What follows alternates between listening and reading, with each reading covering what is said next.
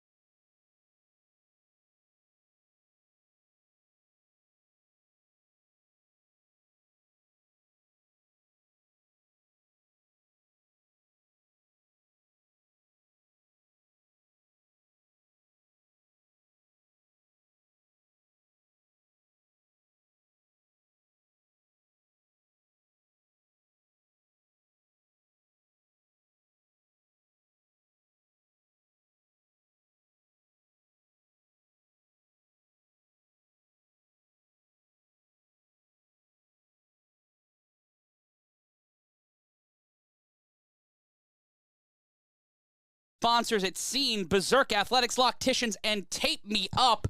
And one of these teams looking to tape themselves up and get their way to victory, Big Rob Fabien, as it is the DC Buzz taking on the Rahway ShnowTribe. We're live here. I'm Matt Ryan, joined alongside Big Rob Fabien. And Rob, An interesting matchup here today. Both teams had a great matchup in 2023 and facing off earlier in the season than they did last year. And when you take a look at this game, last year was a 40-30 ShnowTribe win. That was a winner-go-home game. The winner clinched a playoff spot. And in that game, with down 10 with 97 seconds left, the Buzz threw off and tackled the returner at the 13-yard line. If that happened this year, Rob, that's a new rule implemented, which I haven't seen yet, unfortunately, and I can't wait to see it. I like to call this the color rush game because when you look out here, they're so bright on the field, and I honestly love it. I think this is what A7 is about, that expression of these jerseys. Like the Buzz's jerseys, I am impressed, and I've always liked the ShnowTribe's colorway. Yeah. And again, this game is a big matchup because the Buzz, once again, they're not necessarily a new team, but they did a lot of recruiting. Yes. They did a lot of work in the offseason to get some studs. So I want to see what those guys can do, like a budding team versus a team in the ShnowTribe where we believe they should be at a certain level, which we don't think they are. But with the switch of management recently and Ant Live running the show, I want to see if this new look ShnowTribe has what it takes. Talk us through that. Talk us through some of the changes that the ShnowTribe have done since the bye week. Okay, see, the thing is, I was on a couple, when I first started in this league, I was on a couple of Ant Live ran teams, and I understand what he asks from his players. Now, win, lose, or draw, he just asks you to do the job. Mm-hmm. There's sometimes the person in front of you might be better. Still do the job because it's about scheme. It's about, understanding the team you're going against, and it's about staying tough. And with that kind of mentality at the helm, this should be a way better game than I think people anticipate. Because they're two up-and-coming teams. The Buzz lost 6-28 against the Watchmen. Yeah. But according to what I heard, the score was 6-6 up until the fourth quarter. And anytime we've seen the Buzz since their inception, they've been a hard out. And the ShnowTribe, not necessarily, but with Ant Live in control, with some player movement, with Keels in at quarterback for a full game at the starting position, that's going to be a big weapon for them. Jonathan Keels may not have the best passing percentage. He may not have the most passing yards, but when he's behind center, he is a threat to get a first down, and he's a hard tackle. And I always said it, and pay attention to it today. If he gets past that defensive line, he's good for 7+, at least 7 yards. Because for whatever reason, he kicks it into gear right after he gets past the line of scrimmage. And it's very hard to catch it. Jonathan Keels may not look like the biggest guy on the field, but honestly, he's a decent-sized guy. He's about 6 foot, maybe 189 to 215. Like he's a decent-sized guy. Is he the one on Rob's radar today? I think Jonathan Keels is on Rob's radar today. I do want to see what he can do because I think if given a chance to play a full game the way he plays, football, he'll be all right, and he can actually get a win. And in the chat, we go over to A7FL.tv. Someone who enjoys parents saying in the chat, do what you did last week. He's talking to the Buzz, but do it the whole game. Y'all got this. That line's got to give Lenny some time to make plays. Let's talk about Lenny Manziel a little bit in terms of giving him time. Last week when we were doing the Renegades and BIC game, Rob, we saw a 2.5-second differential between what Corey Hammond was getting in the pocket and what Sterry Codrington was getting into the pocket. Right, that was drastic. And we see it across the league. If you have an offensive line that can give your quarterback time and space, not only is that going to create opportunities, but also that gives them an opportunity to run. Because you can see Sterry Codrington, he's ran the ball twice so far this year, 142 touchdowns. He's averaging 59 yards a carry. It's an insane run, but when we look at the ShnowTribe and the Buzz, they have two quarterbacks who can move, who can create space. Very true. It's going to come down to the defensive line, and the person that I'm looking at today is Trey Baskerville. Of course, Trey. The 2023 Defensive Player of the Year. You see him there, number 15, walking into frame. You can't miss him. You cannot miss him. The guy's ginormous. Much like Slender Man, if you see him coming at you, the only thing you can do is prepare your last remarks, and it's usually, oh, God, no. Yeah, and all Trey Baskerville has to do is stop focusing on the one-on-one battle that he'll have in front of him, focus on playing team football, and I think he'll be fine. I think he'll make a huge impact today. Matt Ryan joined alongside Big Rob Fabien. Corey Hammond, who usually joins us, not up in the production box. I'm hoping he's okay down there in Baltimore. He's playing right now against the Renegades. You heard it on the countdown to throw off. And I'm scared for Corey. I miss you, Corey. Come back in one piece. Now we were having this conversation earlier today, and we had the same conversation, Rob, last week about Corey's expecting his wife Jess is expecting Hudson. Yeah. And last week we were put on a little bit of a ready alert, and we were wondering if today does Corey Hammond have to go down I-95 to make it to meet Hudson in time. I think he would. If Corey, it's either that or Corey would be like Hudson to understand, and then he'll just finish the game and then come home. But the ShnowTribe will get the ball first. It looks like the Buzz won the toss. Okay. And then we'll start with the ShnowTribe with the ball. And is that who I think it is at the coin toss? Is that my man Rastaman Flash? That is Rastaman Flash. Charles man. Sharp Jr. Nice. Who's one of the leaders of this Buzz club, who did a lot of the recruiting for this team this season. Shouts to him because, again, the Buzz definitely needed it. The Buzz needed a spark. They were always a good team. I guess for the Buzz, I'm really split for the Rob's radar between Marty and Lenny. Yeah, Marcel Nelson is a really talented receiver. Man. It feels like they both need to be in sync with one another today. Right, to get it right. And it is weird seeing the Buzz not in purple, but it is. But I really like these colors, man. I do. I just the TV numbers. Like on camera now, we can see them, but if we get them numbers wrong, I'm going to talk to RTU after the game and say, "Bro, what are you doing? Blue numbers, something with some color and some texture." Take a KY quote. Why you do that? Blue numbers would have worked well. But there's Jonathan Keels in the mismatched socks. Hopefully not a mismatched offense for the ShnowTribe that we saw in Week 1 against the BIC. A lot of people were wondering why Mike Liberti started the game, and there's Suge too on that running game. Allegedly, he was ill under the weather. He was hurt. He was hurt last time they played. I mean, he gave them a good spark, but again, you know, you can't rely just on your running game, just on your quarterback. It's a team effort, and if you do too much with one guy and he can't produce later, you can't really blame him. It's not really his fault. We've seen Snags go down at least 3 times a week ago with three separate injuries and still came out to play. But, you know, we hope for health here. Like, you don't want his shoulder, then his ankle. You know what I'm saying? So it's like. And you see Charles Sharp Jr., you'll see him off camera, but we can see him up here in the shipping container that he is ready for that throw-off defense. A beautiful day here in Asbury Park. Day.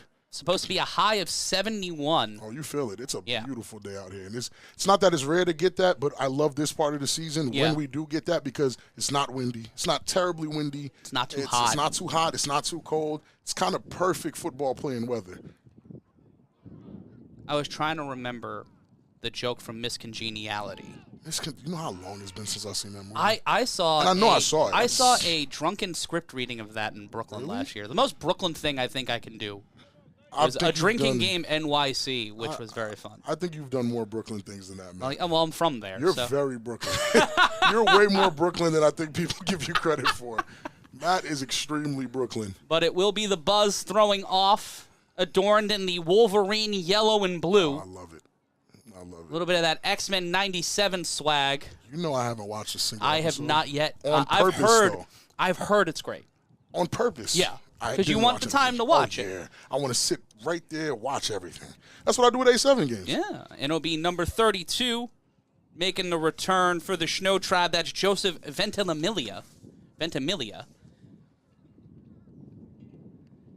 And he will return for the ShnowTribe in their home orange. Beautiful colors.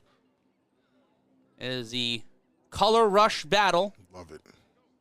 And it is time for the throw-off here in Asbury Park, New Jersey, as the Buzz will battle the ShnowTribe, looking to get their first win of the 2024 campaign, and that ball will land inside the 20-yard line at the 15. Ventimiglia. Excuse me. Chucks us through. Gets past one defender and gets a little bit of the ankle biting and is taken down at the 32. And we'll see what Jonathan Keels and the ShnowTribe offense can do to start things off after the untimed down. And again, we got to remember they did bolster their line with Shaquem McCutcheon, who I won a 2021 championship with on the U. He was on the U 2021, on the U 2022, on the Animals 2023. And I guess he enjoyed what happened when they helped the team get better, so he went and joined the ShnowTribe, and I could very much respect that. So let's see and what he's he won can his do. championships. Oh, yeah, he's done. He's set up his legacy. Liberty, number 99 this week, will be set up to the left of Keels. Interesting number. And there you see McCutcheon, number 58, a.k.a. Doodoo. The buzz will bring the entire gated community. Liberty will be caught up in the wasp nest and will be brought down at the line of scrimmage. It'll be second down and the clock will run. And it's like a broken record when I say most of the game is going to rely between the matchups between the defensive line and the offensive line. Who gets the better push? Who wins their, individual one-on-one matchups? And again, I'm looking for the ShnowTribe to do better than that effort. But again, I always say these teams come out jabbing. And that's dangerous when you're playing like teams like the Animals that come out full swinging. 14:07 left to go in the first quarter. It'll be 2nd and 9. They gave him 1 yard. The handoff, and Keels will keep it. He'll run right into the coverage, but he'll get near the first down marker, brought down at the 38-yard line, and it will be third down. And you'll see it. He didn't make it past the line of scrimmage, which means it's not going to be a crazy amount of yards. Keels is way better past the line of scrimmage. Like once he gets past that defensive line, it's going to be 7 to 10 yards with no issue. But he has to get that initial push to get past there. And it will be third down. 13:23 left to go. The snap, Keels. Throws it, apprehensive, incomplete. Eddie Petio, listen, they'll call it a bad throw from Keels, and that's fine, but I always have a rule. If you touch the ball, you can catch the ball. You can catch the ball. And I don't know if it's it might not respect the buzz if they go for it here. Okay, there we go. Ooh, let's see. Let's see. It'll be an interesting, a gutsy decision early, Rob, for them to go for it. 12:49 left to go in the first quarter. Very good decision by the ShnowTribe. They will throw it off, so the clock will stop. 12:47 left to go in the first. Buzz getting the ball for the first time. You hate to see it on the 3 and out like that, but then you got Suge still warming up on the sideline right there. And you know what he can do. Taking a look. And be a part of the conversation. If you're watching us on A7FL.tv, don't forget to use the chat function, especially if you're watching us on YouTube. If you're watching us on HBCU Plus, DAZN, or anywhere else, especially Caffeine, you can follow us across social media or use the hashtag A7FL. And if we think you're funny, interesting, or insightful, we'll use your comments on the air. 100%. If not, it'll languish in the internet forever. But not looking to languish here is the DC Buzz, as they will receive the throw off, and that ball will bounce and remain in bounds. Got it. Remember, it goes from the hash to the sideline here in the A7. And he will get brought down around the 34-yard line. Again, decent field position. Number 42 on the return. And let's see what the Buzz look like. This is our first chance to see the Buzz on the national stage. They played last week in Baltimore for the first time against very tough competition in the Watchmen. And again, they competed up until the fourth quarter, and you know how I feel about that. If you can't play like that for 60 minutes, then you can't play. Yeah. So for me, it still tells a story that they were able to hang for the first 3 quarters, knowing how powerful, fast, and strong the Watchmen are. So I'm very intrigued to see them today. Number 90, Michael Redmond. That is an absolute unit on the offensive line. Yeah, he's a big guy. He is a thick guy. Boy season is in charge here in the A7FL, and it will be Lenny Hedrick. Let's see. Leonard Hedrick the fourth.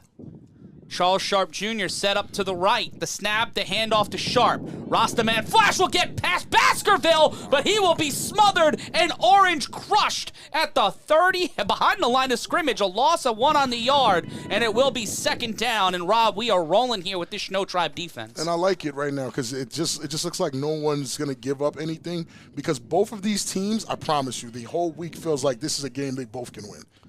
Under 12 minutes now, 11:57 and counting in the first quarter. Let's take a look at that replay, Rob. Sharp Jr. getting some good extension, getting past Baskerville, but running into 2 players right there, 16 and 14 in on the tackle. That's Kasim Wilson alongside number 16. So it will be second down, 2nd and 11, 12, 11 and a half. You can call it 12 if you're using metric. Then they will hand it off again, and Hedrick will get him past the line of scrimmage on the handoff, and it will be 3rd and about 9. It's not a bad run. It's a positive play, but the negative yards prior to that kind of, didn't make it look too great, but it's still a decent play call. That was 42 on the carry. And both teams are showing their grit right now. I'm telling you, all week, I promise you, all captains were saying, ShnowTribe's captain, this is the Buzz, we could beat him. Buzz captain, this is ShnowTribe, we could beat him. So we're going to see a tough game today. And at 4 o'clock, it's the BIC and the U in one of the biggest matchups of the year. Oh, and pressure. Here comes Trey Baskerville. But Lenny gets out. Gets out, tosses the lateral, and they will get near the first down marker. And he gets the first down, man. Wow. What a play. Wow, Lenny is showing where his value is. Like, that was very crafty. Broken like the housing market in 2008. The Buzz are buzzing here as they get the first down. And again, and that's kind of what I was looking for. That's why I think on Rob's radar, it's Keels versus Lenny today. And that's what we're looking at. Let's look at this replay. There's the pressure. There's Mike Liberty. There's Baskerville, but he can't get inside because of that chip block. Stay on your feet, guys. If they stayed on their feet, they would have got that. They would have trying to go for the highlight, but there it is. Huss. Push down, pardon me, young man. 1st and 10, 10-19 left to go. And stuffed at the line of scrimmage. Oh. And on that tackle, if I'm not mistaken, that is Najee. That was number 28 on the tackle. Najee Hall. Najee Hall on the tackle. Hall. Yeah, that's for sure Najee Hall. Shouts out to Najee Hall. Listed as Reggie Blocker, but that is Najee Hall. That's definitely Najee Hall. 9:53 left to play here, early going of this contest. Matt Ryan joined alongside Big Rob Fabien. Reggie Blocker is a very cool offensive That's a great name. That is like a perfect football name. That's a perfect football name. Rob Fabien, also solid football name. I like it. And here comes the toss on second down. They're there. Woo, okay. And they are meeting them at the mark in that ankle hold like Kurt Angle in 99. He stays tough. He stays up. He doesn't go down. But it's going to get chippy. It's just going to be a good game. Like, you're really going to be watching a good game here between these two. And it doesn't feel like a lot of time has been taken off the clock, but they're moving, matriculating the ball downfield, and this is an opportunity for the Buzz to really show off what their offense is. Very true. And I think that's one of the reasons why they were able to stay so close with the Watchmen. And it's interesting. Both teams live and die on walking you down. Which is, I think, the best way to do it in this game, but then you have teams, the high-powered teams that could score at any second. It's styles make fights. Yeah, it's Pacquiao always. Mayweather. The snap, and here comes Hedrick, and he's met by Liberty. And that is the Orange Crush defense of the ShnowTribe walking in and saying, hello, welcome to Rahway, locking them up, and it'll be 4th down. And how much of this do you think is because of the new installations that Ant Live put in? This is not the same This is a very ShnowTribe. composed defense. Right. It's a very focused defense, a lot of component parts. I was talking with Trey Baskerville. He was a little concerned walking into the day because it's a lot of new guys trying to figure each other out. It's the Ant Live era. We have momentum, but how are we going to apply it? And you know what, Rob? They listened to what you were saying on the 3-on-1 podcast, and they made a change, and that ball will go out of play. Nice throw, wow. And that went the subsequent 25 yards. That is a nice throw. And they will mark that out at the 11-yard line. So it has been a back-and-forth defensive battle here. Which is what you want to see early like that. Like, I love defense. I'm an offensive lineman. Yes. But I love to see defenses win when I'm not blocking. Because it would make me look terrible. I'm okay. But now, after the defensive showing, I think it's time for both of these offenses to pick up. I am expecting ShnowTribe to score here. And there's Kenneth Stewart longed up with Jonathan Keels, and the shoulders don't look heavy for Jonathan Keels right now. It doesn't look like he's carrying much weight on him. No, not at all. So it looks like they're going to try to bounce back after. A solid first drive, didn't get points put on the board, but to me, Rob, there's Shug. There's a game changer. There he is. Those are two men that are on Rob's radar, your players to watch. And it will be 1st and 10, under 8 minutes now left to go in our first period. 2 wide receivers set. The handoff to Shug, and the big man will get caught down low, and it will be 2nd down after a slight gain of about 2. And that's number 410 on the tackle. I believe that's Loud Wilkes. Is that Loud? Is that my guy Loud? That's Ghost with the tackle. Okay. warned you guys about these colors, the numbers. I can't even see his number from here. But you really want the line to get a better push than that to give Suge an opportunity, because they're playing that wing back kind of off the line. Okay, In the Jonathan snap, Great Jonathan block. Keels will carry it. Him. Cuts inside, keeps on to the ball, and he'll be brought down past the first down marker at the 21. First down, ShnowTribe. And that's what you want. They motion Suge from the left to the right to give Jonathan Keels that extra blocker. And once he had that block, it's all she wrote. Jonathan Keels is going to get you those yards. He's a tough quarterback. I've blocked for that guy for a few seasons. You know what I'm saying? Like, he's a tough quarterback. I'd go to war with him. He's a hard out for certain, and it will be first down for the ShnowTribe as they look to continue moving that ball downfield. And there's Keels on that replay. And it's hard to stop him with forward momentum to throw, and that was a difficult throw, Definitely to say the least. Intended for number 32, and the buzz saying they strapped him up on the sideline. Which they did. That was, they put the seatbelt on him. That was Ventimiglia with the intended catch. And you got Liberty checking in for Suge. Another threat. These ShnowTribe have the weapons, man. This is why it's so frustrating sometimes that they can't put it together, because they have the weapons. You hear the names I'm saying Liberty, Suge, Pedro just came And we up. were high on them walking into the regular season. The we were. last 2 seasons, we've kept hearing the ShnowTribe were players. The ShnowTribe will be someone that we should talk about, but now it's 2nd and 10. 5:53 left to go. Keels, 2 wide receivers set. The snap and the handoff to Liberty. Liberty bounces, spin dashes, ball gets knocked loose. Go get that it. ball goes towards the end zone. Oh, no. And that one will be a touchdown, DC Buzz. Liberty giving away the store, the ball, and I-95 as the Buzz get the touchdown on defense. That's tough. That is. I mean, Liberty gets the handoff, and if they do show the replay, Liberty gets the handoff, and the guy's hand is on the ball almost the entire time. That is just, we'll see it here on the replay. There's the So handoff to Liberty. Right for the ball, honestly. Look. And, just right trying to snatch that jersey. Oh, tough. And then Keels is sent, follow the bouncing ball. That's dun-dun, tough. dun-dun, dun-dun, dun-dun. And much like Mambo sauce, it is spicy on the field for the DC Buzz as they put 6 on the board. And Keels is under 200 pounds, so that's why he didn't dive on the ball. You know, the big fella, I'm diving on the ball. Maybe getting it back at the 1, hopefully. But that's because I can't run it. And that's that. Now let's see what Lenny could do here. On the attempt, on the point Championship after, point. and that is over the head, and Nada. it is 6-0. Defensive score. And the defense answering first and scoring first. On the other side of this, we'll see if the Rahway ShnowTribe can gather themselves up, and if the Ant Live era won't have the lights turned out on them early. The Buzz 6, the ShnowTribe 0. We'll be back after this.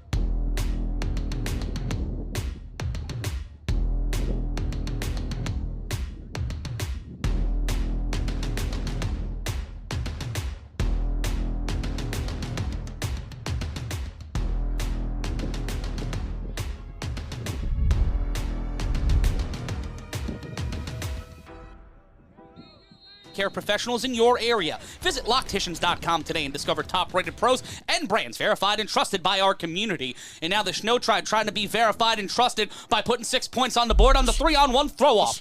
Gets to the 25 and does a bit of a barrel roll, and Star Fox 64s himself to the 29-yard line and getting a little chippy here in Asbury Park. A lot of chatter. Good tackle. Gentlemen, you just gave up the ball. You gave up an defensive touchdown. Please go back to your sideline. That's what you want to see, though. A bunch of guys not quitting. The brotherhood is still there. But would it be fair to say that there's a rivalry between the ShnowTribe and the DC Buzz? The Buzz are a little offended that a team that they think they're better than beat them last year under circumstances, and they just feel like there's no way it can happen this year. Again, I'm telling you, it's like I was in the chats this week. I wasn't. But both teams think they can squeeze a win out of this.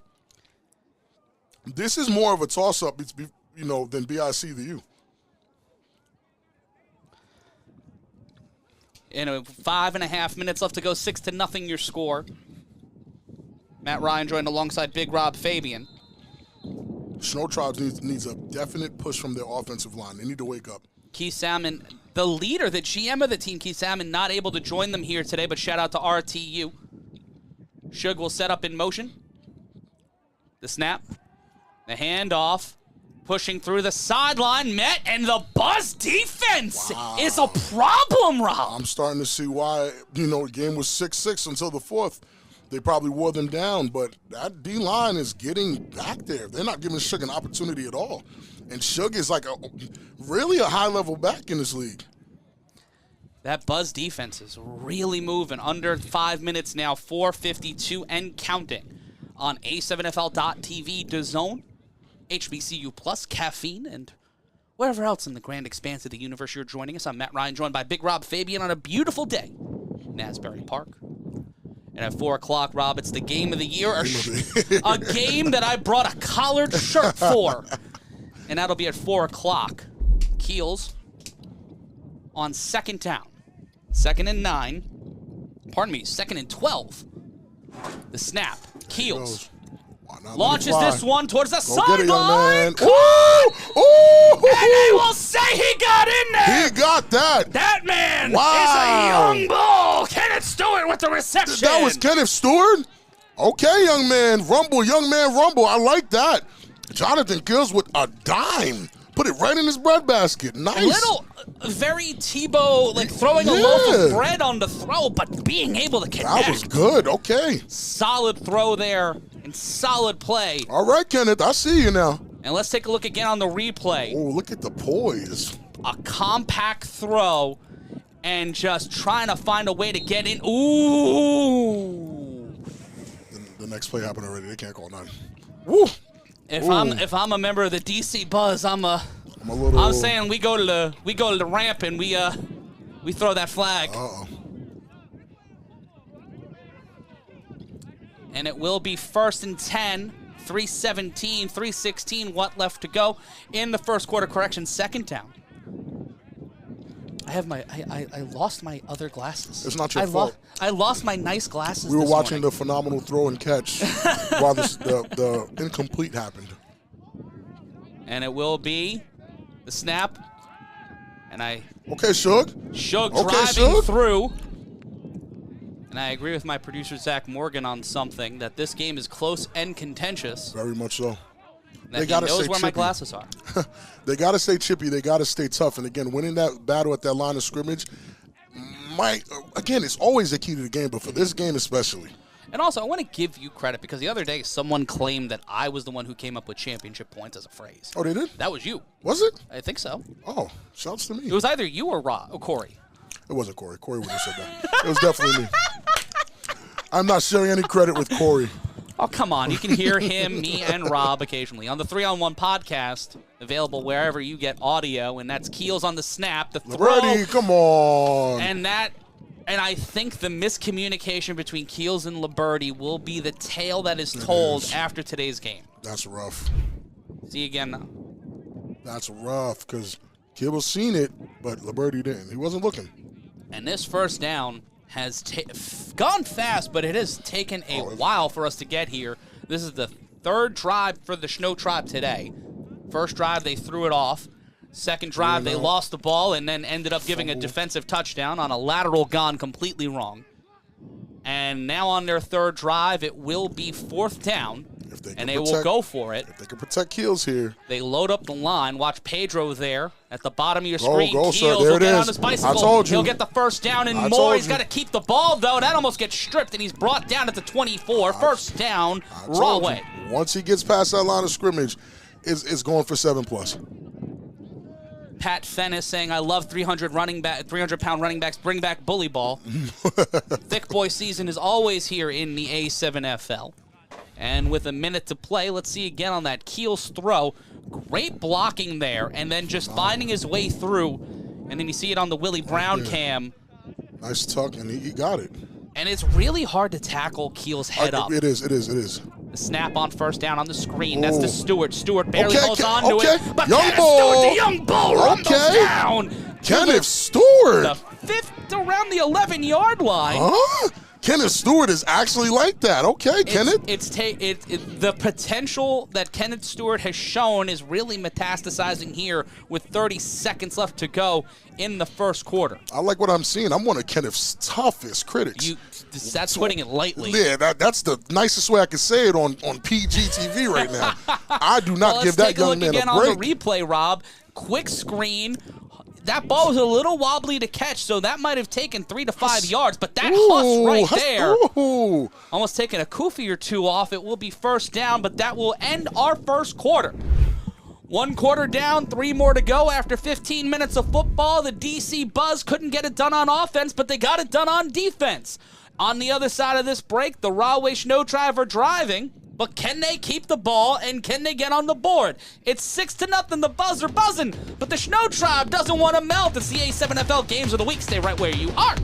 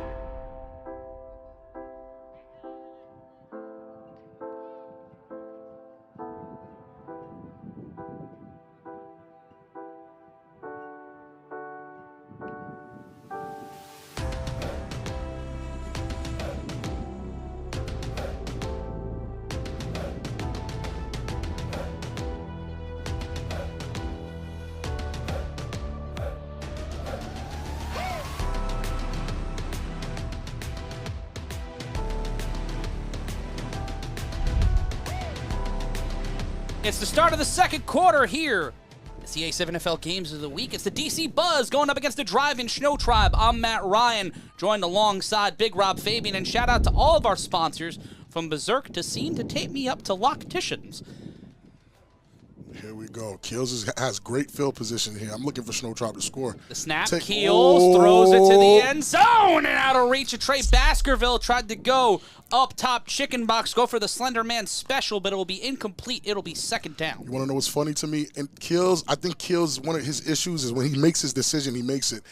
I'm not throwing it there. Knowing the energy and what Keels can do with his feet, I'm not throwing it there if I'm Keels. I'm tucking and I'm running because I'll at least get 7 yards and maybe even a score because Keels is a tough runner. Doesn't even fall on, barely. If the Buzz are in that situation, do you think Lenny Manziel tucks and runs in there? Lenny runs. Lenny runs. He runs for his life. And he might get it, he might not, but he'll get close. So I'm actually, as soon as that defensive line, of the offensive line blocks and gives him the space where someone's not there and he feels like he can beat that linebacker, it's 6. The snap on there second it down. is. Keels, he throws it. And that will be 3rd down. The throw to number 8. I want him to run it so bad. That is not Eddie Pettiot, but Eddie Pettiot listed on the roster at number 8 for the ShnowTribe. Timeout. That was Shane Turner with the reception. Loud Wilkes trying to call for a timeout, and he will get one. Loud is so loud we hear him from here, so I get the name. Well, he's in highlighter yellow doing the T sign. He's either calling timeout or he's just like. You hate to see it though, because two opportunities. I feel as though they definitely could have ran that in. Both of the opportunities. I feel like Keels has it. So why not tuck and go? And again, Rob, I don't know. I'm Matt. That's Rob, and good to see you, by the way, Rob. Thank you, man. Good to see you. Glad to be here. Corey Hammond in Baltimore. If you listen to the 3-on-1 podcast, you know why Rob being here today means a lot. A whole lot. I'm glad to be here. Hospital Bobby is back. Hospital and I'm just Bobby glad is crazy. Hospital Bobby is crazy, but it's 6-0 here in Asbury Park, New Jersey, and with 13:47 left to go, it's going to be really the story of the ShnowTribe offense. They get to a certain point, and then they might be the best team outside of the 20. Right. But once they get here, and again, I know they'll be frustrated when they watch this back and Kill sees how much green light he had to just take off. I don't think that linebacker can keep up with his speed. He should have just took off. And I feel like he had 2 opportunities. And if the Buzz don't fix that, it can be exploited later, but I feel like he should go. In correction, 13:35 left to go. And the ShnowTribe not looking to not melt on their 3rd possession. I just don't want them to overcomplicate something very simple. Keels has the legs, power, the speed, the strength to run it in from here. And then they're going for it on 4th if they don't get the first here. Yeah. They have to get to past the 4-yard line, the 3.5-yard line at worst. The snap, go, Keels. Go, Keels, go! Keels will cut to the right side. He'll throw, and that's intended for Stewart. Why not just run? I don't know. That's the 3rd time he had a lane to run like that. It feels like he's trying to do what Sterry Codrington does, which is give himself the time to go through his progressions. And he might have heard the knocks on him as a quarterback, and he might be trying to prove people wrong. But when you're down 6-0 and you have an ocean in front of you, just run. Just run. But he can make it. He could at least have gotten to the 3. He could have gotten a first of the 3. He could have scored. I don't think he's getting tackled one-on-one. Keels is too strong for that. And they rushed the line.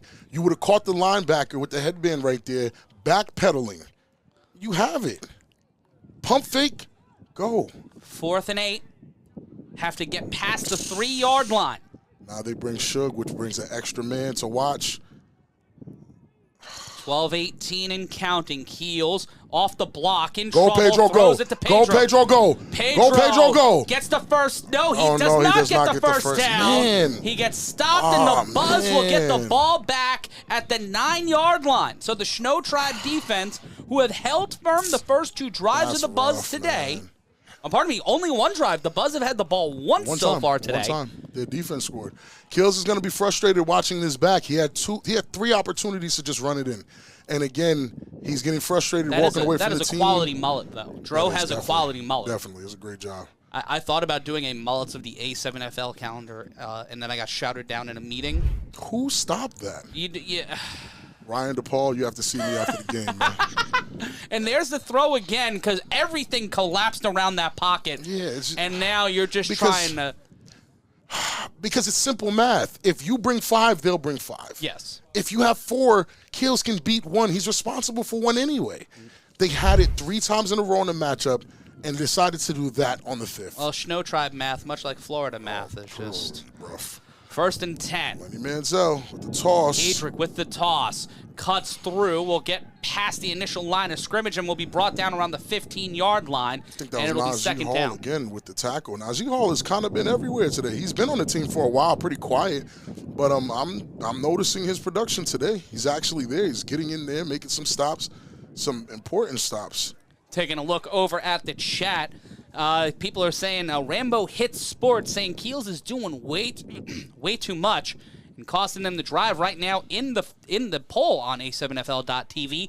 The Buzz leading in the who will win poll, 67-33. Off the reverse, off the toss, cuts outside, and he's still upright and gets brought down at the 25. That's 1st tough. and 10, That's DC. That's a tough run, Matt. That is a tough run. That's a good quality run. Linemen were there to put the blocks exactly where they needed to be, and he just found each seam and cut right through it, each one. That was a good run.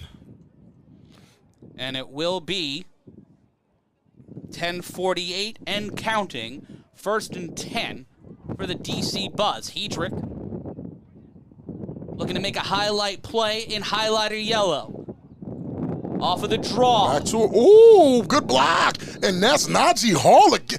What did he eat this morning? He got it. You know, those mixed chickens that used to cost $1. What's but going now on? With inflation, they're bringing the heat, and it will be Wow. 2nd down for the Buzz, and this ShnowTribe defense showing a lot of fight. Really? And Najee Hall, I mean, they're taking him off, but I'm extremely proud of the young man. That's a great performance so far.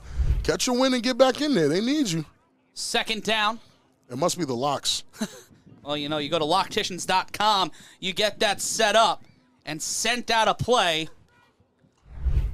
and it will be 2nd down. 9:53 and Again counting. with the oh wow, they're here to and run. there's that seam. Oh, come on, Chris. And there it's it is. an old school town beef kind of game. It really is. Rahway in DC, they're not taking the Acela, they're going local. Okay, I'm here Down for it. I-95 doing the northeast corridor, and it will be 3rd down. And you got to think here, Rob, it might be 4-down territory. It might be because of the style of game that they're playing. This is not And a high the trust fly. they have in their defense. For sure. They've been able to keep Keels contained, Which is even though rough. they've been opportunities for him to run. The forcing him to his intention on passing might be the biggest advantage the Buzz have on defense. And I'm just really hoping. I mean, but you can say the same thing about Lenny, but they're just calling better plays at this point. 3rd and 5. 9 minutes left to go. The snap. Trey Baskerville with the oop. Hedrick in trouble. Will throw. Ham! Intercepted! There it is, Rondo with the interception. This is a defensive game if I ever seen one. Now, if they get killed, good job by Rondo. Another one of my favorite players from back in his Renegades days, if I'm not mistaken. He used to play for the Renegades. Rondo is definitely one of my favorite players. It's good to see him out there shining. But now Keels has to take the opportunity given to score. And let's see if ShnowTribe and can Jonathan Keels maximize off the opportunity. It's 6-0. There's a whole lot of football left, but the ShnowTribe need to get on the board. Will they do it or will they melt under the lemon yellow sun? We'll find out after this.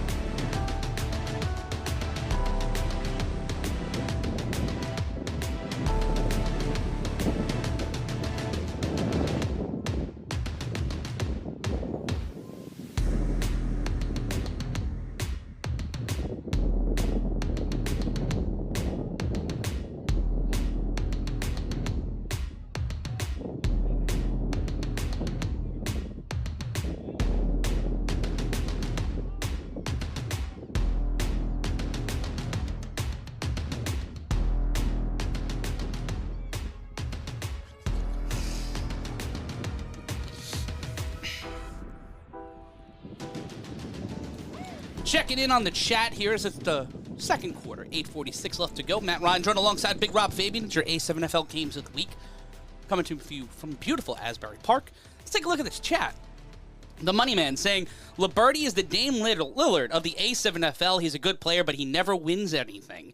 And Peoples Hernandez saying Lenny's got to trust that step up. I agree with Peoples. And saying final boss. I don't know if he's the final boss or if he's Dwayne Johnson or saying Lenny Hedrick's the final boss. I'm confused on the phrasing of that. But it will be first down.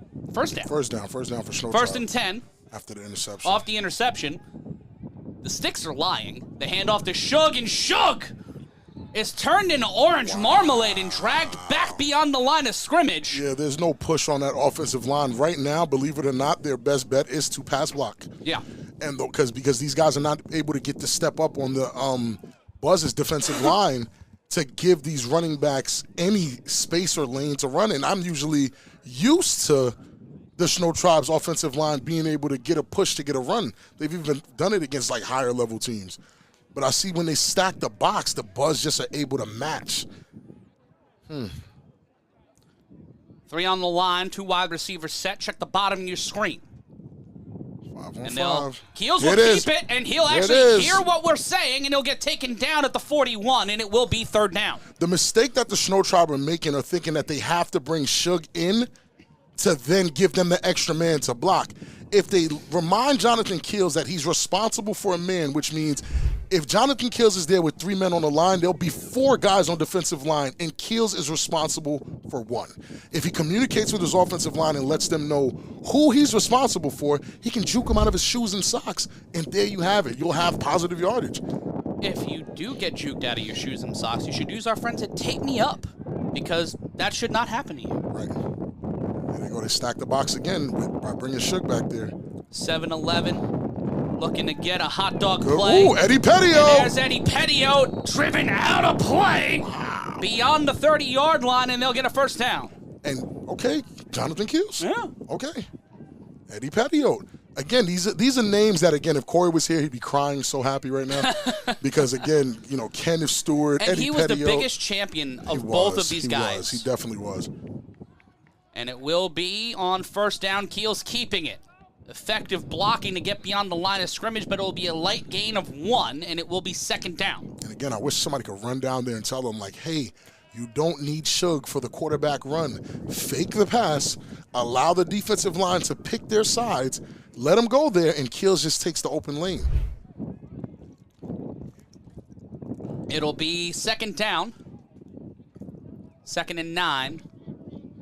And it's Matt Ryan joined alongside Big Rob Fabien as we're here on A7FL.TV. Ike Johnson in the chat, rooting on the Buzz. Shouts to the Baltimore guy. native. Peoples Hernandez says he's the final boss. In what sense? I have no idea. That I am the Grand Poobah. I am the Grand Poobah of Christmastown. Shug in motion. Keels. The box. And the big man will get the ball. He will hit the green button. And he will find his way. Slide. Takes that one to the house. He's sugar, but he's certainly not sweet. Touchdown, ShnowTribe. And you love to see it. He breaks the first 2 tackles and walks in practically untouched, unharmed, and that's what we like to see from Shug. Another premier running back on the ShnowTribe. Again, that's what we want from him. And let's take a look at the replay. Watch 29 here. He gets met and cuts through. Unhand me, little man. My man gets deep pantsed on national TV. Excuse me, sir. And then that's it. He just puts the Jets up. What a block. I think that was Shane Turner with the block. My man had his hands in the air. It was not a party over there. Wow. Getting thrown all the way out the club. You see him? Wow. Okay, Shane, I see you. That's off an injury year, too. I think Shane was injured last year. He's a very integral part of this offense if he's healthy. You've heard of Moombathon? That was Move-a-thon. Move-a-thon. He got him out of there, man. Shane, I might have a job for you, man. Get him out the club like that. Take a look, and he swam on him. That's going tough. to the Bachata Bob School of Bartending and Bouncing. Gotta love it. Now to go for the championship points to take the lead. 6-6, 5:24 left to go in the half. The ShnowTribe started with the ball. Liberty in motion. He'll set out wide. The throw. Whoa! Oh, he didn't get my it. God! I don't think he got it. Give it to him. Let's go! And that was a little slide, and he took that one my God. Do you see what I'm saying? Give Keels a chance, ladies and gentlemen. Let him start the game. Let him get warm. Let him feel it out. And look what he can do for an offense. What a throw. What a catch by Liberty. Holy. Dynamic play, and you'll see it here again as we take a look at the replay. What a play. What a moment for the ShnowTribe. They take the lead 7-6. Is this the ShnowTribe's potential peaking? I don't know. Because the problem was Liberty and Keels could not time it out. Right. And we see it here. Look at this. Throw. Look at this. Hook, ladder, wow. and ooh. That's in. He dragged. But you know what? We're so excited about this game. This is the prelim. We're not even at the main event. It's like UFC 300. We've got bangers on bangers on bangers. It's nothing but bops today on A7FL.tv because we see here, Tape Me Up is ready to go. Trainer Steve ready to go, and so are the ShnowTribe. But at 4 o'clock here on A7FL.tv, I don't care what you're doing. I don't care if you've got brunch plans. I don't care if you've got lunch plans. I don't care if you've got to take your mama to the DMV. Why are you taking her to the DMV? It's Sunday. BICU, 4 o'clock, the matchup America has been waiting for the game America has wanted. And now the BIC on the 3-on-1 return. Hold on. Ooh. He got it. Oh, okay. Great job by the ShnowTribe. ShnowTribe remind me of an orange snow cone. Just with the orange drizzle on top. Yeah, a little bit of that orange zest. Yeah, that little orange zest. And it's a little zesty out there right now in terms of the spice between both teams. It's getting to a little bit of a cup. I meant in terms of like it's being spicy. Yeah, definitely spicy. It's adding a creative element out there. Both teams are throwing each other out. And Chauncey Malkin, buddy, we're watching good football. Right. And it is 7-6. Come on, Chauncey. Be nice. And yes, Jack W in the chat asking, you only need 1 foot. You only need 1 foot. It's college rules when it comes to reception in the A7FL. It gets pretty tricky with throws like that, catches like that, but you only need 1 foot, and he dragged in, so that's that. Let's go, Lenny. And it'll be 1st and 10. The play. Drops back. The throw. He lets it fly. Why not let it? Caught, and he can't keep up. He stays, he moves, and he'll be stopped, and he will be ankle picked and belly to back suplex at the 25. Lenny with the response. I want to see that replay because the tackler, I think that's number 18, he stepped toe hold, he stepped in, and then belly to back suplexed him. That was such interesting technique there.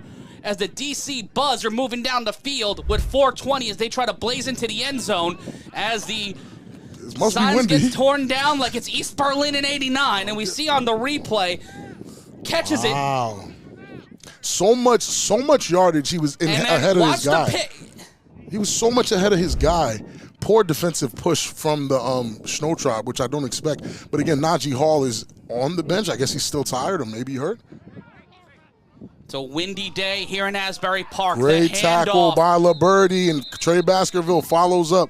The Liberty Baskerville on the line thing is really... It's the speed and the power. Yeah, that's an interesting combination. And that was the thing that helped Baskerville last year when you create that pressure on the outside. Come on, but it's not a knock on Baskerville. No, it's not, but you got to talk to him. You've got to create that opportunity for space because... every great defensive line has had a duo like that. Right. Because if it wasn't Jesse Armstead, it was Michael Strahan. If it wasn't Jason Pierre-Paul, it was Usi Umenyiora. You had so many different opportunities to create space. He needs someone else with just as much intensity as him on the other side to create the problem because they're going to double Trey. They're going to put their best on Trey. He'll beat the guy, but the play might get away from him. There you go, pressure. Lenny. Leandro Hendrick. Oh, no way. Chris Hunter with the... Let's go. Wow. Lenny blew his transmission, and now he's in trouble. Ball don't lie. Ball don't lie. ShnowTribe with 2:52 left in the half, looking to go into score 13 straight on the Buzz. And we take a look at the chat, the Crossing Minds podcast, saying the kid said Frosty the Snowman has 7 points. Wow. Shout out to the Crossing Minds podcast. My kids think the ShnowTribe is Frosty the Snowman. That's hilarious. That is hilarious. And we'll ride with you until the 2-minute warning. Matt Ryan joined alongside Big Rob Fabien, a.k.a. Bachata Bob, a.k.a. Hospital Bobby, here with you live on A7FL TV. Peoples Hernandez with probably the comment of the day. I won't read it, though. I will not read that, but yeah, that's hilarious. He's a big battling warrior for sure, and it will be 1st and 10. I don't think that was a toss, man. Lenny got to keep that. Sometimes getting sacked is okay. Lenny has to know that. It's okay to take the sack, Lenny. It'll be 1st and 10 as we are at 2:25 left to go. Timeout called by the Buzz, and a lot more questions and answers right now for the DC Buzz. After scoring first on defense, the ShnowTribe answering back with emphatic fashion, scoring and then getting the turnover. This is very interesting. And both of these teams acting a little berserk right now. And if you want the official A7FL attire and fan merch, you can go to berserkathletics.com, get your official A7FL fan gear. Go to berserkathletics.com or scan the QR code. We've got a brand new collection up there. Nearly every A7FL team is now available. Jerseys, sweaters, hoodies, and so much more. If you want your Corey Hammond jersey, I know I want mine. Or if you want a big Rob Fabien throwback BIC or U jersey, go to berserkathletics.com or use the QR code now. Matt Ryan joined alongside Big Rob Fabien. We are live in Asbury Park Stadium inside the shipping container. Shout out Dan Lebitard. And it will be an opportunity for the ShnowTribe here with 2:19 to keep the Buzz going down and give them a bit of tinnitus. And it will be Keels with an empty backfield. 8 in motion. The snap off the screen. Shane Turner. Shane Turner cuts out to Ooh, the sideline, and he keeps up. No, they call him out. They call him out. Listen. Will not be a first down, but a decent gain, and they will mark him out of play at the 35. And look how excited Ant Live is. And again, I'm trying to tell you guys, I know management, coaching, these things are very important. Oh God, I'm like throwing myself out there, right? I used to say coaching sucked. And it's 2-minute warning time here in Asbury Park. We're going to take a brief timeout, and on the other side, the ShnowTribe will try to continue to matriculate the ball downfield and get the lead before the Buzz get it at the half. 7-6. Stay right where you are. Will it be the lemon yellow son of the Buzz, or will it be the orange sherbet of the ShnowTribe? We'll find out after this.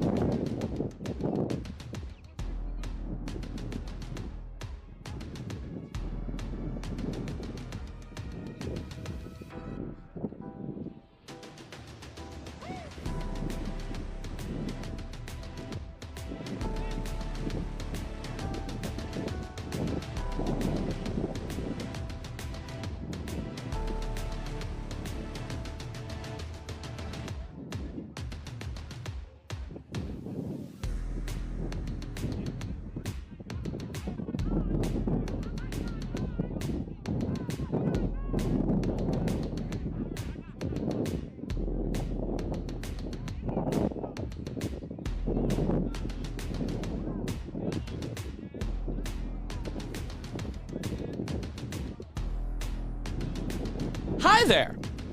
What's going on? Are you an online creator?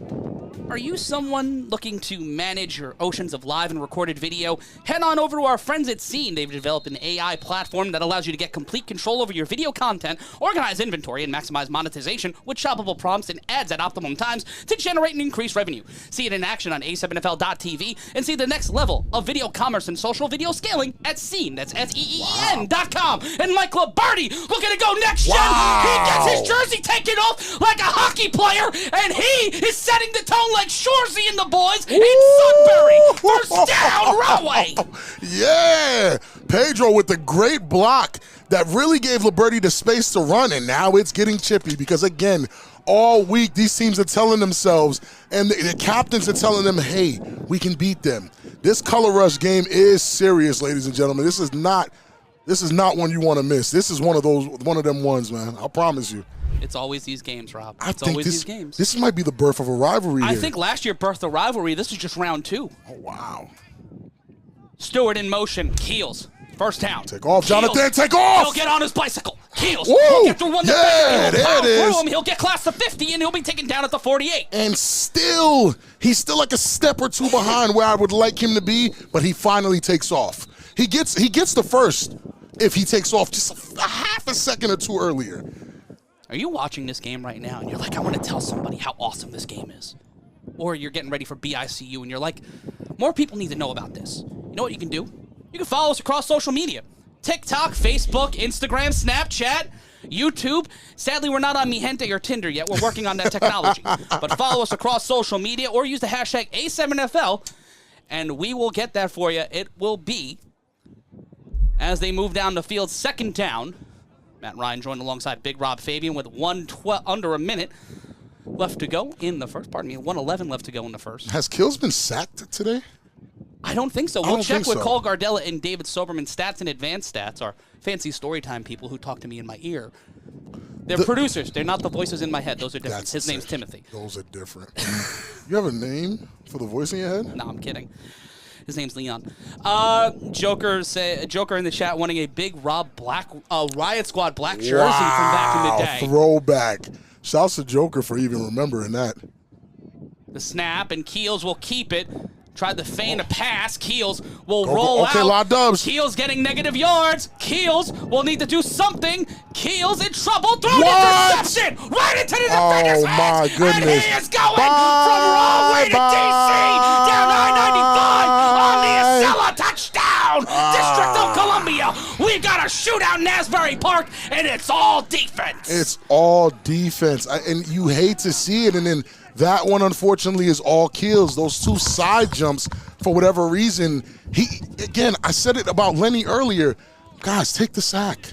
You take the sack before it gets to negative 40 yards, or you do something like that. Let's take a look again at the replay. That's rough, man. He's gliding, sliding, looking for something, and then he's got to...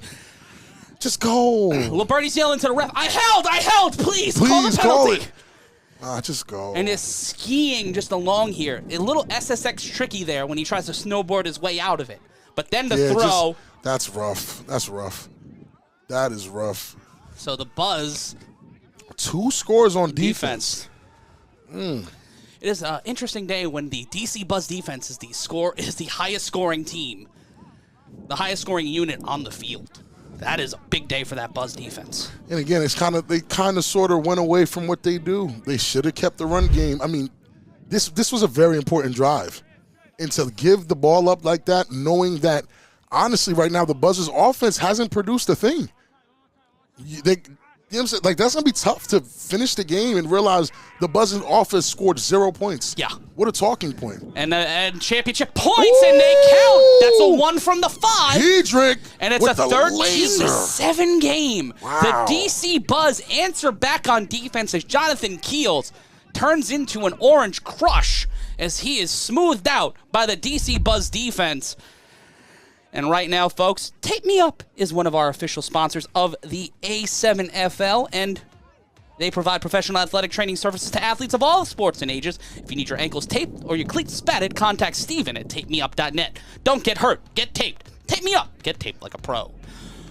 Matt Ryan joined alongside Big Rob Fabien as we are here live in Asbury Park. And Rob, what's the biggest thing you've seen so far today as we see that championship point from DC to give them the lead 13-7? The winning and losing from ShnowTribe is going to come from the connection between Liberty and Jonathan Keels. I think they got to go on bro dates.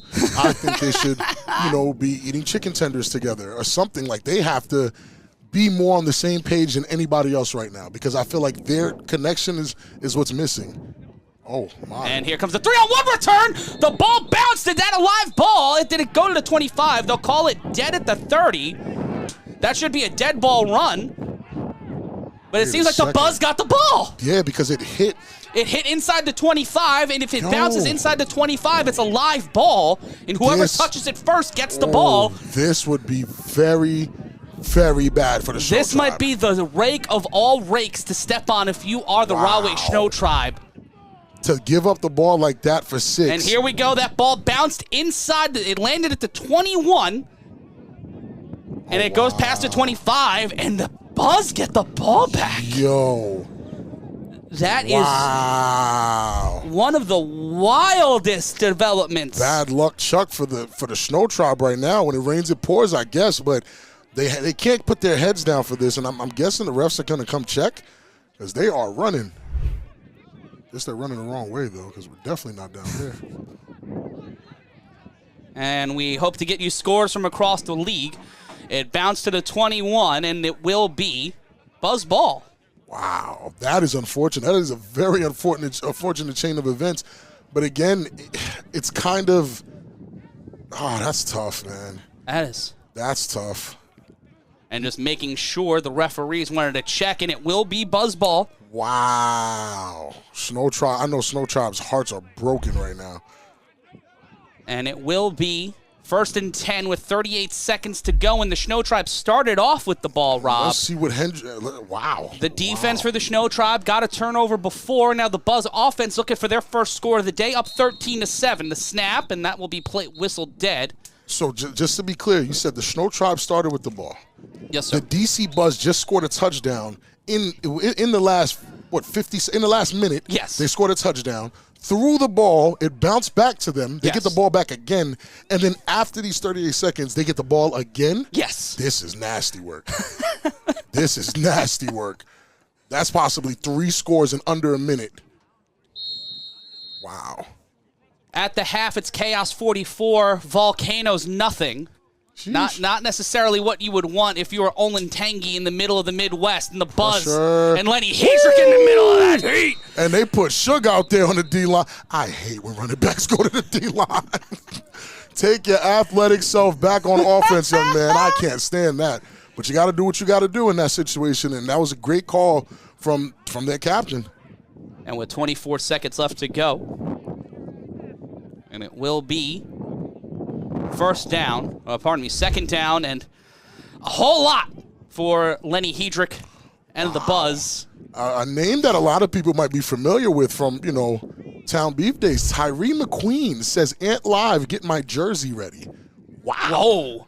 Wow. And McQueen is one of those names that when you talk to Ryan DePaul and when you talk to some of the other, and it seems that Suge is on Orb Watch according to our stats and info team. We'll get some information on that a little bit later on in the broadcast. But shout out to our team today. Zach Morgan, Ryan DePaul, the Soberman brothers, and Cole Gardella. Shout out to John Kay. Ooh, good pressure. Didn't get to him, but caused a bad throw. And Carl Meisner managing the cameras here in Asbury Park. McGee, we haven't seen the rule in play yet. What we saw from that throw-off was actually the ball bouncing backwards. And if you're not watching along on A7FL.tv, in the fourth quarter, if you're down or tied, it's a throw-off. And let's take a look at some stats real quick. And we'll go to those right now. And as we see Lenny Hedrick.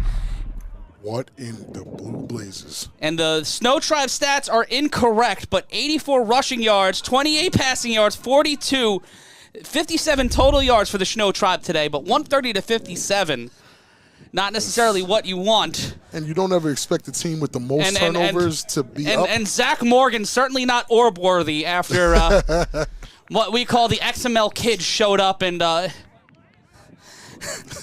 it'll be third down. 3rd and 19.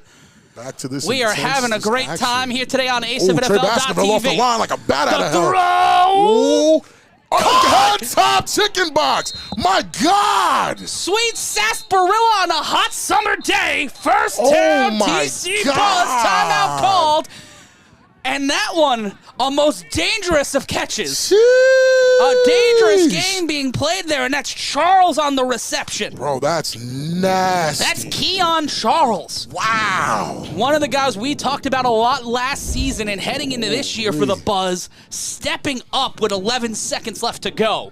I want no smoke with that whatsoever. That is a nasty catch. You're probably going to be on somebody's highlight this week because that's nasty. If this leads, look, check out this replay. Look at this. He tracks the ball. Give me that. Oh, my God. Just the extension and the ability to bring that down. Shouts to Lenny for putting it where his guy felt the most comfortable to go get it. Wow. Comfort the key here. With not a lot of time left. And this This is so bad if they score here. First and goal. 13-7 lead, up by 6. Lenny. Hedrick in trouble. Will cut to the outside. They will be brought down near the line of scrimmage, and they will have 3 seconds, 2 seconds, and it looks like that will be the end of the first half. Found money is found money, and the DC Buzz walk into halftime with the lead, the momentum, and more importantly, Big Rob, the ball at the half. And that's going to be tough. That's good. I'm just happy they didn't score here. Yeah. Because now you really put the game away. Now you're in trouble. And we've got 30 minutes of football left to go. It's been close and contentious. The story's been told by the defense. But at halftime, we'll break it down what's going on around the league and what we've seen so far today. We'll be back on the other side of this. It's 13-7, the Buzz with the lead at the half.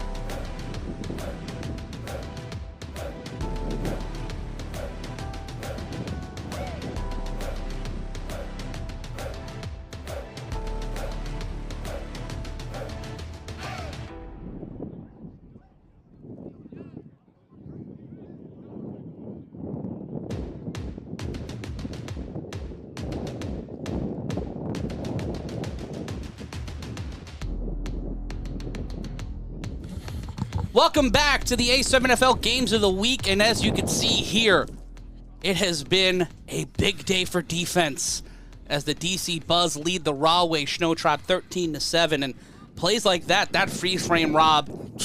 Tough. Big plays here today. Tough. On the defensive side of the ball. Shug Orbworthy, though, he's got the only offensive touchdown on the day, but we take a look at these highlights. Mike Liberty coming off the edge has been a problem all afternoon. So has Najee Hall, who's actually been in there for a lot of the tackles that honestly might have been first downs or forward progress. He's actually been able to stop most of the runs when he's on the field.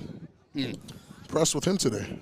And on a beautiful day, we count down to 4 o'clock, but this game has been championship. Both quarterbacks right now are around 60% quarterback completion, and both with an interception. Keels with a turnover, that lateral that turned into a touchdown that was thrown from Liberty, and that pick six. Pick six. And Three turnover from the ShnowTribe, a pick six, a turnover, and two turnovers the traditional way, and 1 3-on-1 throw off on the day. That's that fumbled lateral that caused the touchdown, the pick six, and then you see here Keels on that rumble touchdown. He tries to stay alive, stays upright, and that's a sack right there. Keels has been rushing the ball very effectively today. I think he should stay with that. The rush seems to work. This is the pitch from Liberty. Yeah, that was a bad idea too. Pitchy woo woo, which it's been called, which we've heard. Kenny Stansbury was asking me earlier today where that came from, and I forget where that came from. I blame Corey for that. That's probably. Yeah, we could blame Corey. And this is remember that 3-on-1 turnover, the bounce, and we see here that beautiful throw, probably the best throw from Keels today, to Kenneth Stewart, and that's something that's happened so far this season twice, that 3-on-1 bounce forward. Right. It happened in the Animals and U game, and it's happened here so far today. Imagine somebody learning how to do that on purpose. You can literally change. It's like finding the closer in baseball. It's finding that sharpshooter that's dead in the corner, and Keels on that screen set up a big play to Kenneth Stewart. Great and block by Shane Turner. Shane Turner helping out there. Ooh. When you juke someone out of their pants. I've only done it once in life. How did that feel, though? It felt amazing. I thought I was Bo Jackson out there. I thought I was everyone I wanted to be in life. You know when you create your player in Madden and you make him do all the cool things that you actually can't do as a lineman? Man, look. And here was Pedro on one of the costlier plays of the day on a solid run, but on 4th down, he would get stopped and stifled. And Rob, this ShnowTribe offense has been a lot of the tale of great expectations, but not being able to really go and make the most of these drives. Because honestly, the storyline to me right now is the ShnowTribe's offense versus the Buzz's defense. The winner of that matchup is probably going to win the game because the Buzz's offense hasn't scored. And all of their touchdowns, both of the Buzz's touchdowns have come on defense. And there was that big pick. Rondo getting it off the tip. Gotta love it. And you can see the frustration on that play. And Shug. This is Shug's. Is this his touchdown? He's on orb watch. This isn't his touchdown, but he has had a day so far today. The only ShnowTribe touchdown, 26 yards in the first half. And he also got a sack. But now I am enjoying the combination of having Shug, Liberty, and Trey. Yeah, no, that is a solid defense. D-line. That's a solid D-line, and there was Eddie Pettiot on a good catch, and we hope to get word from Baltimore. The Chaos were leading at the half. We hope to have word on Las Vegas, as it is the Kryptonite in action right now. Excuse me, sir. Good blocks, guys. And take a look at Shane's block right there.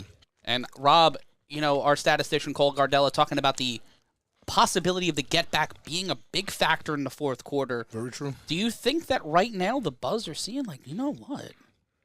We got to keep, if we fall behind, we've got that in the bag. We've got that as a backup. And the ShnowTribe really have to set the focus here on giving the ball to the big man and creating space. This man, Shug, is a dominant runner, and he needs the opportunity to make something happen. And you see the throw. Phenomenal throw. On that extra even point. Better catch. Wow. Now, if that's the potential for a Keels-Liberty connection, the league's in trouble. I certainly agree. And we look here. When we return on this beautiful catch from Liberty, we'll get you set for the second half of this one. It's been close. It's been contentious. Defense has been the story. Can Liberty and Keels get the comeback, or can the Buzz go home with their first win of the year?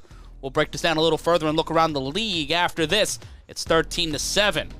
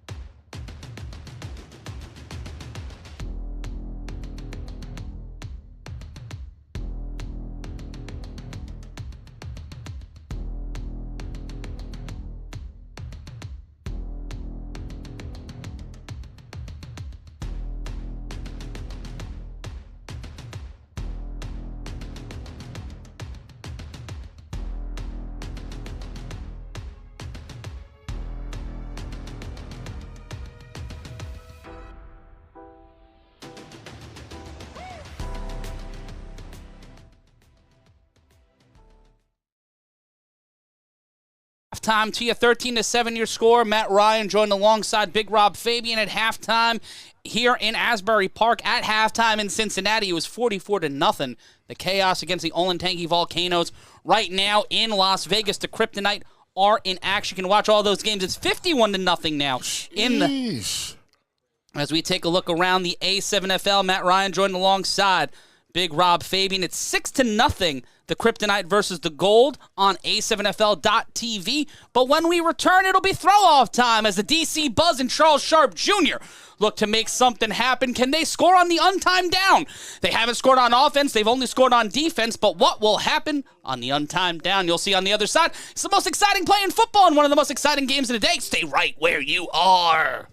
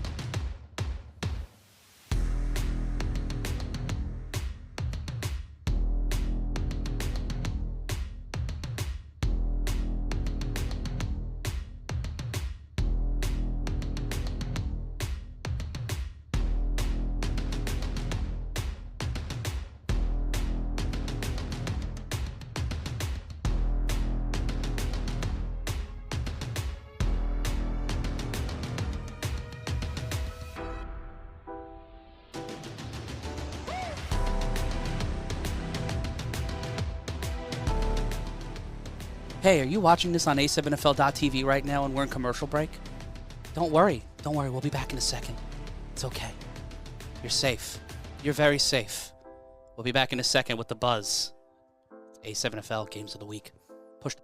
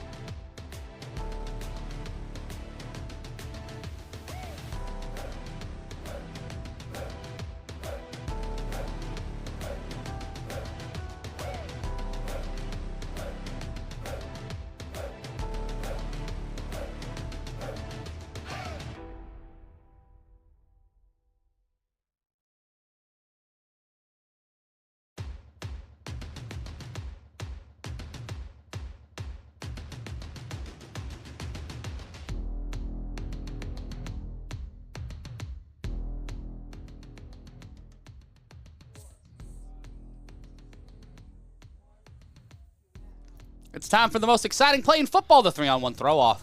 Matt Ryan joined alongside Big Rob Fabien here in Asbury Park. It'll be Charles Sharp Jr. taking the throw-off. That's Eddie Pettiot throwing the ball. That will be bouncing. Oh, that did not go past the 25, so that'll be a dead ball run for a man known as Rastaman Flash to start off our second half, Rob. Did they try to do what was done to them to get the ball back? And then I get it. And maybe that's the version of the onside kick that we were looking for in the sense of trying to make the ball bounce backwards. But you can't I'm not saying you can. I know someone can, but to intentionally do that every throw, that's sick. The Asbury bounce. The Asbury bounce. Big play today. Okay, Rastaman Flash. Charles Sharp Jr. Excuse me. Ooh! Call locticians because that man was tight on that play, and he'll be brought down at the 47 first down buzz. He might need a retwist. Locticians, get with him ASAP. ASAP. I might need a retwist. You can go to locticians.com to find a licensed loctician near you. Matt Ryan joined alongside Big Rob Fabien. It'll be 1st and 10 for the Buzz, who have scored only on defense. And that's the thing. If I'm ShnowTribe right now, my confidence with Lenny Hedrick with the ball, I'm confident. I know we can stop him, or at least slow him down enough to get the 3 and out, force the 3 and out, force the turnover, so we get our offense back out here to actually score. Because Lenny and company haven't been able to punch the ball in. And here comes that Buzz offense, who have made some solid plays, but a couple of mistakes have cost them. 3 wide receivers set in motion. The handoff, and Hedrick leading with the block. He'll only get a yard or 2 on that one. Ooh, good tackle by number 15, whose name is not on the roster. That's number 18, actually. 18? Is his name on the roster? No. His name's not on the roster. That's Keels. No, that's not Keels. Well, someone who's wearing Keels' number. And is that Tyshawn Robinson? Because I don't remember him looking like that. Listen, oh man, these rosters every week we try, and every week we lose. Good tackle though. That was a great tackle. Much like the Wind at Asbury Park, the rosters are undefeated here in the A7FL. Yeah. You can't beat the Wind at Asbury. And here's that run again. Watch Lenny there set up that block, but 18 going low. Low man wins. And it'll be 2nd and 9. Hedrick with 2 wide receivers. 3 on the line. 1 set to his left. 4-man rush. 1 safety back. Pressure. Hedrick in trouble. Chased by Baskerville. Baskerville gets set up on the pick, and he will be sent to the sideline. Guess who? Najee Hall. Again. Najee, listen. The Ant Live era defense is something I'm telling to watch, you, Rob. something's different, because we have never said Najee's Hall name, not once on this broadcast. Today, I'm saying it as if he's the best defender. Like, I've never seen him play to this level. Wow. Shouts to Najee Hall. You see Keels and Kenneth Stewart throwing on the sideline. Shug getting ready. It'll be 3rd down here. The Buzz started the half with the ball. They were able to score a touchdown on the interception, a pick 6, and then they got the ball back to end the half on the Asbury bounce on the 3-on-1 throw-off. And that may come into play heavy here. At the start of the half, the ShnowTribe have had four drives so far today, have scored on only 1 of them, giving up the ball twice on a fumble and an interception. Imagine an Asbury bounce in a playoff game. Oof. The snap, Hedrick. The throw, underneath, tipped, and that will be 4th down. Looking for a call as the wide receiver. Get out of here. Ain't no call. That's Kenneth Stewart on the tip. Kenneth Stewart, because it could have definitely got the interception. He said my bad as well. He knew, I guess when he turned around, the sun hit him in his eyes, because the angle, it looks like the sun is hitting, and he just didn't see where the ball was. But he definitely could have gotten that interception. It was a clean play, though. Great defense. And it is 58-6 in Cincinnati. Timeout called. And it looks like the Buzz will take that timeout. And it is 57-6, pardon me, in Cincinnati as the Chaos lead the Olentangy Volcanoes. And here comes a 3-on-1 throw-off. And that one will go out of bounds, and they will call that out at the 11-yard line. And it's 13-7 now, but at 4 o'clock, 2 of the best teams in the A7FL, hell, 2 of the best teams in football face off in a battle to see who's the top team in the Northeast. Is the Trenton Bic taking on the Patterson U at 4 o'clock here on A7FL.TV. A game so good, you want to just put on your most comfy pair of pants and strap in for a long day of football. Bic and the U, 2 of the best tandems in the league, Rob. Jason Sisson and Quattro Huffin going up against Codrington and Worthy.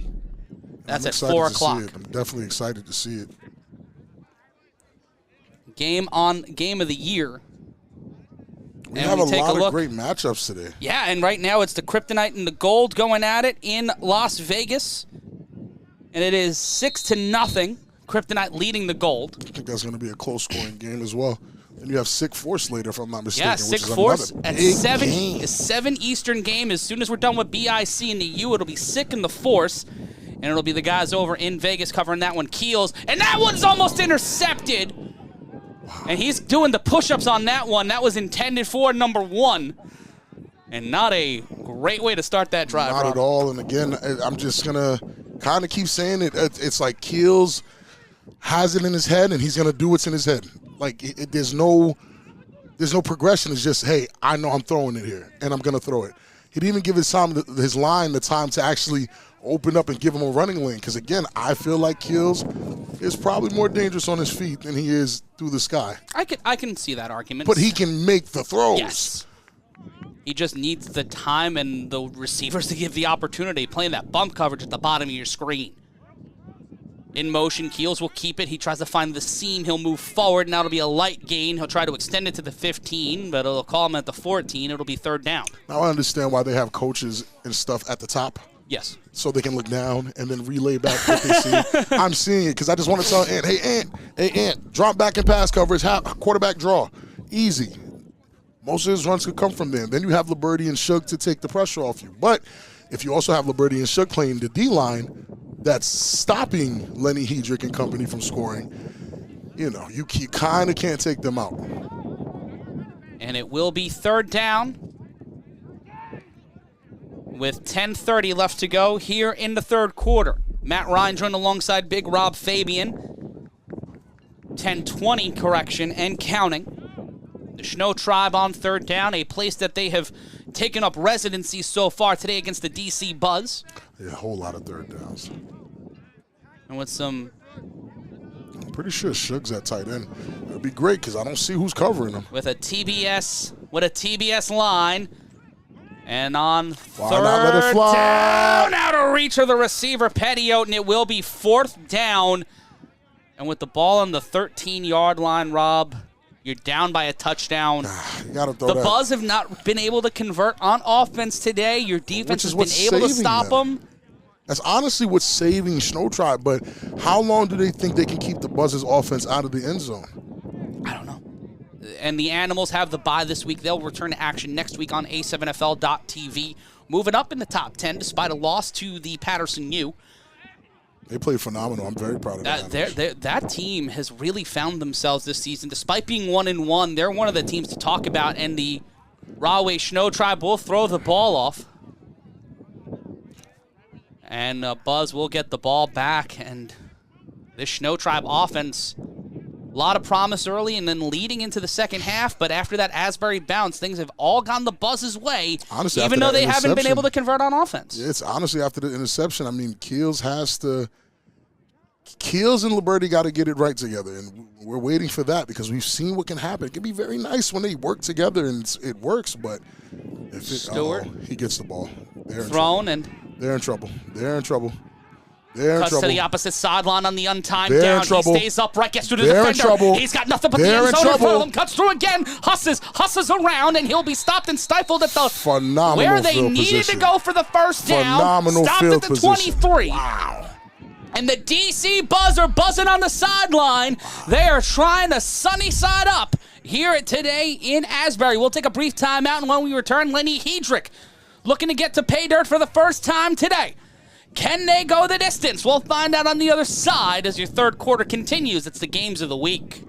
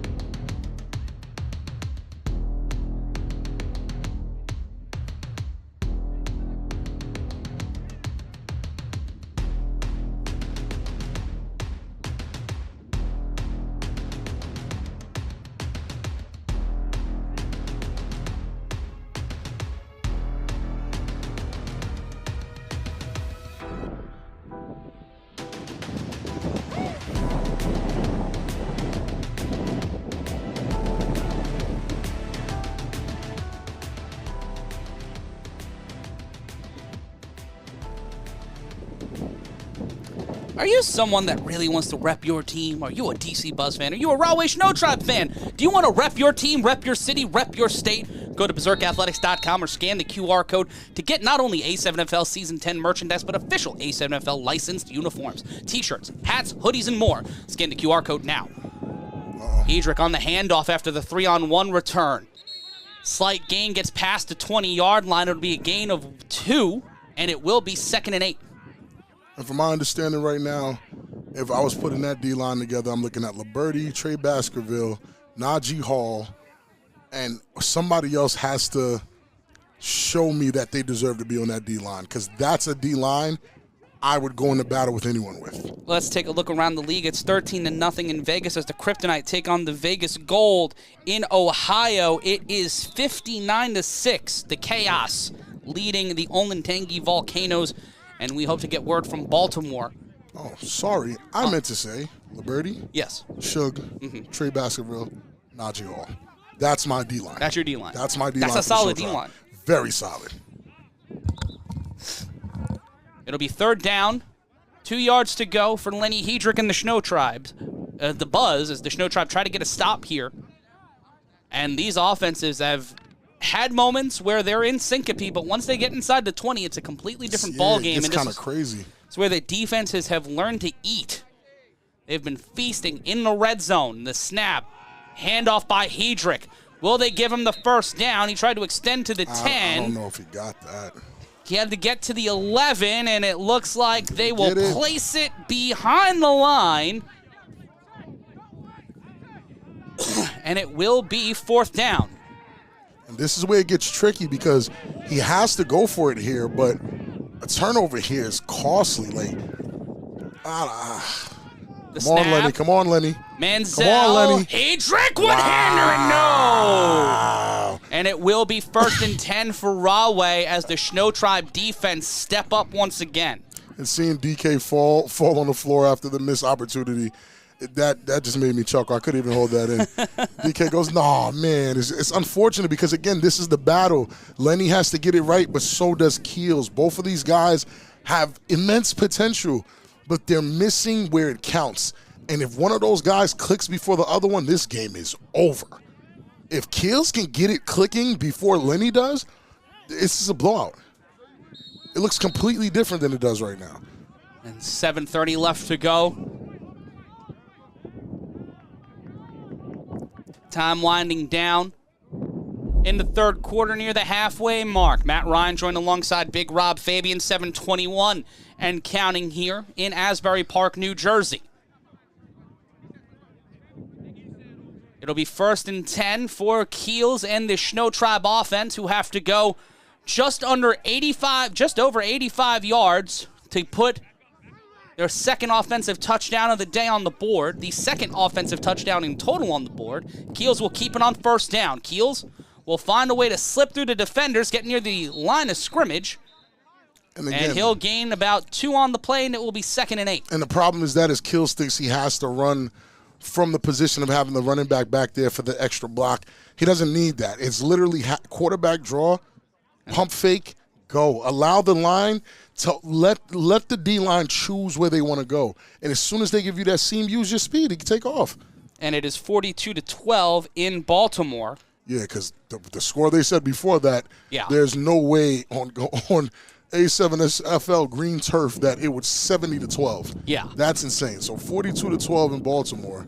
Corey is probably having a very rough day. Freight train is probably riding all over that man. And it seems like both Predator and DeAndre Haynes are out for the season. Out for the season? Potentially out for the season. Shug will rumble his way to the 20. Gets pushed back. Will not get the 1st down, but a strong run to set up 3rd and 2 at the 20-yard line. And they kind of need to stick with that. They kind of need to stick. The run game will open up the passing lanes, man. It'll give them the opportunity, but you have to disguise the run as a run and then pass out of that. Play action. You got to mix it up just a little bit. And it will be 3rd and 2 at the 20-yard line. Can Keels and company find a way to extend this drive and try to put another score on the board? They are only down By 6, so By one six, score. One score. Both teams have converted one championship point.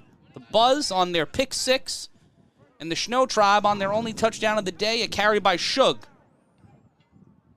The snap, the handoff to Liberty. Okay. Liberty will get the first bouncy. down and more, and he'll get brought down at the 28-yard line. And what a two-headed monster in Shug and Liberty.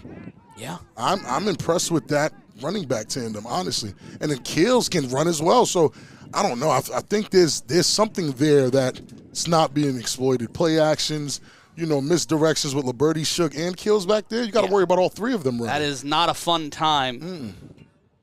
But it will be first down. And with 4:30 left to go, pardon me. Left to go. What you smoking? Nothing. I'm looking at multiple clocks right now. I was looking at one, and I was looking I'm standing in the booth right now. We're upstairs in the not in the production bunker, but we are up in the shipping container. And unlike the Scrubs theme song, no Superman coming on that one.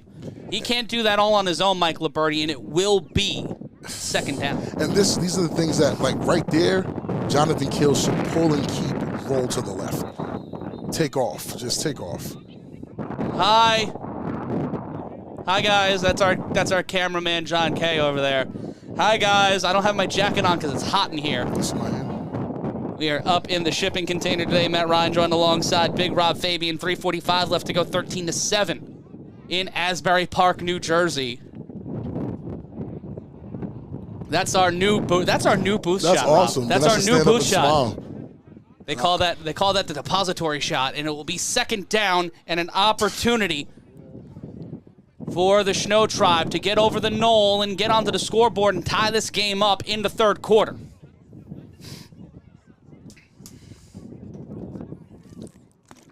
Now 13-7. Rob, right now, if you're the ShnowTribe offense and you see the opportunity to move that ball down the field, the wind is such a big part of this game today. Right. Is that the biggest factor, or is it these two defenses are locked in? No, the wind is a huge factor, but the defenses are very much locked in. And it will be young bull. toss. That's Kenneth Stewart, who gets low-boyed at the 35, and it will be third down. They didn't get the first, Rob, but that's a big play. That's a big chunk of yards. And if I'm him here, I motion Shug out and just run it in. There it is. Heels, it's there. keeps the ball. It's He cuts to the there. sideline, and he'll get out of play near the 45, first down. I am not Corstradamus. I'm just telling you from a football standpoint, that play is there all day, every day. In Baltimore, it is 49-12 as the Watchmen continue to bounce back. They are now walking into 2-1 into next week. Where they face possibly, you know what? We don't know who they face next week. They have a bye, don't they? I believe they do have Quite possibly. They have a bye, which is great because these bye weeks are very necessary. We know how rough it gets on the East. Especially on April 28th in 2 weeks when it's Watchmen BIC. Oh, my goodness. Right here on A7FL.TV. Wow. That's possibly the biggest matchup left in the Northeast schedule. And that'll be in week number 5 of the A7FL 2024 season. Honestly, besides Animals and the winner of these two teams, whoever wins this game, I want to see them go against the Animals. That would be a fun game to watch. Very much so. Now there's some speed back there. Shaquem Touchin raises his hands for tight end. Liberty just drills through. Wow. Gets to the 50. Okay, big fella. Okay, big fella. Big man. Wow. Ooh, okay. Getting a little chippy. It's getting chippy. And that's DK. DK's not usually used to being on his back like that from a lineman. That's kind of crazy. That's DK Butcher. And we are waiting on the replay. With 1:53 left to go, 2nd and 4.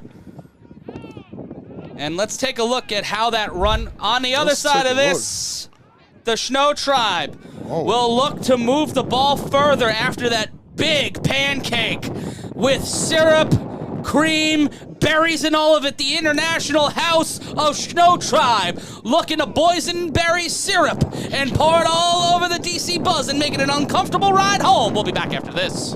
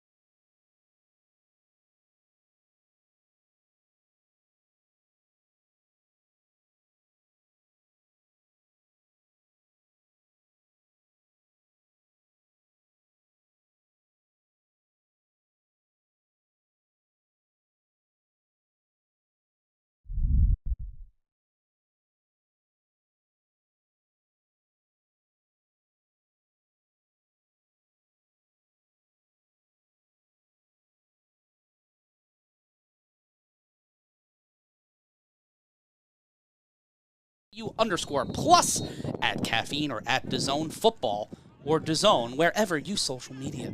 I'm Matt Ryan, joined alongside Big Rob Fabien. Second down. A little bit of a kerfuffle, a little bit of a skirmish. Keels! He was looking for the wide receiver. He was looking for 7. Now, let me do some math for you. Yes. Around Keels right now, you can count 3 guys in yellow jerseys, and it's 5 of them back there. Yeah. Why? Why did you throw it? I don't know. And with a minute 16, pardon me, and counting, it'll be an opportunity for the ShnowTribe to enter the fourth quarter. Closer to tying this ball game. But first they have to get the first down. Third down. And 4 yards to go.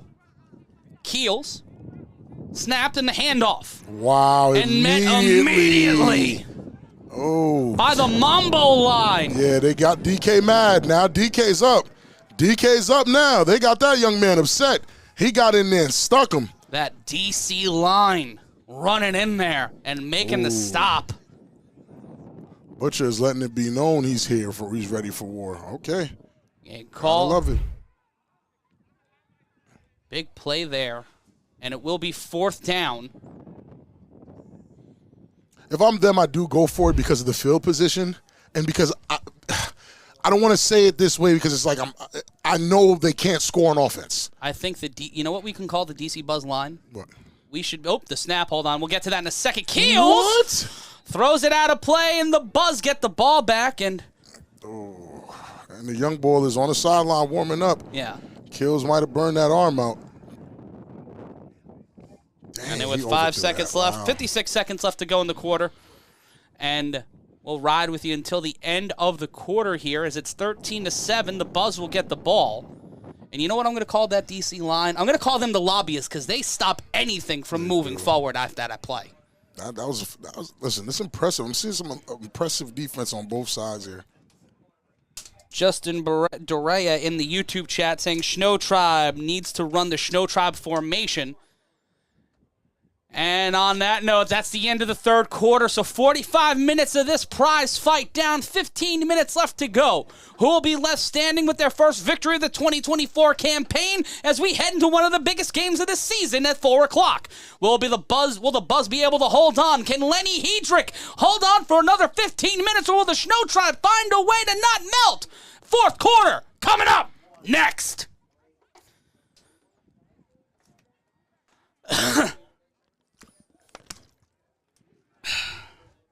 It's fourth quarter? Yeah. 15 minutes?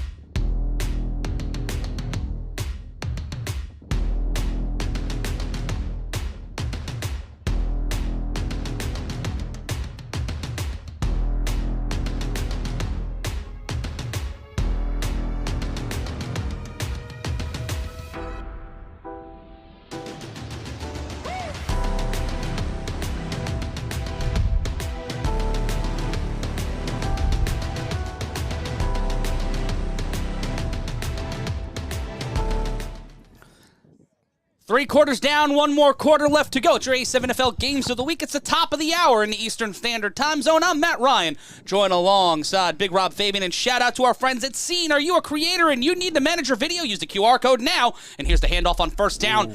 And that ShnowTribe defense tried to make something happen and get a stop behind the line, but it will be 2nd and 9 for the DC Buzz. That's kind of been a story that we've seen all game long. Lenny is not giving up on the run, which I can commend, but I also don't think he's mixing it up enough. Lenny has to be able to throw the ball. He has a great receiver like Keon out there. And here we go, right to him. Oh, to Charles, and he can't get there in time. It's like Lenny and Keels are doing the same things. Keon is wide open. Lead the man. It's like Lenny and Keels are missing in the same exact ways, man. Young boys on the sideline getting warmed up. Hopefully he can come in and give the spark that they need, because the Keels might have thrown his arm out or something. And in Vegas, it's 13-0 still as the Kryptonite lead the gold. Correction. And it will be 3rd down, 3rd and short. Keels, 3rd and a long way to go. 13-0 still in Vegas at the end of the first half. Gold losing to the Kryptonite. And Keels is a quarterback I want to see win, because I feel like he has the intangibles, but he misses so much. So much. It's Amani Skinner, according to Ike Johnson. Amani from the former Viking. On 3rd down, the Buzz pressure throws, and that one incomplete. That was intended for Skinner, and it will be 4th down. Amani Skinner? Yeah. Oh, wow, they got some studs over there. They got some studs. And it'll be 4th down. And Rob, both of these teams, what's the story? Because I know where you're going. What's the story, Matt? Is it that both of these offenses aren't good enough, or both of these defenses are too good? It might be 6 of one, half dozen of another, Rob, and it's not a slight on anything. No, as we'll go at to all. the throw off here. And now we're in the 4th quarter, and the wind has been a big part. Oh, huge. Lenny is 3 for 9 so far. Not necessarily what you would want. Excuse me. And in Cincinnati, pardon me, in Baltimore, 55-12 your final score. Yikes. And Corey, come home. Corey might be there if you can get back by the 4 o'clock. Save Corey. And that one thrown out of play. They'll mark that they'll give that the 13-yard line, and it'll be 1st and 10. Now let's see, again, another opportunity for the ShnowTribe to march 80-plus yards down the field. And at 4 o'clock, the BIC and the U were just under an hour away from a Game of the Year candidate. Can the ice cream truck find his way into the end zone? Can Quattro Huffin make some magic? We'll find out in what could be the biggest game of the regular season at 4 o'clock here on the Games of the Week. Matt Ryan here with you. 13-7 your score. The DC Buzz on defense, and have scored all their points on that side of the ball, Rob. And the Rahway ShnowTribe with 1 rushing touchdown. That's been the story so far. Defense and special teams have been a big thing for the Buzz. And now with as Kenneth Stewart in. Yeah, let's see what he can do. Remember, we talked about that closer quarterback. This might be that situation. Liberty, and there's a flag on the play, and it's false start on the offense, so they'll start 1st and 15. And right now, it's not to even say Kenneth and Keels play in a similar style, but what Kenneth might be able to give here that Keels couldn't is the ability to just run when it's open. Just run when it's there. Because Kenneth still has deceptive speed, and he could probably get the job done, but he has to make the right plays. It's still about making the right plays at the right time. And it will be, after the flag, it'll be 1st and 15. Rough. Not where you want to be if you are Kenneth Stewart. And they'll try that again. Liberty in motion. And Stewart will be met and stopped. Ooh. Where Keels would have dropped back and kind of allowed the space for his lineman to open up the hole, Kenneth kind of, picks the hole before actually running there, and that linebacker just filled him up. And right now, Rob, if you were to give anybody the orb, it might be a collective orb for the DC Buzz defense. Either that or yeah, look, take a look. He just bad blocking by La Dubs. Just that's rough. That's rough. 48 with the man bun, looking like a XL version of the Vegas Vikings, Scott McCorkle. Got that stop, and it'll be second and way more than you want it to be when you are down by 6. Stewart and Liberty talking. Is second and an uncomfortable amount. Stewart snaps off the screen. That's to Liberty. Mike Liberty gets down the sideline, and he'll cha-cha his way to the 15 past that. And they'll mark it, actually, at the 14-yard line, and it will be third down. All right. I mean, they're moving. Let's just hope they find that groove. Again, it's tough for any quarterback to come in fourth quarter of all when the game is kind of on the line, and his drive might be the most important one of the day if they don't score here. If they don't score here, all the Buzz have to do is run out the clock. And what has Lenny been doing? Running the ball. 2 wide receivers set for Stewart. 4 on the line. That's Liberty on the tight end. He'll be in motion. They once again do that set, and Stewart rolls out. Why not let it fly? And that one will be incomplete, and it will be fourth down. And usually, again, I'm a very tough critic on Stewart, but again, it's the same thing. I like to be consistent. When they don't start Jonathan Keels and then they put him in these crazy situations and he doesn't produce, I can't be down on him. Give the kid the opportunity to play the game. Same thing with Stewart here. You put him in this, put in this position, and you're expecting what? And Rob, when you have 11:55 left to go, and you have the ability on fourth down, you're down only a score. Is it too early for you to go for it on fourth down in this part of the field? Because of how close they are, they're way too close. Lenny and company haven't shown that they have the ability to score here. They haven't scored. They have not been. They've been in the red zone a couple of times today, and they have not been able to score. But you don't want to take that risk because if you don't respect the game will not respect you, and they will allow Lenny to get one. And here we go on the 3-on-1 throw-off. And this ball has to go on the fly over 35 yards. And that one will go out of bounds, and they will call it out of play at the 45. So good yardage, good starting position for Lenny Manziel, Lenny Hedrick, and this DC Buzz offense, leading 13-7.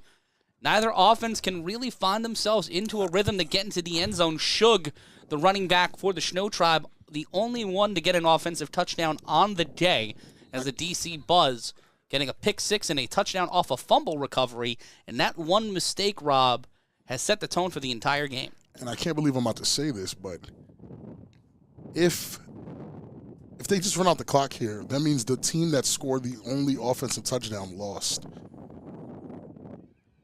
That's interesting. That is, I wonder if that's A7FL history. The snap and the double reverse. And Stifle trying to get the ball out, and they will blow the whistle. Womp, womp, womp, womp. That is a tough one right there. I mean, good idea, bad execution. You know what I'm saying? It happens, but not. Like this late into the game, you don't want to get into your bag of tricks. You want to stay solid and do what you've been doing that got you. Well, they didn't score, but it's gotten you down the field. You know what I'm saying? Let's keep doing the positive yards things. Jonathan Kill on the sideline look like he's giving up, and got to be tougher than that, man. And this could be a historic day in the A7FL where for the first time ever, the team that scored the most offensive touchdowns will lose a game. That's insane. 8:47 left to go, 13-7 your score. Matt Ryan joined alongside Big Rob Fabien. The handoff. And finding that seam, driving through, tries to get to the initial line of scrimmage, but will be brought down at the 44, and it will be 3rd and 11. And again, I guess you take that risk with the speed there on the D-line because they're that far away from the actual original line of scrimmage. I agree with that call. I'm cool with that call defensively. Lenny is trying to mount an attack, and I love his town beef style of playing, but it kind of leaves you – I hear a puppy. It kind of leaves you open like this. Play action. Here we go. Third down, Manziel throws a dart. That hook and ladder play. Wow. Again, they're trying to throw it over. They're trying to bring him to the middle of the field to where there's space, and it will be 4th down. Respectfully, that's Lenny. Correction, 3rd down. That's Lenny. Oh, I think it's 4th. But no, that's all Lenny's fault. The sticks fail me. It is 4th down, and they will throw it off. That's Lenny's fault. This is another, and it's hurting me. It's hurting me, Matt. Why is it hurting you, Rob? Another opportunity for ShnowTribe to score, to either tie the game or at least start winning. But they just haven't been able to put it together. It's a little, at this point, it's like, ugh. Has this game been the highlights of the best and worst parts of this ShnowTribe team? And I think the same thing for the Buzz, as this ball will be thrown out of play. And on the other side of this break, Rob, I'm going to want your answer, and we're going to get an answer of who's walking out with their first victory of the season. The DC Buzz with the lead, the ShnowTribe with 7. Get yourself loaded up on A7FL fan gear now at berserkathletics.com. We wrap this one up after the break.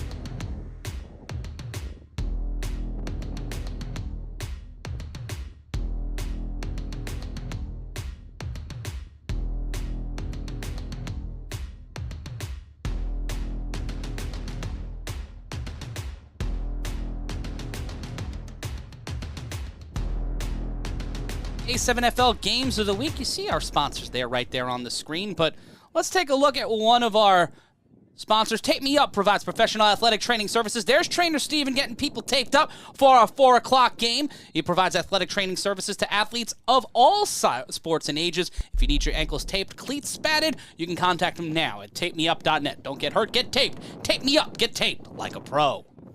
Matt Ryan drawn alongside Big Rob Fabien, 7:33 and counting here in our first game of the afternoon. Jonathan Keels has thrown 3 pick sixes so far this season and no touchdowns as he carries the ball to the 10 on first down. And Rob, when you hear a stat like that, that's got to be frustrating. He's thrown 3 pick sixes so far this season. No touchdowns. 3 pick sixes. 3 pick sixes. All right, just making sure I heard that correctly. Yes. All right. 1 in this game, and I believe 2 over the past 2 weeks. And it will be 6:50 left to go. And Quattrell Huffin has arrived here. The U will be in their black uniforms today with orange trim and numbers and letters as they prepare for the BIC in just under 45 minutes' time. 6:37 left to go after this game. We'll bring you highlights and break things down and take a timeout on our end. Keels is in trouble. Keels will throw it incomplete, claiming it was towards an intended receiver so he doesn't get called with the penalty. Wonder if they'll believe him. It'll be 3rd down. And not necessarily what you want to see right there. 6:08 left to go.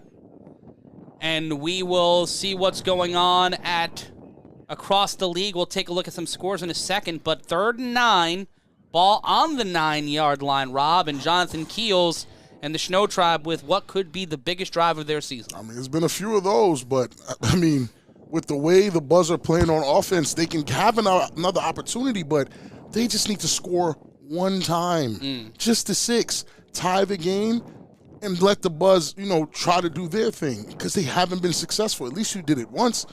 But the Buzz are not giving them great field position. Got to respect that. 2 wide receiver set. Keels will keep it on 3rd down. Keels keeps the ball, moves. He cannot get past the line of scrimmage, and he gets brought down. They'll give him a slight gain on that play, but it will be 4th down. Rob, it has gotten frustrating. The Ant Live era started out with promise, and we're only 1 game in. But when the Buzz and the ShnowTribe played a game where it was 40-30 last year, now it's 13-7 with 5:06 left to play. The ShnowTribe offense have to be frustrated. They have to be, and again, it's like it's not a pointing figures situation, but the stat line you read me earlier is kind of absurd. Yeah. It's kind of ridiculous. We're talking 3 pick sixes and no touchdowns. Yeah. Yeah, I don't think I've ever heard of anything like that. That is not what you want. And it looks like the only thing that can cover Ashante Worthy is the wind knocking his hat off his head on the sideline. And it will be another 3-on-1 throw-off on 4th down. And here comes the throw-off. And that one will go out of play, and this man is not happy. He did not get a return. He'll do snow angels. But, one of the most common things we hear about the A7FL is, why can't we bring the A7FL to blah, blah, blah? Where is there an A7FL team in Atlanta, Detroit, Denver? Where can we bring the A7FL? Well, if you want to bring the A7FL to your town, go to a7fl.com/owners. That's a7fl.com/owners. Bring your team to your town. Be the next Mark Cuban. Get in on the future of football and go to a7fl.com/owners. 4th quarter, 5:05 left to go. The Trenton Bic and Patterson U will be facing off at the top of the hour, but the DC Buzz are 5 minutes away from holding on to their first victory of the 2024 season as they lead the ShnowTribe 13-7. Okay, and here is the drive. If Lenny and company can punch it in here, you can consider this done. But they have to do it here. It'll be 1st and 10. The snap on the handoff. Wow. And he is met immediately by number 55, Ruben Pierre. And that was number 14 on the run, Deshaun Dorsey. And it will be 2nd down, met at the line. They're at the 50-yard line. And right now, all the ShnowTribe can really do is just get stops. It will be 2nd down. And the ShnowTribe have the 2-minute warning, and they have their timeouts. They've not burned a timeout yet. The Buzz have used 1 timeout. They have 2 left. But it looks like all they want to do is walk this one down, and the handoff from Hedrick, and he is immediately met by that defense, and there's Trey Baskerville with another tackle behind the line, and that'll be 3rd down. And it feels like both of these defenses have the running game pretty much figured out on either side of the ball. It's just will and tenacity that it's getting either side yards right now. And someone in the chat asked me who I got, BIC versus the U. You know who wins that game? The fans? We do. As the fans. We win that game. And the wind, with both of these guys not being traditionally great passers. Right. Known for being athletes at the quarterback position, the wind has carried such a big part of this day, but it's been the run defense that has set the tone. And every time that ball's been in the air, it's been a little, we've seen some big plays, but some missed connections, like my dating scene in the late 2000s, and it will be 3rd and 10. The snap. Hedrick. Lenny Hedrick will cut up field. He'll get the 1st down, and he will get pie gouged. 1st down, Buzz, and Lenny Hedrick, he got woke up on that one. He got hit with the alarm clock. Yeah, he's clearly not all there because he got up as if nothing happened. He's like, yeah, right back to it. Let's do it. That man is impenetrable. And it will be 1st and 10 as the wind continues to carry, and you got to wonder if the wind will be a big factor in the BIC and the U, 2 teams with tremendous running games. That's going to be a huge factor in that. What running game will be able to get that going? And so far, it's been the Buzz being able to set the tone. Rondo in on the tackle, and it will be 3rd down. Rondo's looking Correction, for 1st down. First pick 6. The handoff cuts through to the 35, and it will be 2nd down. And again, it's Lenny's calling a very old school town beef-esque game. Yeah. You know what I'm saying? Like, it's very much so. It's not run. flashy. It's not flag. It's not the backstack style we've seen from some of these teams. It is very slow, very methodical. We have a player down on the field, and that's number 14. That's Kasim Wilson. What did I say? And with 3:38 left to go, it looks like he got a little lit up. And with 3:38 left to go, the ShnowTribe look to get a stop here against Lenny Hedrick and the Buzz. And Rob, if you're the ShnowTribe defense, you have to be confident with the fact you're getting the stops. You're getting the things you need. But then you have to be frustrated that your offense is not doing anything to help you. And that's probably part of the problem right now. It's like the frustration is going to come in when you realize you feel like you bust your behind on defense to get these stops and give your teams the opportunity to get back, all for your offense not to produce. I'm Matt. That's Rob. We are live here in the production bay of the Asbury Park Stadium in Asbury Park, New Jersey. And right now, your score 13-7. The Buzz in the lead. Big Rob looking at your comments, letting you know what's going on across the league. Let us know your scores. Let us know what's going on as we will look down at the field. And in a moment, we'll continue with the game. But with 2:10 left to go, it's still anybody's game, Rob. Honestly, it is because the Buzz haven't been able to score on offense. It's still up in the air because ShnowTribe has shown that they have the capability to score on offense. But if they allow Lenny to march down the field, give them absolutely no time, and keep their backs against the wall over here, there's no way they'll score in time to win the game. And this, again, will be the only game I've watched where the offense that didn't score won the game. Yeah, that's I've never heard of that.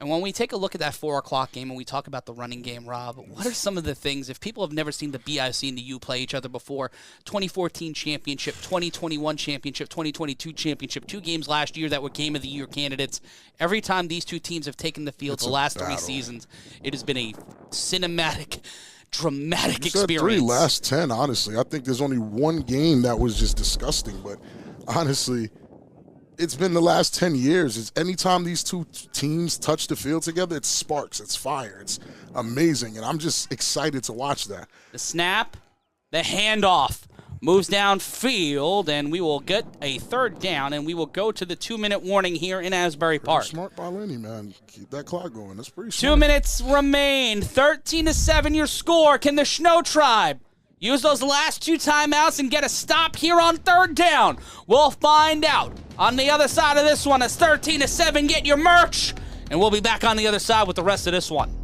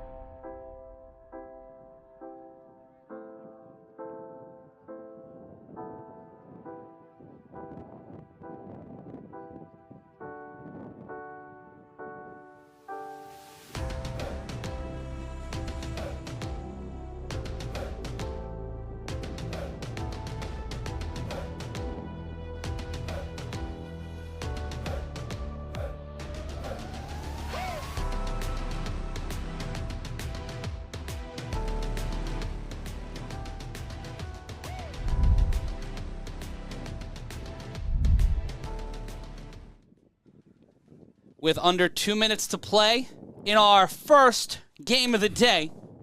The DC Buzz have the lead and they have the ball, have yet to been able to have scored on offense today. Crazy. As time continues to wind down, and here's the run on third down. Can the Buzz get past the 28? Ooh. And they push the pile, and they'll mark him down at the 25, and he'll bear crawl his way beyond the marker. No timeout called. The clock will continue to wind down here, and the ShnowTribe looking to call a timeout, or the clock will continue to run. 95 seconds left to go after the first down. And this is very interesting because now I'm getting flashbacks of hearing that the ShnowTribe, not the ShnowTribe, the Buzz they were 6-7 before the fourth quarter. What is that really saying about them right now that they're up 13-7? And in Vegas, it's 13-6 between the Kryptonite and the Gold. Oh, creepy. It's a very close score. And the ShnowTribe letting the clock run here as the Buzz continue to call. Silly.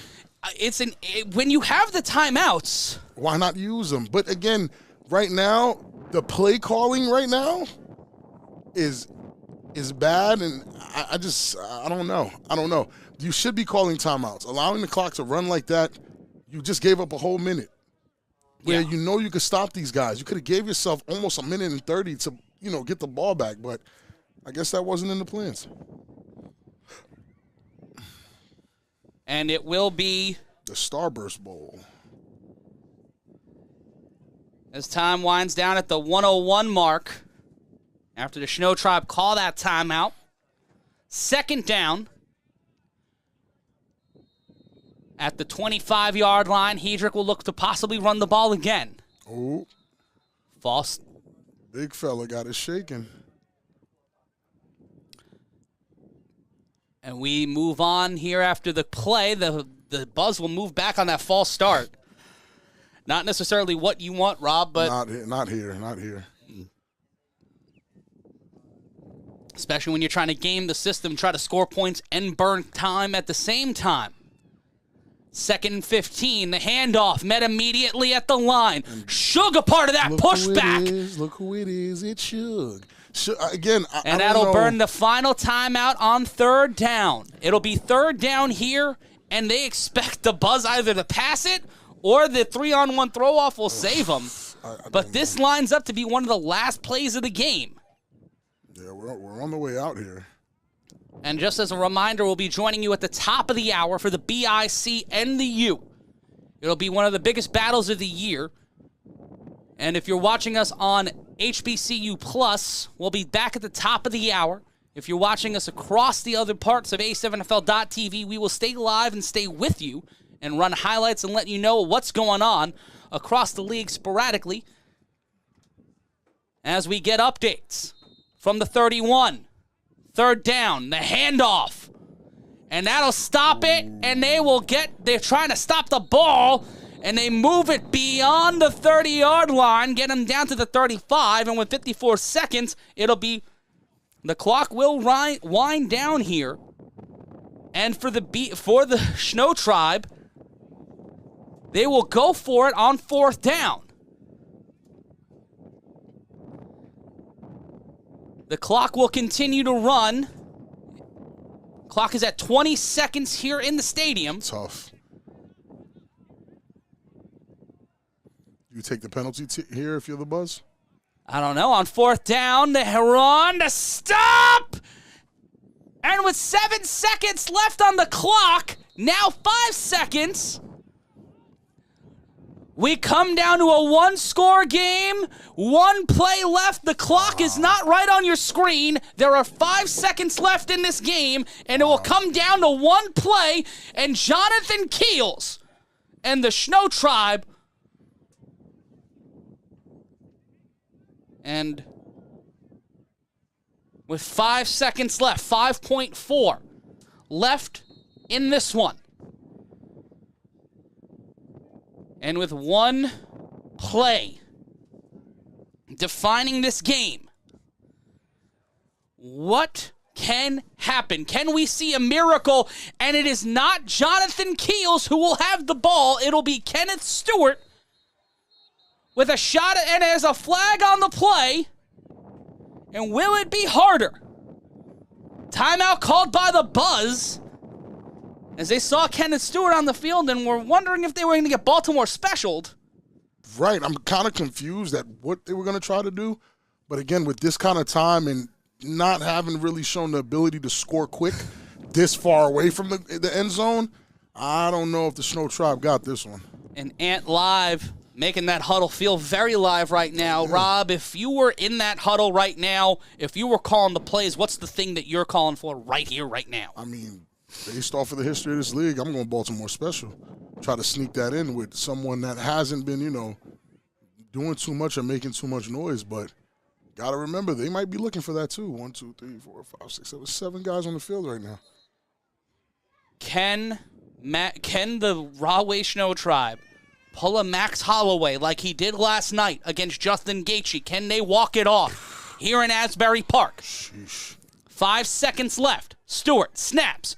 Play, he runs it, and then Stewart will he'll lateral it back to Shane Turner. And that one will say it's all over. And the DC Buzz make their way to Asbury Park, and they get the win when it matters. They were able to get 2 scores on defense and get the win over the ShnowTribe, 13-7 in a battle of defense, special teams, and who blinked first, Big Rob Fabien? It was the ShnowTribe offense. ShnowTribe's offense just couldn't get it done, try as they might. As you're watching, Lenny's offense couldn't get it done either, but his defense got the job done, scored twice for him, and he got 1 championship point, and that was all they needed to put them over. ShnowTribe has to get back to the drawing board and really dial it up. Like I said, Keels and Liberty need to hold hands, go to lunch, have some conversations, get to know each other, because honestly, if they don't connect, ShnowTribe could kiss the season goodbye.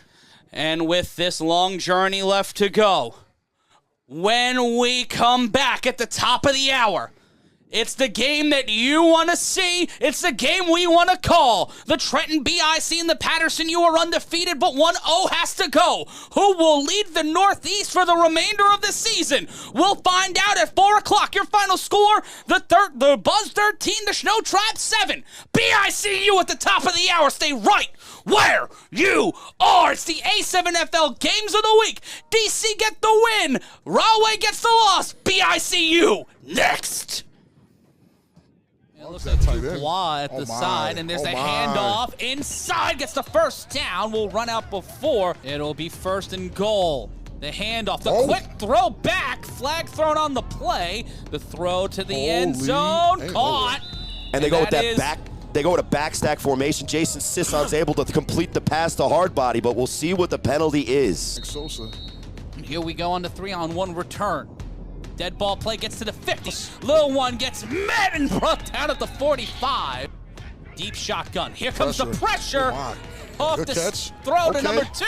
And he's got to save the first down. Oh my goodness. Cuts down the sideline. Gets around the defender Crossland and gets to the 17-yard line. Watch this. Baltimore gets the first down. The A7FL TV audience. You're watching some highlights now. Play call, and then you got bodies in front to block. Footage of earlier this season. The Patterson U taking on the Watchmen in an A7FL V1. That's Amari Thomas, the running back. Yeah, let him go. That was another screen, so credit Nick Mays to get there. 2nd and 19, the Levy breaks, intercepted. Snap, Huff on 3rd down, he gets taken out. Sisson. That's Jason Sisson off the block. Jason Sisson down the sideline. He's changing time zones. Goes sideline to sideline. Jason Sisson. Touchdown failed. He's inside the 10. Touchdown Patterson. Jason Sisson and the Sisson squad going 99 yards to the house. And that's shout out to the referee knowing not to get in the way, trying not to set a pick. He has number 21. The ref must. 21 is not. 21 seeing spots, seeing ghosts, and watch that block there by number 9. You want to know the game within the game, right? So on 3rd down, how did the that's actually DeLon Stevens. Wow. How did the Watchmen? Yeah, that's crazy. DeLon Stevens is a baller. How did the Watchmen convert their 3rd down? They went rocket screen, right? Guess what the U just did? Even Going better. for Jump shot one. screen. Huff. Excuse me. Tosses, Easy. caught, rolls through. Joel Rivera, jump man. That man's up to something. This is insane. 4 on the line, 2 wide receivers. The snap. The throw over the middle. Oh, and you know who that is. Nah, not yet. It was late. It's late. They down 2 scores. He's not ready to do it yet. Not yet. Maybe a question mark as it's 3rd and Snap, 6. Throw, one-handed one catch. hand. And we'll get to the Beefy. 36-yard line. That'll be first down for Baltimore. Good. First game of the season, so the snap on first down. bit of Pressure pressure. There's immediately. Big Mo with the pressure. Skiing downfield, the toss over to number And Kyle 3. Ward. Mari Thomas with the leak out from the tight end position. Oh, listen, that's Getting his, 28. That looks like 2018 Ace. I think he's a little bit healthy. You could see the movement in the pocket is huge. Great hit, J-Rob. In motion. In trouble. He's going for Throws the- this might go one make deep it. downfield. Oh! And And then Gauze bouncing out. sending 6. The That big was- man stopped. Stifled. Pushes through. Carries it like Keep it Bavaro moving, in big fella. 86. Oh, my Can't goodness. break through. Wow. And everybody and their uncle getting a stop on that one. Now, I'm going to be Listen, honest he with had you. one job to That's- do, and he but- did it. and From a frigid bunker, I'm Matt Ryan, joined alongside Corey Hammond and Big Rob Fabien. It'll be first down, the handoff, and finds the number 34, moving the ball downfield. That's Marquise Williams, the humble beast. Be if you're John Gauze. The handoff again to the Oh, humble my beast. goodness, big He's fella. got those moves, Excuse me, and Sadiq. he finds himself past the 30-yard line. And if it wasn't some heads-up tackling That's from number hard body. 21, DeLon Stevenson. No, that's No, hard pardon body. me, Marcus body. McKinney. Yeah, Marcus McKinney. Having those guys at corner and not traditional corners. What's happening right now is you see Big Nate moving Burton out the way, and that's really the issue with Deion not being there, and you need Marcus to be there to be able to one-on-one a guy like that. Marcus could tackle this big fella one-on-one. Not a benefit one way or the other. Really isn't. And the handoff Beast. again, the humble Excuse me. beast. And that depth up front, not able Yeah. to stop the big body of the humble beast. That's the 3rd time on this drive he's gotten a big carry. Because they're not playing around. The snap on 2nd and 8. Cross keeps it. And he is brought down with impunity. And what a tackle there. What a sack by this Patterson U defense. They say he's got explosive speed. And he gets... This is not what they need on that play. They needed a humble beast type performance, and they have the backs. But again, Much like a bad first date, not being able to cross the line. Baltimore being gifted with a big stop. They need to put 6 on the board in a hurry. The U get the ball at halftime. What are we going to see? Watch this after the break. From our friends over at Berserk, the Baltimore Watchman got Berserk on defense, got the stop on 4th down, but here comes the pressure from Patterson. let it fly. Caught! Tony toe tap. Slip, slide, take it to the house, 5 in the morning. He is grinding and earning, putting 6 on the board. Baltimore down 1 He's score. talking to him. Listen, he's talking, giving Ryan a hug. This is nasty work. I'd be so Ryan does upset not right want a now. hug. Yeah, I don't want no hug right now. Yo, He just my man, scored. how you doing today? You living? You prospering? 14 game in motion to throw, in trouble, will cut through, and he'll be denied at the 1-yard line. Paramount, and no better example than the 3-on-1 throw-off, which we're about to see. And it's an exciting innovation, and that is an opportunity for the Patterson U to put 6 on the board. And a touchdown! And a clothesline, a Stan Hansen lariat from Baltimore to Asbury Park. To the league, buddy. Now, My yes, goodness. it's safer because nobody's gotten their head in the game, and you could see that this is a wrap tackle. This That is is. shoulder contact. I think this is the rookie Hector. I might have been wrong. That on is word. Hector Cologne. But listen, Has he stepped? welcome to the league. And who is it making that play? The That's unassuming Wolverine. young man in the beginning of the game. But you see when you don't have knowledge of who you're playing against, he ran against Yeah, freight train the Wolverine. An mistake. adamantium tackle. Huff Oh! met and turned into Wait a a pit beast. second It was now. the ball knocked loose. Okay. Don't ever disrespect the Wolverine like that. Huff Oh, too much time. in Too much motion. time. He'll get on Excuse his me, jet sir. ski. He's going to go wave racer and get brought down inside the 50. And the Pardon me, inside the Wolverine. 45 at the 47-yard line. Excuse me, Cal. So he makes the first man miss, but this open field tackle is Wolverine's not basically missing elite. that. Yeah, Wolverine's not missing an open field tackle. Listen, that's maybe pound for pound the best defensive player in the history of our league, guys. Not gonna lie, I've thrown him a that height. touchdown, and I've never played on his Excuse team. me, sir. Huff on 4th and 2, intercepted! Oh, my and here comes goodness. the opportunity. Baltimore trying to get inside the end zone. Pick 6. Watch this. 2-point game. Here we go. And that's Cal Bone. Wow. Okay, Cal, I see it. I feel like he's talking to me. All right, Cal, you got it. Listen, okay. I said that Calvin Landback, just when you thought that you were a dominant championship performer, the Watchmen say, #watch this. Bring it back to the crib. Jason Sisson, you may be fast, but you're not that but you ain't strong. bringing me down before I get that 6 points. This is the Give me my headband. What I'm doing is I'm going back to you football. I'm bringing out my big offensive linemen. I'm barking in their face to block, and I'm telling my running backs that they better get something. And here's Jason Sisson with the speed. Sisson. Excuse me. Ooh, cuts through. Finds a seam, but will get to the 41-yard line. Not bad field position. 1st and 10. Huff. Okay. Play action. Why not? Let it Throws fly. it back Marcus to the man. McKinney. He play action to 2. Hard body. That's Excuse Marcus me. McKinney getting to the other side of the 50, getting brought down near the 35-yard line. 42 left to go in the first half. Huff and you get the ball at halftime. The toss on the lateral. Playing basketball. Beautiful play, and then getting out of there. That's to Markeith Williamson, the dot boss, of course. That lateral, and it doesn't go forward, which is my question. Not to narc on him. Yeah, it doesn't go forward. It doesn't go forward. Oh, The snap. The Jason Toss to Sisson. My Sisson. goodness. Jason Sisson The brought down speed, wow. hard at the 15-yard line. So the speed from big Sisson, fella, but wow. also and a hat flying in the air. Is it the boat scene? I think it might be a horse collar, but here's that lateral again. It looked like forward. It was close. It looked exactly horizontal. Right there. Without running full speed at him. Where did he go? Yeah, it's the backstack. Yeah, it's the backstack. That's a dangerous position to put. Ooh, To put Cal Bone in that position, that's rough. That's rough. But look at 26. But this is a great open field tackle. You got to get that block, but that's a great open field tackle. Is that a horse collar? Is that what they're calling? Listen, he's doing that man. Look at the stature of that man. He's doing everything he can to catch a literal rocket flying past him. Yeah, Give him a break. Considered to be the best kind of football in the spring. Play action, the throw, deep let it downfield, caught for the first time today. They make that connection downfield, and the stop by number 1. But that's not enough. He might go make it for a first down for Baltimore. You see Isaac Negron there looking to create some pressure. The humble beast churns, burns, and drives his way beyond the 10-yard line. That's a big boy. Heck of a drive.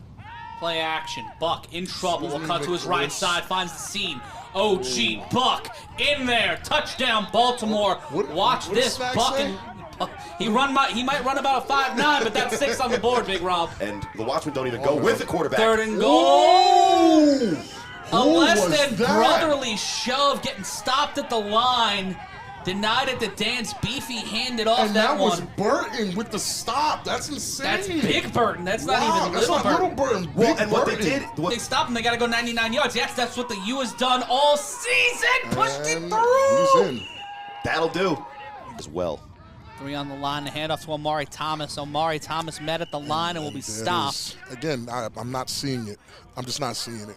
And there's the big man, number 14, who Boobie got in the Miles. stop. Boobie Miles. After the challenge and the loss of timeout, the snap. In Pressure! trouble! Wow! And there it is off the Wow. snap like a rocket. Oh 82. my goodness, Kevin White! Wow. Wow! And he was Looking like Reggie off that chain there. This is what a heavyweight boxing match looks like in the A7FL. Absolutely. No one's and this when is the against John Goss, one-on-one slam. dental right's nothing that they could do there. Pretty decent field position. But you saw Kareem Moon knows the rules. He says that they were offside. He wants an opportunity at a return there. Go to 53 and a half. Again to Colburn. Ooh. Colburn gets the first down, looking to show that he is still big smoke as he leaves some fumes. Vision Network, streaming worldwide on DAZN, A7FL.TV, and more. Play action. Huff will throw this one. Why not? How can you not see? He's the MVP. Bye. And he's hot because you not. And this is why you watch this. Touchdown Patterson, making it a 9-point lead again. Play call. They go 2 offensive linemen. They go cross-face play action on the choice option, and then the crossing route on the backside. Now, it's not Lou Shiesty over there running around or Kenneth Stewart. It's Dakari Mims. Come on. And listen, that's Hit the beat about to And start. he knew the camera was there. He knew. Going for two, the And there it is. screen. Here we go. Moon with the back stack. And, That's another flag on the play. That's another mismatch. You put him back there. Option because Huff could score a touchdown. They're running. Let's throw it back. Back stack. Huff. Wait a minute. Moon, Excuse me. great block. Excuse me, big Cuts to fella. the sideline, Yeah, and it that's will it. be a 10-point game. Plus, the Creator Sports Network, DAZN, A7FL.TV. And well, wherever you're watching us, we're so glad to be joining us. 28-18, Yeah. Baltimore gets goal. Taking No! ankles. The turf monster taking a soul and brought that at the 45. Oh, here it come. Oh no! I don't know, you're not safe. That's why you gotta have the hair cover the name. My man got in 1080-60. Yo, that's rough. Building. Mike gonna make it. Play action. Here comes that pressure to throw Why not down let it fly? field.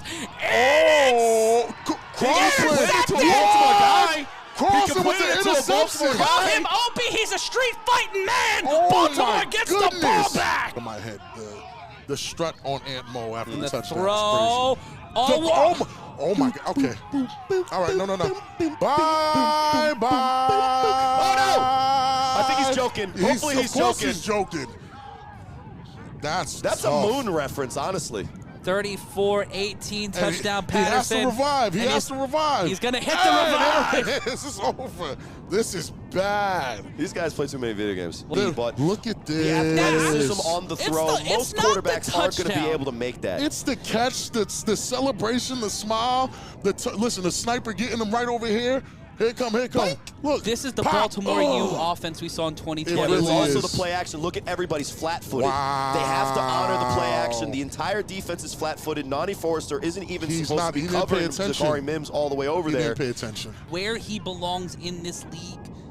And right now, people were talking about him being a corner and having a problem. He's got an INT, and there's a big Okay, Sadiq to the Pitts has to 31-yard take a line. break. He has to take a break. A7FL.TV and learn about the next level of video commerce and social video scaling at Scene. That's SEEN.com. First and 10 off the handoff.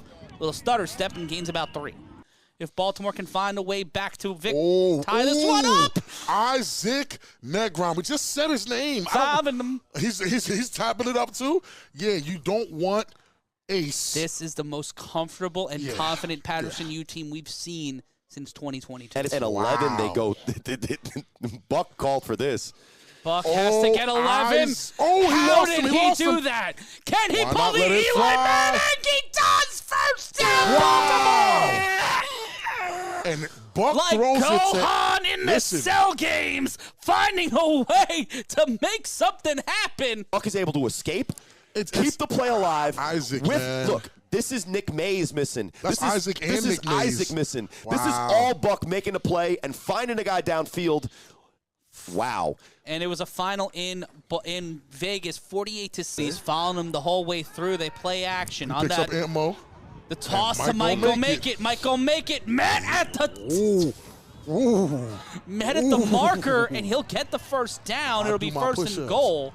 Patterson stacking the box, the handoff, and the Humble big beast. man, the humble beast, gets pushed and will be stopped and met at the 5, and they will blow that one dead, and the humble beast taking a bit of a tumble.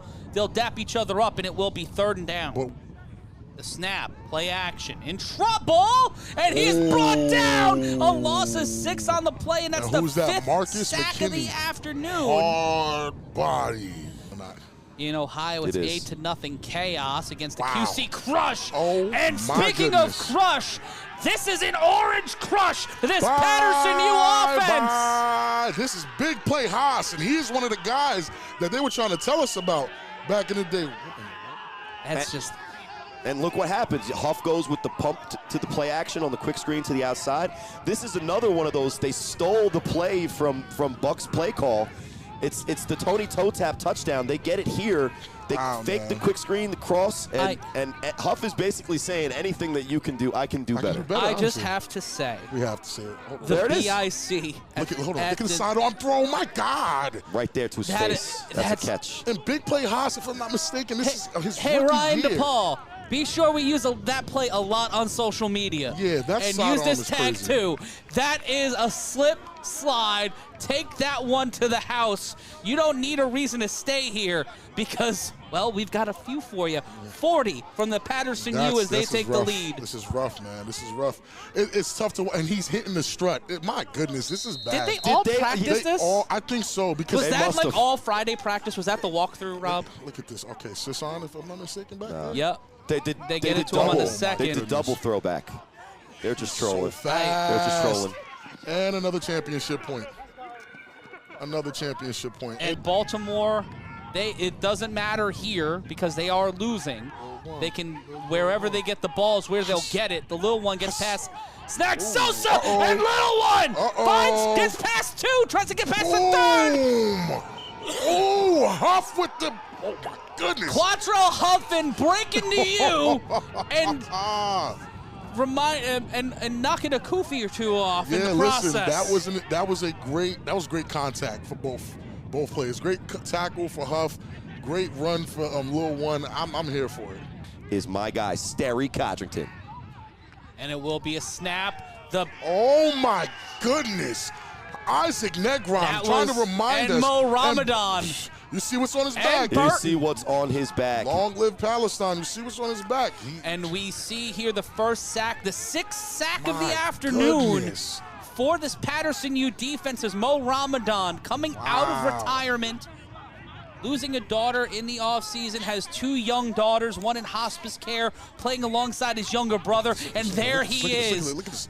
He put him on his ass, and a little help from Isaac Negron. Yeah, rest in peace to Jana and Sema Strong, but you know, basically what we're saying is with those 6 sacks. Shouting out that old school. Yeah, that old school. Mic'd up tape. Yeah, listen, I'm here for it. Affecting the passing game.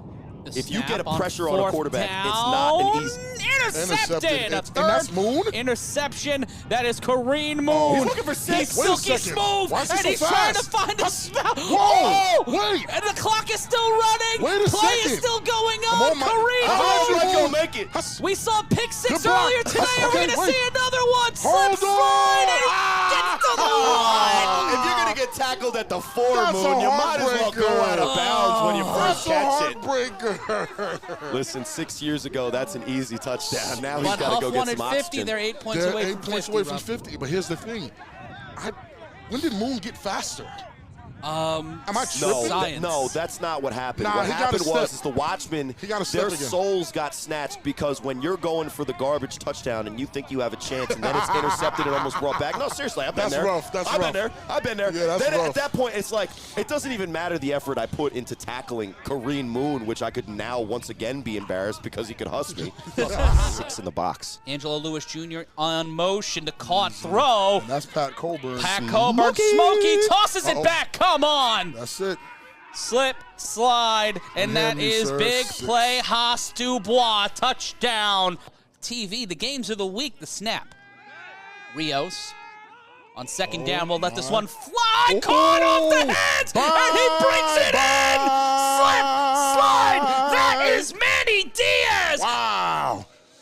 I feel you, man. Yeah, wipe your nose, slime. Appreciate a new contract, the snap, the throw off the screen, Huff. Wow. That man is This unbelievable. insane. Nah. That's not fair. This is insane. That's not fair. This is insane. Anybody play this, even flag, even anything. I don't see it. Sisson on the back stack. Excuse me. Oh. My goodness. You got to go home after that one. You got to tapemeup.net. That's tapemeup.net. Head on over to trainer Steven. And right now he's trying to spat him and keep this game taped up for the U, trying to put more points on the board. The throw, that's Sisson. Oh, my goodness. Bye-bye. Jason Sisson camping and then moving in, captures the flag, and 2 more points for the Patterson U. And if you want to send love to somebody. Chauncey, I pronounced your name incorrectly just to help you there. Oh, man, that's... He did a push-up. Oh, nah. Yeah. He did a push-up in the He bear twerk. crawled to the floor. Yeah, nah, and then Sisson did the move, but what he was doing, he was just looking back. He says, "Are you okay?" Yeah. But that's I just thought how he much did time the- he I has thought he with the did the speed. you're too small. No. He's saying, "Are you okay, sir?" I thought he was hitting He's the a- right. he's a good block, great block. Goodness gracious. He's disrespectful, yes, but he is Sisson? caring. He's caring. He Are you looks okay, down. little buddy? Malkin, are you good? Championship that they have not been able to hold since 2021. The 3-on-1 throw-off. Okay, hold on now. And Is this number 4 again? Oh, my. And oh, my goodness. Oh, hold on. Well, he doesn't Hold throw, on. Slip. but he certainly does run. And maybe that's why you put him in at quarterback in the red zone. He But should've why ran. did you call a pass play when he can run like that? Hey, man. He may That's be an Yeah, answer. I see you. Hey. He may be tender, but he's not cooked, Rob. no, he's 6 not points cooked. on the board, Hey, 22 to DT. 12. Yeah. Man. The snap. Okay. Rios He's will open. step up in the Okay, pocket. Rio, He will gotta cut down go, the gotta go, sideline. gotta go, That's gotta go. Beto Rios, and he will step into the Underhand. 37-yard line and trying to give Rios as much protection as possible. Epps in motion, 1st and 10. He finds a way to stream through the There it is, defenders. there it is. Finds the sideline, and he's in there. Touchdown! What did that look like? Listen, I'm liking what I'm seeing from Bebo, man. I'm liking what I'm seeing from Bebo. Look Are better they the than third Wasp- best team in the I think Northeast? so. I think so. Whew, that is, and here comes Jason Oh my Sisson God. looking to shut all of us up. Go. Oh. Gets through one Excuse me. defender. Jason Sisson turning on the afterburners. Jason Sisson cutting down the sideline. Jason Sisson putting 6 on the board. Oh, you want to score? You want to look pretty on TV? This is my game. This is my league, and that is my highlight. Touchdown, Patterson. You know, That would be fire. New York City would be That'd be a great fire. home to the A7FL. Maybe Minneapolis. Don't get caught up in the purple pain. Get in the purple rain. A7FL.com/owners. Bumbles, stumbles, finds a way. No way. That young There's man, no way. sir. There's no way. Yeah. Get that man 6 more points. Get that man on the board. Give that man this jacket. Get that man the orb. What is Sweet happening? mother of Batman, I love my job. 30 to 30. What is happening? So far today. They're screaming there's no DBs. But here comes an Oh, opportunity man. for Full Kyle speed. Ward to get some Full redemption. speed. Kyle Ward. Oh, no, Kyle he Ward. wants it. He Oh, wants there There's it is. No way. There's no way. Slug Bye, fest. Slug fest. Bye, bye. Why even have a clock is anymore? happening? Why have a clock? Just let him run it back and forth until no one can score anymore. And you're wondering what the hell this is. Take that link. Send it to everybody. Send it to everybody you know because he caught that football. What? It's 48 to 30, and if you can find a football league anywhere in the world who can put together plays like that, scores like that, I will give you every single dollar in my wallet. Sure, it's like $8, but the point and still stands, Rob. So they're keeping it 18. My 18 point God. differential. This is insane. Offensive line. Play action, Huff. He sees daylight, the toss, dot boss, of course. They, the course. 50 boys, Come Rob. on now. Yeah, Patterson putting 50 more on the board. We knew get big, yo, yeah, that. There's the handoff again No. to Marrero. No, Huff got that's it. Huff Huff. still- Huff throws it. Intercepted. Whoa, whoa. That's And a number live 3. ball. Number Wow. 3 finding it. Hey, add this Hold one on. to the list of There's the no ways they way. scored. The Animals Bye, taking this one to the yard. Pick them and put 6 more on the board. Under 2 minutes. The snap. Rios throws this one deep, and that is intercepted. That's Quattrell Huffin with the INT. Caught that a back shoulder fade intended for the wrong person. I mean, you'll see the Animals between 6 and 9. Yeah. Roughly. They're definitely in the mix. So what you should do is head over to a7fl.tv, and you got to do what you got to do. There's 6 in the box. Angelo Lewis Jr. on motion to caught throw. And that's Pat Coburn. Pat Coburn, Smokey tosses it back. Come on. That's it. Slip, slide, and that Henry, is sir. big 6. play. Haas Dubois, touchdown. TV, the games of the week, the snap. Rios on second down will let this one fly. Caught off the hands, and he brings it in. Slip, slide. That is Manny Diaz. Wow. I feel you, man. Yeah, wipe your nose, slime. Appreciate a new contract, the snap, the throw off the screen, Huff. Wow. That man This is unbelievable. insane. Nah, That's not fair. This is insane. That's not fair. This is insane. Anybody play this, even flag, even anything. Going for the I don't 2, see it. Sisson on the back stack. Excuse me. Oh.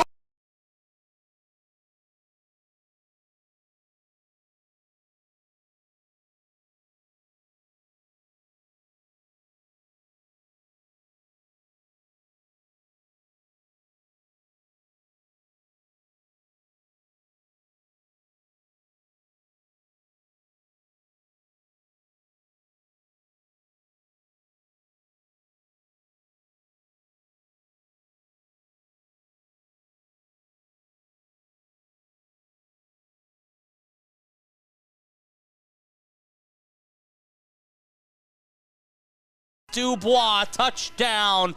TV, the games of the week, the snap. Rios on second down will let this one fly, caught off the hands, and he brings it in! Slide! That is Manny Diaz! Wow. I feel you, man. Yeah, wipe your nose, slime. She had a new contract, the snap, the throw off the screen, Huff. Wow. That man is This unbelievable. insane. Nah. That's not fair. This is insane. That's not fair. This is insane. Anybody play this even flag? Solid human beings on that line. The Trey throw, Baskerville. caught. Excuse me. Oh, he's back.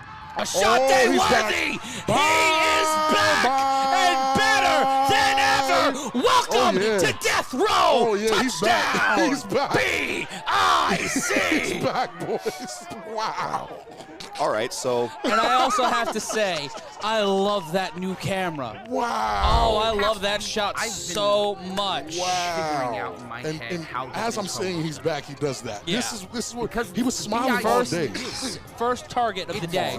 First target of the day. Teams in our league's history battling for basically everything.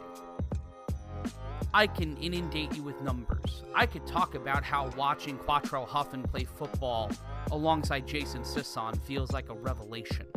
I could talk about how Ashante Worthy and Sterry Codrington are two of the greatest athletes I've ever seen in my life. And the decade of animus and frustration and competition and the battle to prove that this league belongs to them, not to the opposition, not to Baltimore, not to Florida, and certainly not to Nevada, but to them. I could say all that. But fuck that. It's the BIC and the U. It's the A7FL Game of the Week, and it starts now. We know what it takes to be reaching the top. My time, none of you people can tell me to stop. My town, my crown. We know what it takes to be reaching the top. We're reaching the top. We're reaching the top. We know what it takes to be reaching the top. Lower the lights down. Hand over my crown. Hand over my heart. I do this for my town. I do this for my crowd. So turn me up real loud. My time, my time. None of you people can tell me to stop. Turning the track up. I'll never go back down. Hand over my heart. I do this for my town. I do this for my crowd. So turn me up real loud. My time, my time. None of you people can tell me to stop. You are looking live at Asbury Park Stadium in Asbury Park, New Jersey, as two of the last three teams to hold up the A7FL championship battle in what could be the deciding game of the Northeast Division.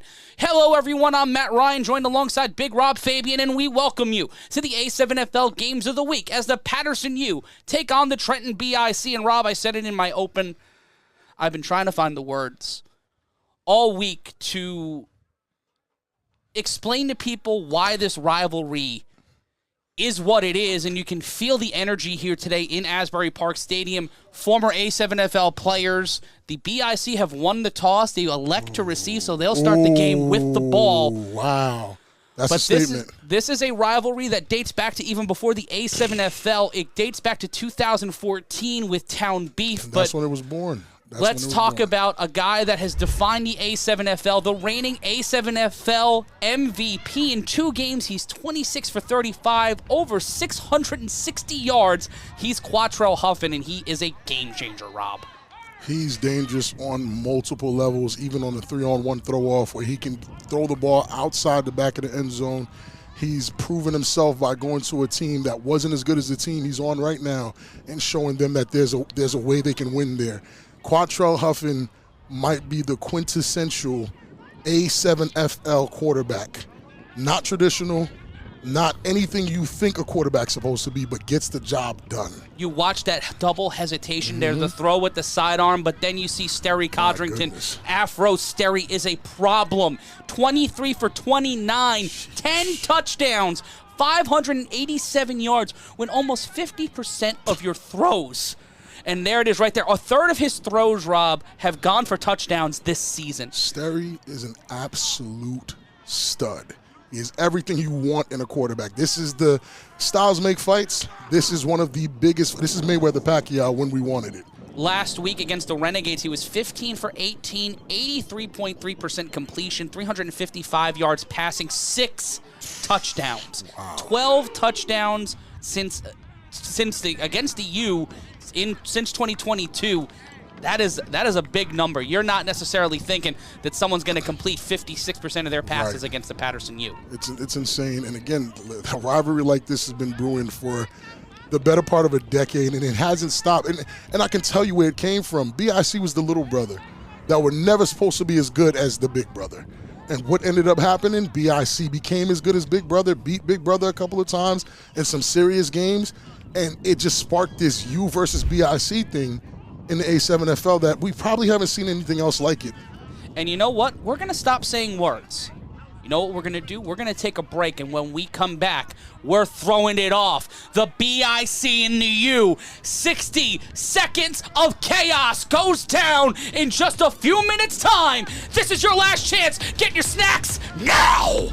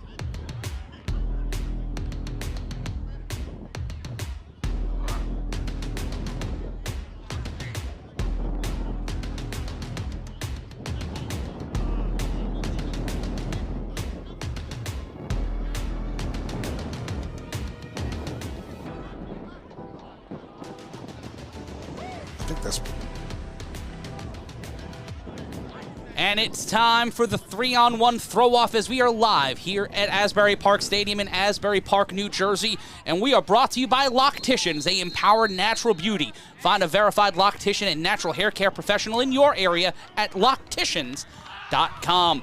And right now, the Trenton Bic look to twist up the Patterson U return team. And it'll be Quattro Huffin throwing off the ball. He's with Sadiq. And that will bounce inside the end zone. That is Dwan Williams. And that's Pack. Oh, that's Marcellus Pack. Yeah, that's Pardon Pack. me. Pack's out there. They got Sadiq Pitts out there, Kyle Ward, and Huff. And Huff throws it out the end zone, but it goes out of bounds. And it will be 1st and 10 for the Trenton Bic as we are live at Asbury Park Stadium as A7FL legends like Jaquan Mason are in the crowd today. Man behind the Mason cam, seen him several times, making highlights and shooting highlights as we are in the shipping container high above Asbury Park Stadium.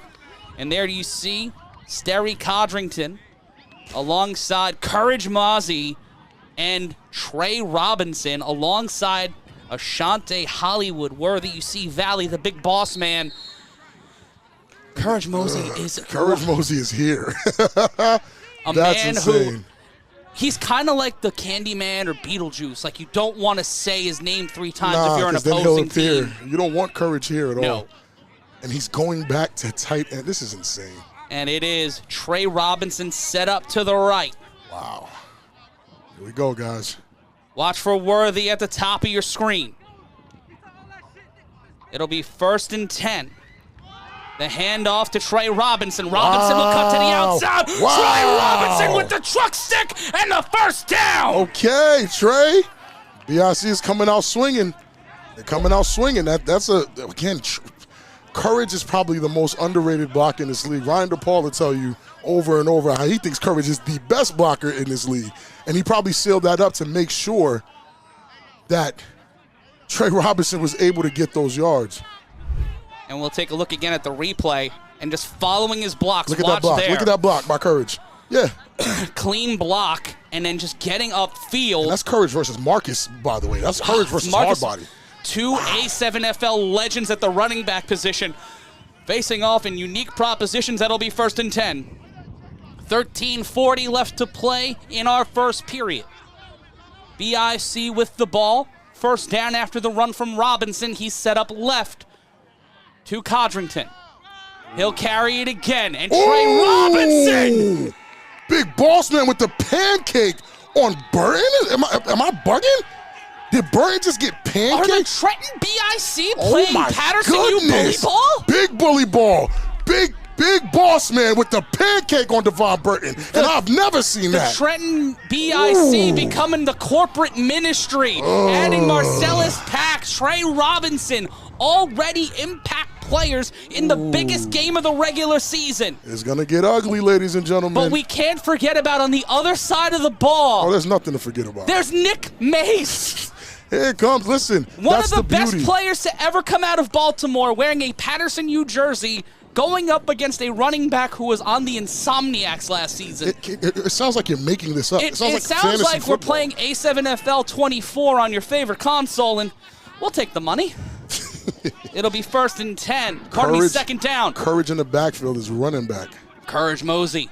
Play act. Nope, the snap, and there's Sterry Codrington throws it to the sideline, and that's Ashante Worthy. They'll get the 1st down and more. Won't cross the 50, but will go to the 46. And that's actually great coverage by Kyle Ward because, again, you're not going to stop him. You can only slow him down. Yeah. So that's the best you can do, and that was a pretty good coverage. You can't really ask for more than that. No, that's like good family coverage at work. Honestly. Oh, this is exciting. It's just kind of the energy of just like, you're excited. It's like going on a destination vacation. Because every play here can go for 6. Every single one. Watch here on that throw, just finding Worthy. And you talk about chemistry between a quarterback and a wide receiver. I think there's better chemistry than those two right there. 2 wide receivers set. It looks like Kason Campbell at the bottom of your screen. Mosey set up at the tight end. The snap. Codrington will roll out to his left to meet the pressure. And there's Sterry Codrington. Sterry Codrington cuts through, stays in bounds, slides around, and they will call him out at the 35. They called him out. No way. They called him out. They called him out. Oh, okay. Refs are on their job. I didn't see it, but good job. And it looks like will they challenge that, though, Rob? I mean, do they have... I mean, I'm a little far from that angle to see if he took that step, but look at the blocking. Even Chum, great blocking. Wow, good blocking, K-Wack. Wow. And Rob, this feels like an A7FL All-Star game. And watch, he might have slipped right on the line. Okay, good Either call. way, if no flag, no challenge, 1st and 10. And Rob, the game of the year is already. It's here. First drive, Trey Robinson getting the call. Wow. Very interesting. Very interesting. I feel like they did that because no one would have expected that. At all. But again, that's the brain of Sterry Codrington because he's cerebral. Like, he's very cerebral. And he likes to play tricks on you. Now, the use D-line done switched up. And 2 wide receivers set. And shout out to Will Franklin. Spoke with him earlier today. So excited about this game. The handoff to Courage. And that man is the GOAT. That man is Courage Mosey. And he finds the same and hits him with the truck stick out of bounds. Yo, he threw Big Mo in the garbage can. Holy, I got to sit down. Hold on. I didn't just see You just got out of the hospital, Rob. I didn't just see that. Big Mo is, whoa. Yo, can y'all calm it down? My man's got a heart thing. Bro, Please. what? That is. Whoa. And this BIC offense just doesn't seem phased. No, not at all. They're about their business. They've bolstered the O-line by adding Big Boss Man, who's clearly a bully himself.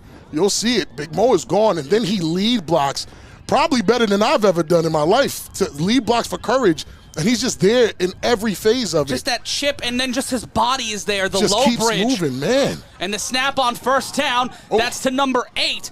Cuts and through. That's SJ against his former and teammates. he gets pushed. He gets leveled by Hardbody. Marcus McKinney bringing in the roaring elbow on that one, and it will be second down. And again, that's a part of the element of this game that a lot of people who don't know the history won't understand. A lot of these players were playing for the other team just a season ago. And if you're an old head of the A7FL, if you're a new fan and you love what you're watching, if you're not sharing this link right now, what are you doing? I have no clue. What's wrong with you?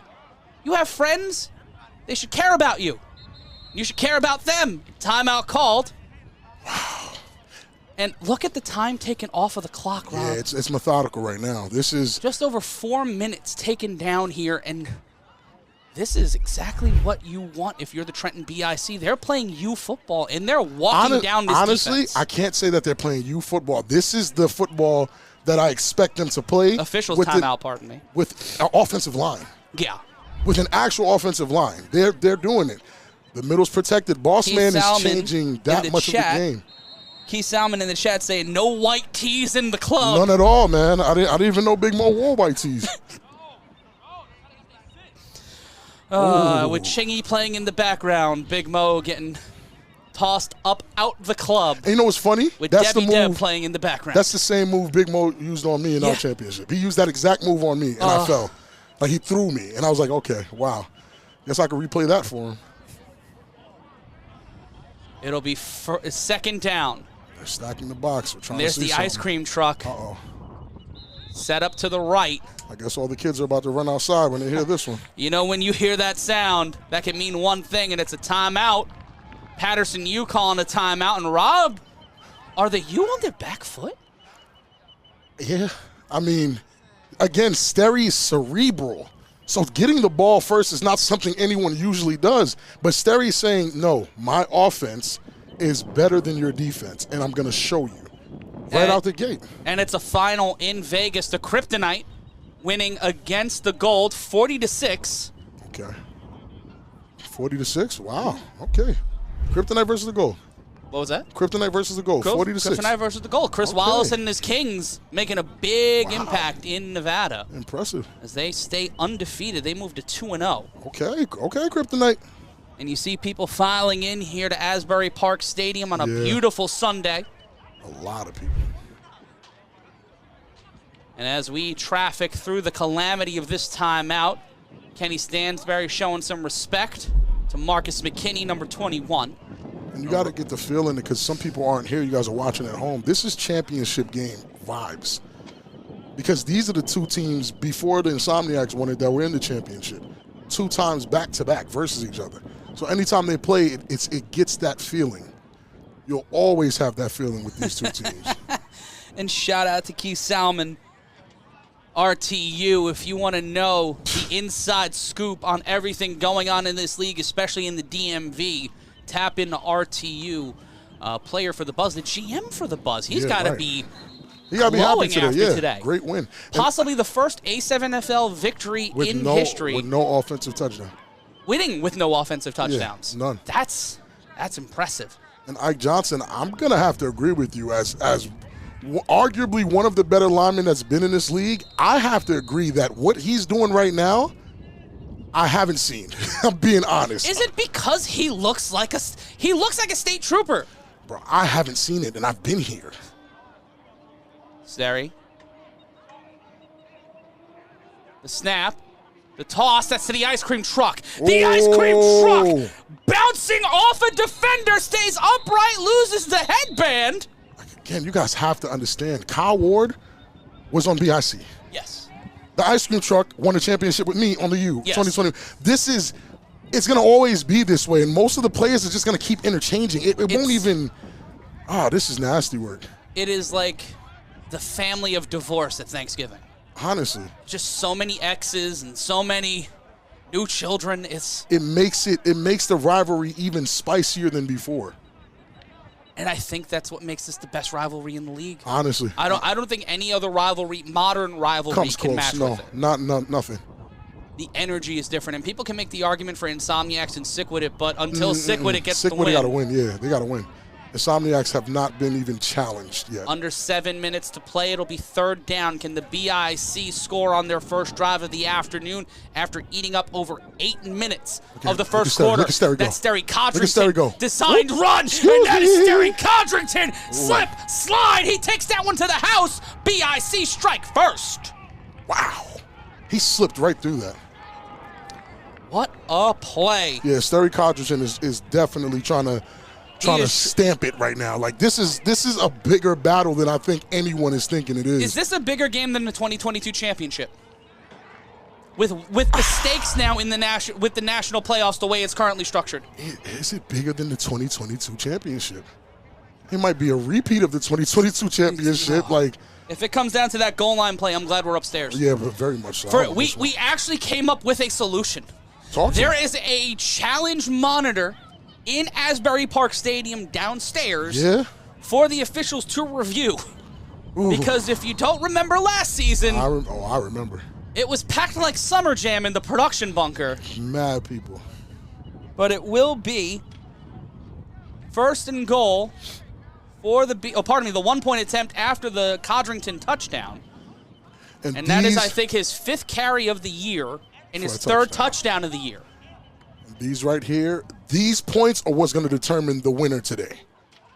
His 4th carry of the year, 3 of them for touchdowns. Codrington needs to convert the championship points here. Gets it to the ice cream truck. With hard body. And he gets past hard body and gets in there. A rare championship point scored by the BIC. The BIC walked down over almost 6 minutes, 5 minutes of the clock to put 7 on the board. When we come back, though, the reigning MVP gets the ball as the Patterson U will take the field. It's 7-0. But we ain't seen nothing yet. We'll see you on the other side. It's the game of the week.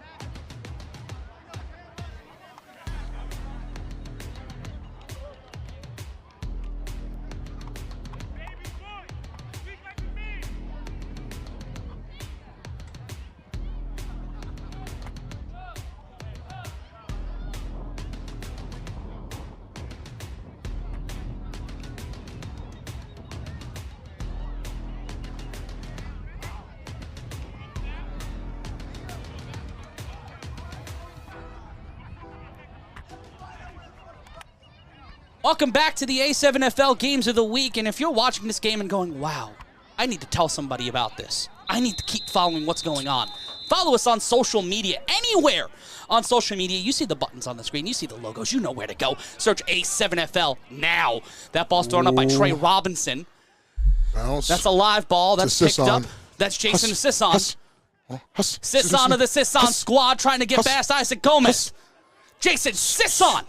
Gets past Gomez, and he finds the same. Jason Sisson, and guess he's who? going to the 35, and he's brought down. Cohen, who is, again, I swear, he's the best 3-on-1 coverage guy we've seen in the league. And with Isaac Gomez, Trey Robinson, and Trey Cohen of the Mastic Beach Cohens getting the big stop there. Right now. And the fact that he almost pulled that off, Jason Sisson. He really almost got it. Athletes. He really almost got it. It's just you can't get over Trey Cohen. 2 of the 3 who you know yeah. are and also shout out to K-Wack, who's got the Orb Bowl shirt on. This is the Orb Bowl, by the way. This is definitely the Orb Bowl. The winner of this game will get the Orb of Infinite Power, the Rochelle Orb, which dates back to 1927. Quattrell Huff, on the first play, there's a flag. Huff tried to pull a fast one. Yeah. Huff saw the streets and was like, I'm going to jet ski here. He hit the wave race button. You don't want to hit the wave race. Matt, I said it 3 or 4 times, and I don't think I'll be okay if I don't say it on live. Yeah. So, no, Boss Man is Yeah. quite possibly the best lineman I've ever seen in this league, including me. That's wild. Including me. And Rob is possibly the greatest offensive lineman to ever play in this league. Arguably. But him, what I'm seeing him do right now, I have never seen done. The BIC calling a timeout. This is... Okay. Wow. This has got Kendrick versus Drake energy right now. Oh, yeah, it does. Shouts to Drake, too. OVO, we aim for the head. You don't aim to please. You know what side I'm on. Man. Oh, Rob, I love you, but you're wrong. What? Oh. Matt, we're not doing this. Matt, are we really doing this? Today? Not on today. Orb Day? Not on Orb Day. Oh, man. Never. No fighting on Orb Day. No fighting I on love Orb you. Day. Listen. We can agree to disagree. Listen, we're going to be in the chat going back and Let's- forth. I feel it. Let's just be happy that hip-hop's back. Right. And A7FL football is back, man. The intensity of this game, again. So now, wow, I thought there would be a little more resistance from that D-line because of their rotation, but BIC said, oh, you guys want to bully us? We got a bully. They got a bully. They got several. Wow. Trey Robinson, Courage Mosey. Yeah, that's And then big you have body. Sterry, who's just like, I don't care. And honestly, Boss Man, who he's giving me. And you know, we talked about this on the 3-on-1 podcast about how Sterry became such a pass-first quarterback. He threw the ball once. Wow, bro. No, like I don't. How does BIC always get one guy that impacts the game so much, either on D-line or O-line, that it's absurd? Carl's a wizard. Yeah, Carl's not of this earth. Look at him with his hat. He's not of his earth. There's no way. He's researching it right now. He's booking flights for people for next week. Does he need to? I don't know. After this, I don't think Carl needs to. Yet again, corporate ministry. I'm telling you. Wow. Here we go. And here's Quattrell Huffing on first down. Huff. In motion, the toss. Uh-oh. And getting dragged out of play. And look at this interesting. I never thought I would say Olay versus Mayweather. They started together. Willie Easterling on the carry. Wow. Willie Easterling and Ole Bell were on the Savage together, and now they're going against. This is a fantasy game. I've never seen this before. This isn't. If you followed the A7FL, or if you're watching for the first time and you're wondering why the two announcers are so excited, you'll see. You'll see. You've seen so far. Keep watching. You watched the first drive. If you're just showing up now, where have you been? Twin. Here we go. It'll be It'll be second down. Houdini. Huff. Houdini. That man is the MVP of this league, and he proved it there. Yeah, I don't want you guys to think, first-time viewers, that, oh, my God, BIC is just so, there's no way these you guys, nah, just keep watching. Yeah, it's a long game. This is a long game, and you do not have a clear-cut winner until that time reads 0-0-0. We're 26 minutes into the hour, and it's only 5 minutes into the game. 5 minutes left in the quarter. Oh, wow. Oh, Huff hands it off. Real quick to Willie Easterling. Willie Mayweather. He's trying to run the hurry-up, which he's known for, and I guess BIC is hip to it. They're telling their guys, just, hey, stay in position, stay close. The communication from the sideline is there. Kenny was very confident when I spoke to him this weekend, but so was Huff.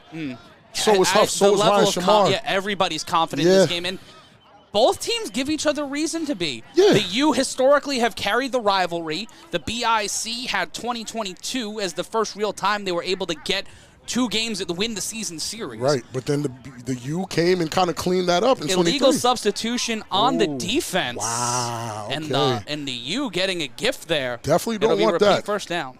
You definitely don't want that in a game like this. Hopefully it doesn't come bite them in the butt later. You don't want that.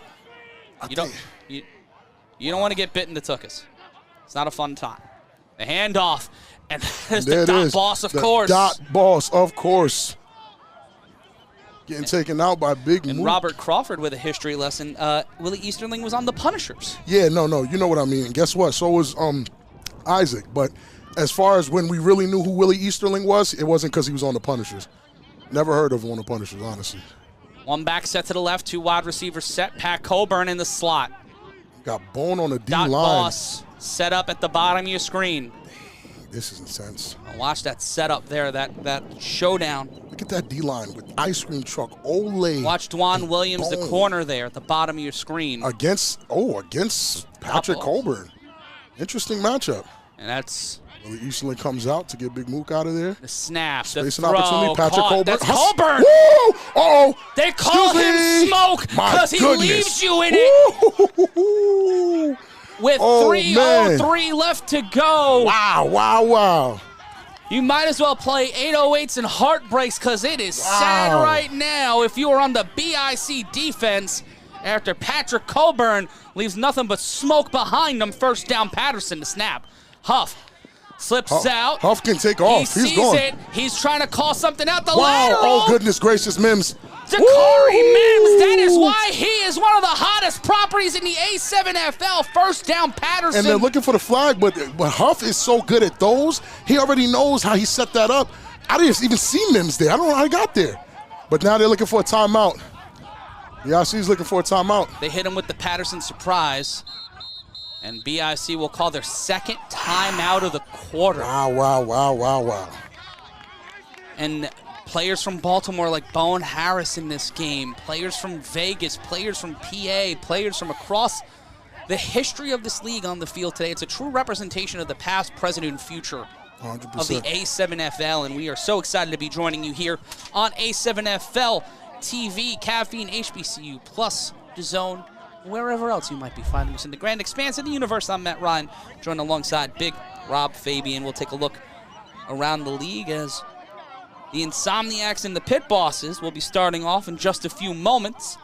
Yeah, that's definitely Baltimore Bone. And for the person that said we discounted Muggs as the best offensive lineman in this league, we didn't discount him. We seen what happened with Muggs versus Verardi. He did his thing, but Verardi was able to do enough to get the win. And Verardi not here. He's not here, but Verardi was a huge part of that 2022 team. Honestly, I would argue that Verardi is the reason why they won in 2022. He was with a key the part of pressure, it. the pressure he applied on Huff. And you know, Muggs was there. And a name we haven't called yet today, John Columbia on John the defense. Columbia is here.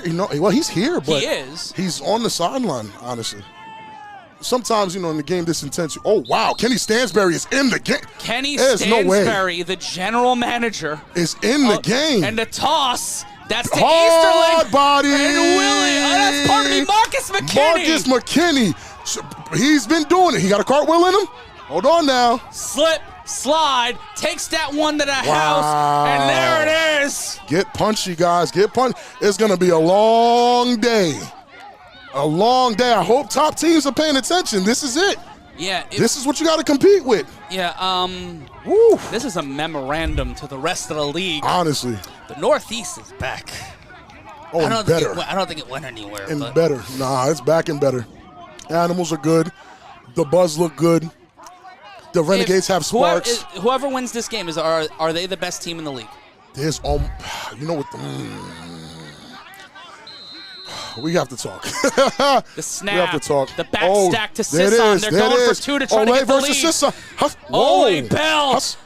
Jason Sisson Muggs. Ooh. putting Ole Bell on No roller way. skates. Oh and, my God! This is the game. And there this it is the game. The U get the lead. Did they it's get it? 8-7. No they way. Called it in. And sweet mother of football, what are we watching? And I need y'all to understand the IQ that's on this. Rashard Knight comes and actually tackles Huff to make sure Huff does not get the ball again. Sisson gets it and still makes magic happen. It's with Mims in the back. This is insane. This is what I want. That's what I came here for. I left the hospital to come watch this game. Yeah. I'll go back after. Duran and Leonard. Silva and Weidman. Ooh. This is Mayweather-Pacquiao when we wanted it. Yep. This is Wilder-Joshua when we wanted it. Usyk and Fury. When we wanted Did it. Not when they decided, but when we wanted it to happen. If you're This an is old it. head of MMA, Ken and Tito in their prime. Ooh, come on. Come on. And you know what? Right now, both of these teams need their cleats extra tight. Evans, and they need to be Rampage, all of taped those up for guys. anything because it's going to be a long day at the office. Wow. If you are an athlete and you need your cleats or you need yourself spatted, go to takemeup.net or scan the QR code now. It's takemeup.net. They said Sly's on the U. Is he here? Sly Washington? Sly. There's no way. He's number 17. He's here? This is the craziest No game. way. we've This is an ever all-star called. game. And Oh, goodness gracious. barrel roll throw, and that is Pack money. returned. Pack money. Marcellus Pack. Marcellus Pack. Oh. Okay. Ooh, All right. and he gets to the 29. All right. Good return. He was running angry. Wow. I'm ready for this. Isaac Negron with the check-in. Oh, goodness gracious. Isaac Negron on the check-in. Devon Burton. So now it's Isaac Negron, 52, versus the big boss man, 52. Valley. John Valley? Dave Valley. Dave Valley. Okay. And then we have Quincy Davis. He calls himself Movie. Who calls himself Movie? Quincy Davis. Number 18? Yep. Oh, he's the kid that got hurt like a couple seasons ago. This is going to be an interesting drive. Let us know if you're watching us on A7FL.tv or you're watching us around the world. If you're in the chat, drop something in. If you're not, use the hashtag A7FL. They're saying Sly is out there playing linebacker. There's no way. Oh, that's a problem if he's out there. Oh, I don't like that matchup. KK versus Crosland. But are they going there? Carlos Crosland. Are they going Set there? up at the top of the screen. Ashante Worthy at the bottom. Okay. Worthy in motion, the snap. okay. Codrington throws it. There's Quincy Davis. There's Quincy Davis. He calls himself Movie. Uh-oh. Put yourself in the pictures, kid. First Wow. down at the 25. And that's why he has the face mask, because he actually fell or something and like ruptured something. He messed up something in his face in one of his debuts and told me that. He said, "Don't worry, bro. I'll be back." Like Undertaker at 95, putting on the Phantom mask and going Kobe. Getting the first down. That's a big chunk of yardage for the first play, bro. And That's be sure to share the link. Be sure to spread the word. Game of the year going down. 8-7 your score. Winding down with 45 left to go in the first. Courage set up next to Codrington. interesting. Could be one of the last plays of the quarter. The handoff to Courage. Courage finds the seam, and Courage Mosey getting to the 22. Okay. Wow. And Courage and Isaac are two guys that know each other well, too. They know each other well. These guys, these are not brand new. These are not a pups. These guys have been battling for seasons. I left because I got tired of my ankles and knees being sore on Monday mornings after playing these guys. Let's talk about the reliability, needing to rely on Courage now more than ever, relying on this run game more than ever because of the wind coming off of the water today. It's stilled off a little bit, but it's still whipping around a little bit. With an offensive line like that, that's it. That's the end of the first quarter. One quarter down and 3 more left to go after 15 minutes. We are left wanting. What will happen on the other side of this one? The only way to find out is staying right where you are. Get a snack, get a drink. If you need to get ready, get ready. We're back on the other side of this. It's the game of the week. Hell, it's the game of the year. It's the A7FL.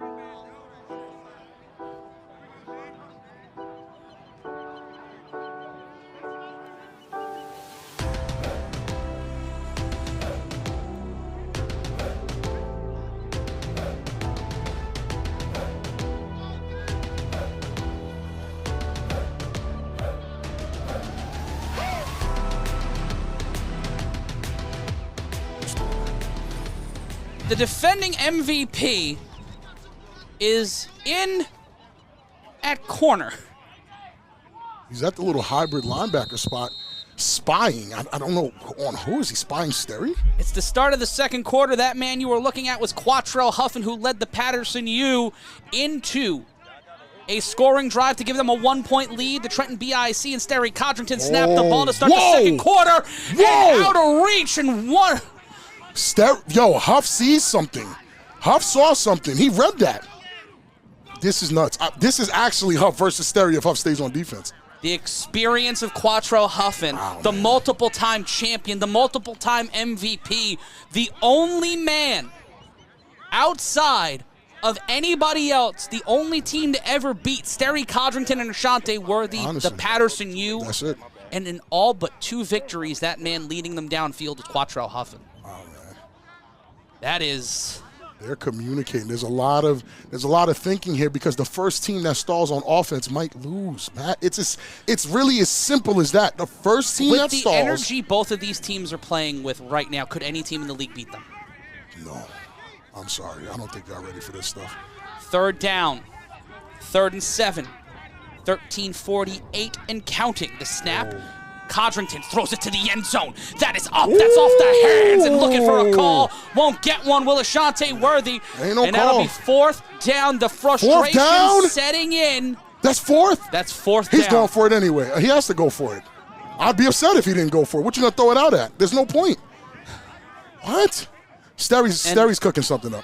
And, Rob, remember, in the 4th quarter, the team that's down, or if this game is tied, the get-back rule will come into play. That's going to be interesting. It is 4th and 7. Ball's placed at the 22-yard line. Honestly, if I'm Sterry, I'm going right off the back of Big Boss Man, having everybody seal their blocks, going straight up that middle. 4 on the line. Open. Campbell in motion, the snap.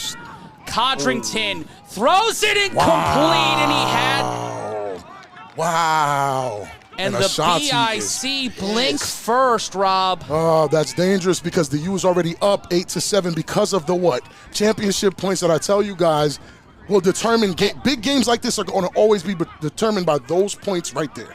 It's come down to 2 points. It's come down to 2 yards. And right now, on their second drive, the U look confident and they look to roll downfield as they get the ball to 22. And the frustration is there. You see the frustration that he missed that. And again, this is a cerebral game. Like, you're not, the first drive, okay, cool, but you're not just going to you can't bully each other all day. Someone has to start peeking out. And the phrase iron sharpens iron's been used a lot the last couple of seasons. I think this is the biggest proof of that. The toss to the outside. Woo! Oh, my God! The ball's picked up by the U! What in the world? Oh, my goodness, that ball went flying. Getting that ball back, Johnson. By the grace. And then the ball went, another 7 yards forward? The Patterson push. The Patterson push. That's insane because he got that ball knocked loose. Who's the running back, Sadiq? That was Pitts. That was Sadiq Pitts on the run. Pitts. Moon's up there right now. Hard body in the backfield. Muggs and Maurice Taylor on the line. They've been holding up nicely. Looking to bring 4. There's Amir Morris. 5. Oh, hard body. Marcus McKinney. Hey, brother. Pushing the ball to the 45, trying to strip it out, and that won't go. Second down. And I know they can't hear him, but as he's getting held up right there, he's like, yo, get a McChicken. They only $1. They're a couple dollars now, but you got money inflation. He's getting, this is insane. And it will be second down and 5 yards to go. They have to get to the 49. But seeing Bone and Amir Chick Harris on the same team is confusing my brain. Dot Boss is hiding next to Moon. Box loaded like baked potatoes. The switch. Huff sending Boss. Markeith Williamson. Huff on his bicycle. Oh, my God. Quattrell Huffin. He had Bone twerking. Quattrell Huffin. Oh, my God. He just made Bone twerk, bro. Don't put that on nothing, man. What? Why Turning do you shake Bone like into that? a video vixen. First down, Patterson. He popped it out. Yo, nah, bro. Oh, that's nasty work, bro. I haven't seen these things, bro. Oh, I was holding up fine until that. Oh, that hurt. Ooh. Wow. Giving him the Vita Guerra in 2005. And it will be first down. Whoa, yo. In motion, that's Sisson, set all the way back in the backstep. Oh, but that's my. Easterling. No, that's Marcus Pardon, McKinney. Marcus McKinney. Wow. Yeah, Huff Hard body, my This goodness. is insane. This is insane. The poise, the calmness after BIC delivered such a punch in the beginning. First drive. And you can see the frustration in the secondary. They believed Williamson in those guys. motion. The dot boss, of course. Watch the matchup at the bottom of your screen. Sisson. What, is that Ole Bell up top? No one's that crazy. Ooh, tried to get him to jump, did not. The handoff. Oh my goodness. And it's still and this is what I was afraid of when I talked to my BIC brethren about my U brethren. I said, what are you guys gonna do to stop the bully ball? That push that they somehow get against you guys, because we were able to watch the Renegades get the same push. So what are you guys gonna do against that when they're chipping at you? We're gonna find out. K-Wack told me adjust, so let's see if he adjusted. In Vegas, it's 6-0. The Insomniacs lead the Pit Bosses. Nice. First down. In motion. That's Marquise Marrero. Now Sisson sets up into the backstack. And Huff in trouble. He is brought down. Why you do that? And the ball came Is the out. ball out? Flag on the field. That might have been late Is the hit. ball out? Is the ball out? I thought K-Wack got the sack, but if the ball was out, they're saying no. They're saying no. They're saying no. What are we talking about? This is big here. This is big.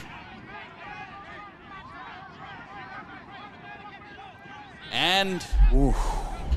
as they throw pretzels at Whitey Ford, we figure out what's going on between the BIC and the U. We see the ball come out. He didn't go after Huff. He went after the ball. Oh, right. K-Wack is known for that. Like, K-Wack in his prime. Well, I'm talking about 14 on that play. Let me Watch see. that. You come in. Let's There's see. K-Wack. Gets him Oh, down. the ball's down. It's down. Yeah, and it's but down.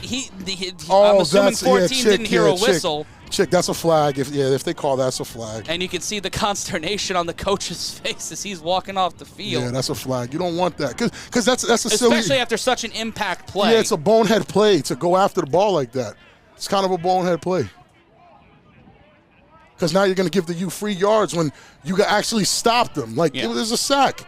Give K-Wack a sack and keep it pushing. But now, the little extra, that's tough. That you don't want that. The mistakes are going to kill. But shout out to K-Wack for buying a Yeah, he Orb tried it. Bowl He tried t-shirt. it. Yeah, shouts to K-Wack. Can we get I definitely want a penalty count on who has the most penalties, because I guess that's going to be a determining factor, too. 15-yard penalty on That's the rough, BIC. bro. That's rough. And I get Amir wanting to get that ball. But it wasn't out, man. He got a...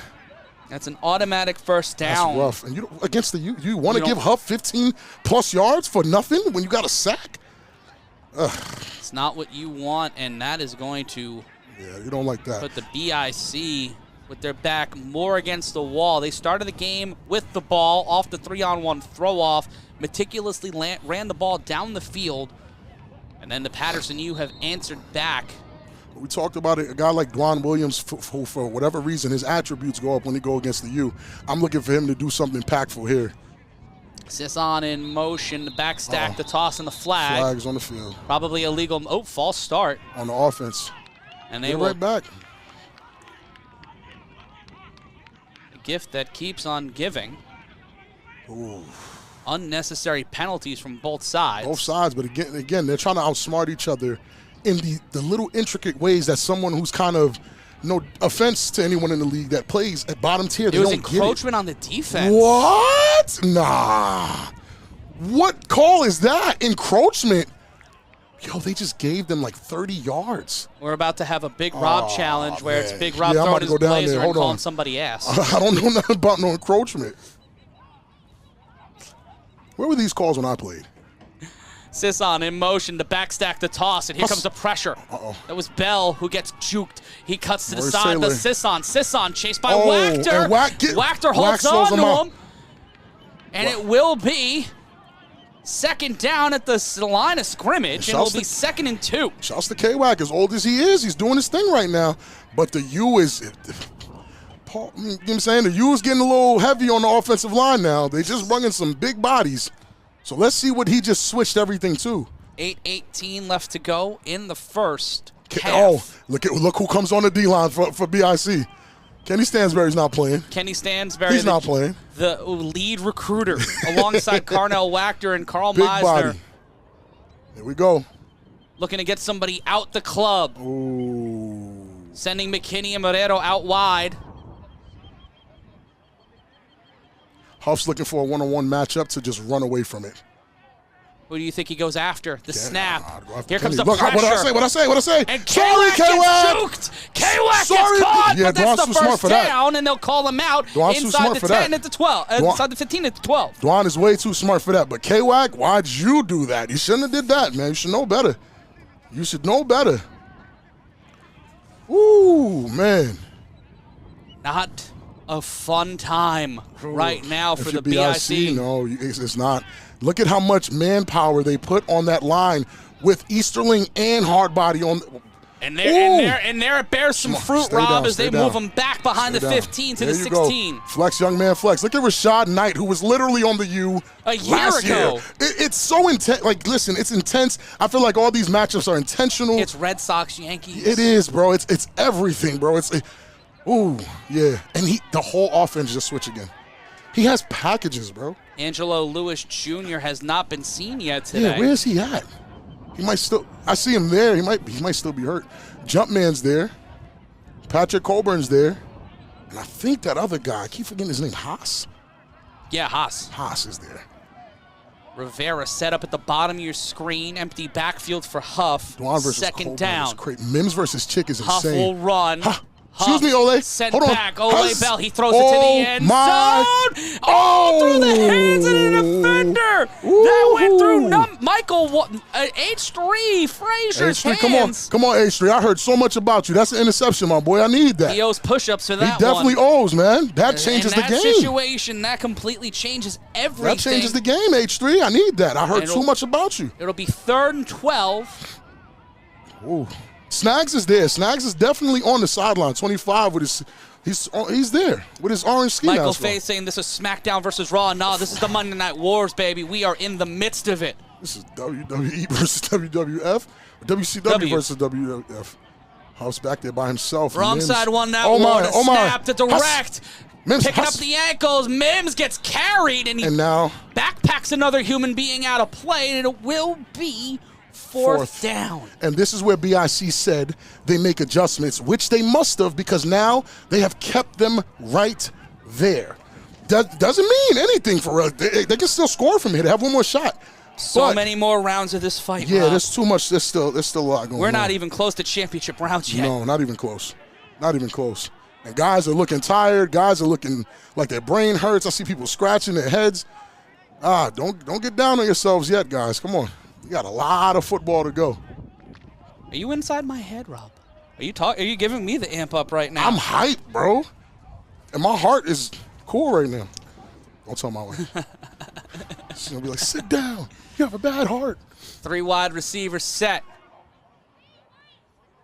Rivera in motion. I feel like Huff's going to pick a guy and go. The snap on 4th down. Pick a guy and Needs go. to There get it to is. The 1. The throw. Intercepted in Intercepted the by end zone. Chick Morris. Chick and he's on Morris. the 1. There it is. There Where? it is.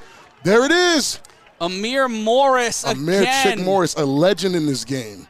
I've beat him a couple times. And they will call him down at the 1, What's and there's up a with the flag on the flag? play. What's up with the flag, though? It would be after the play, though, so the Right, BIC good, would good. keep the ball. Good. Wow. Well, good on BIC to get the ball here because it evens the game out because, again, But now they have to go 99 yards. it's Sterry Codrington. Sterry Huff Codrington. on 4th and forever, trying to get it into the end zone. But the big play from Amir Chick Morris gives them a chance to go 99 yards to take the lead on the other side of this. We'll be back and see if Sterry Codrington can do it as we are in the midst of the first half. It's 8-7. It's the game of the week. Hell, it's the game of the year. What are you doing? Anything else? What's wrong with you? We'll be back after this.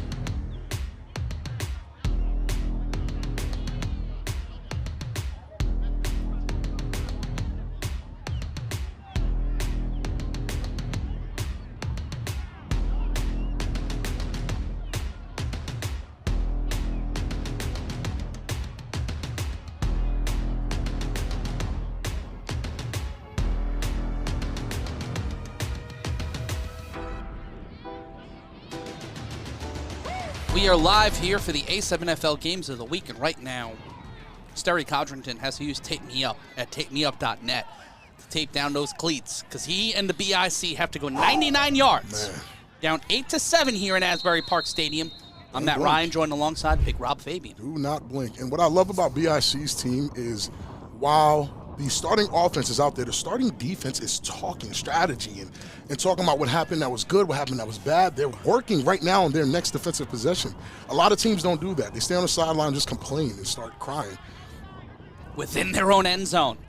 The handoff. Oh, got him! Sterry Codrington! Oh. With the okie doke to get the first down, they'll call him out exactly at the 11. Oh, who did he do that to?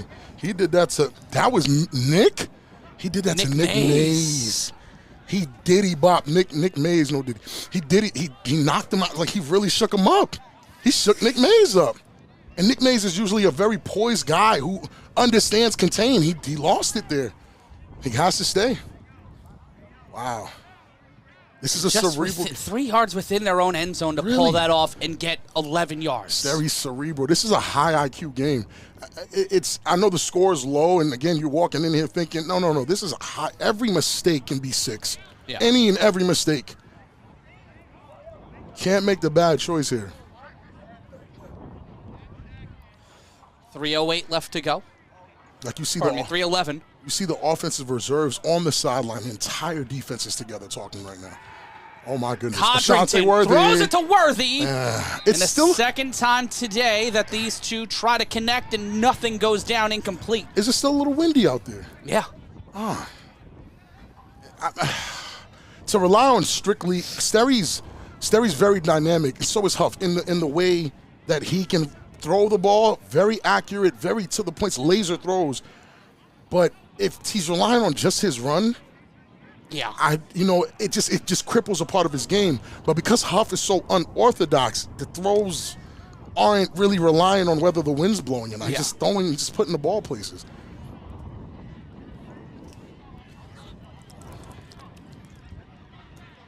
As we drink in Asbury Park Stadium in Asbury Park, New Jersey, I'm Matt Ryan, joined alongside Big Rob Fabien. It's second down. Codrington snaps. He's backed up into his own end zone, but he finds the sideline. And there's Sterry Codrington, gets through to the defender, and can Sterry Codrington go 89 yards on the house. Codrington gets through the last defender, pitches it back to Worthy. Touchdown, BIC! What? Oh, you thought they couldn't go 99 yards? Nah. Yeah, right. It's BIC, baby. They can do anything they need to do. That's insane. One of the... Oh, my goodness. I know the U is kicking themselves. Ike Johnson in the chat said turnover incoming.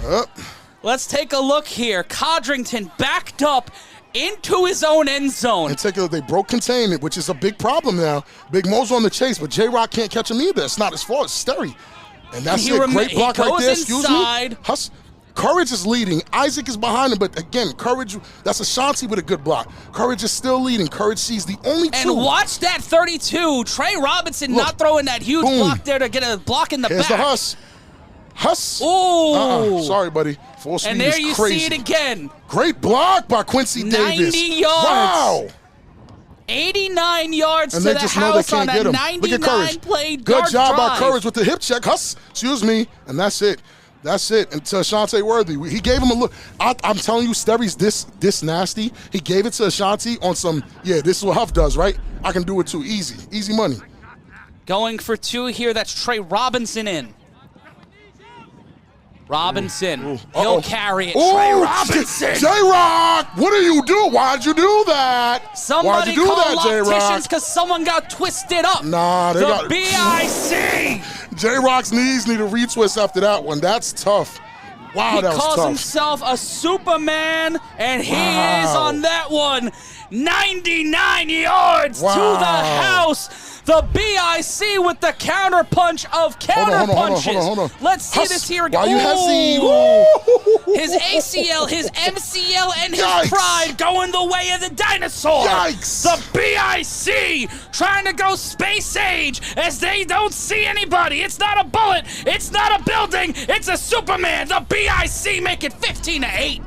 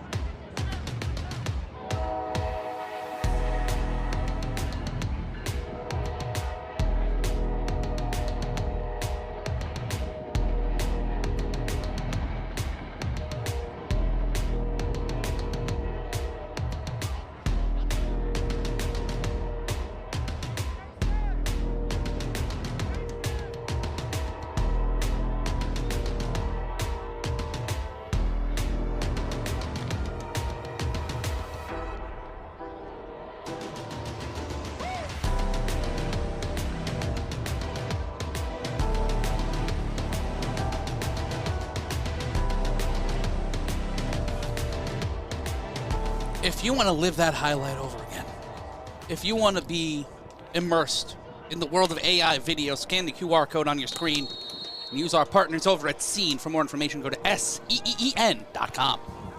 Jason Sisson on the return. Matt Ryan joined alongside Big Rob Fabien. And Sisson cuts to the sideline. And drives through Isaac Gomez and makes a statement. Going down at the 43-yard line. First down. And I'm going to be honest with you. If Trey Cohen is out there, it's going to be very difficult for any 3-on-1 returner to get 6. And it's 15-8, a minute 48 left to go. Rob, the U get the ball at the half here. And with one timeout for the BIC, they're going to have to make quick work here on defense. As we see Sisson on the replay. Because you don't actually want to be here, right? No. Oh, God, he's going.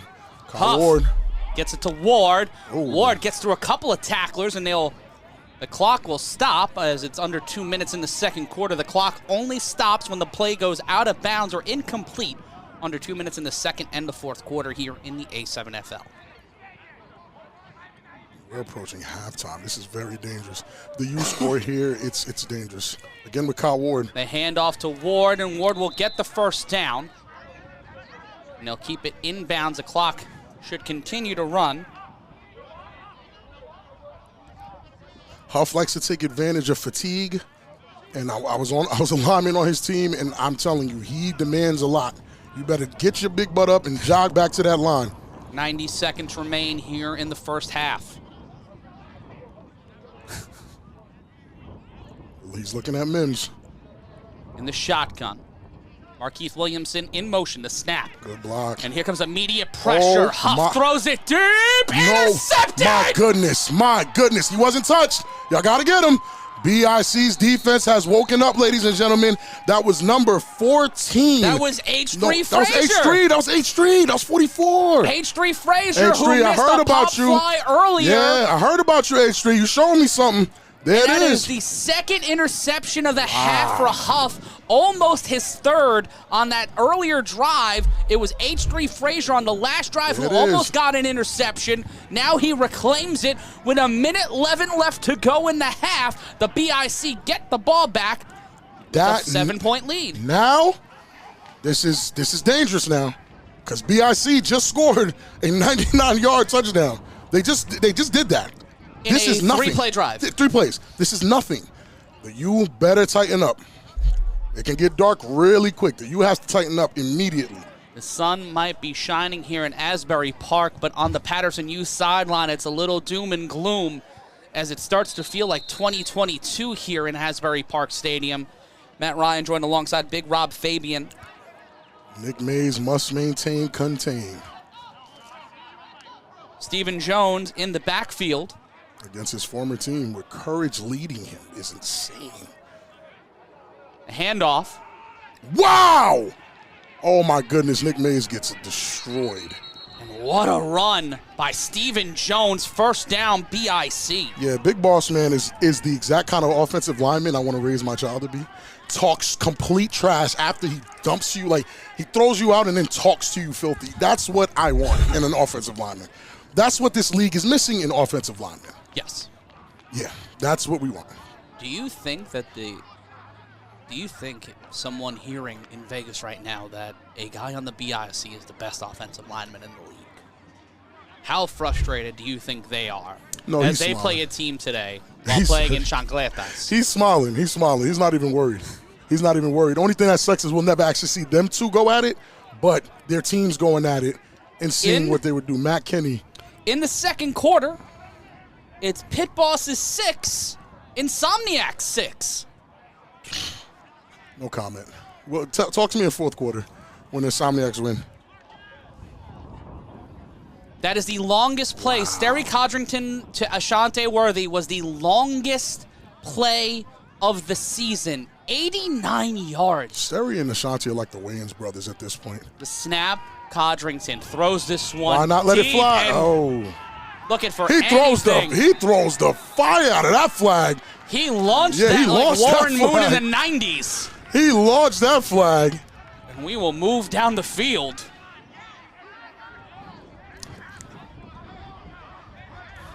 We'll see what the call was. We'll see what the call is. Paris interference on the defense is confirmed. And a shout out to our team today. John K. Jared Wright on camera, Ryan DePaul as our super big boss producer. Zach Morgan, David Soberman, Alex Soberman, our senior producers, and also statistician and fancy boy. He's Cole Gardella.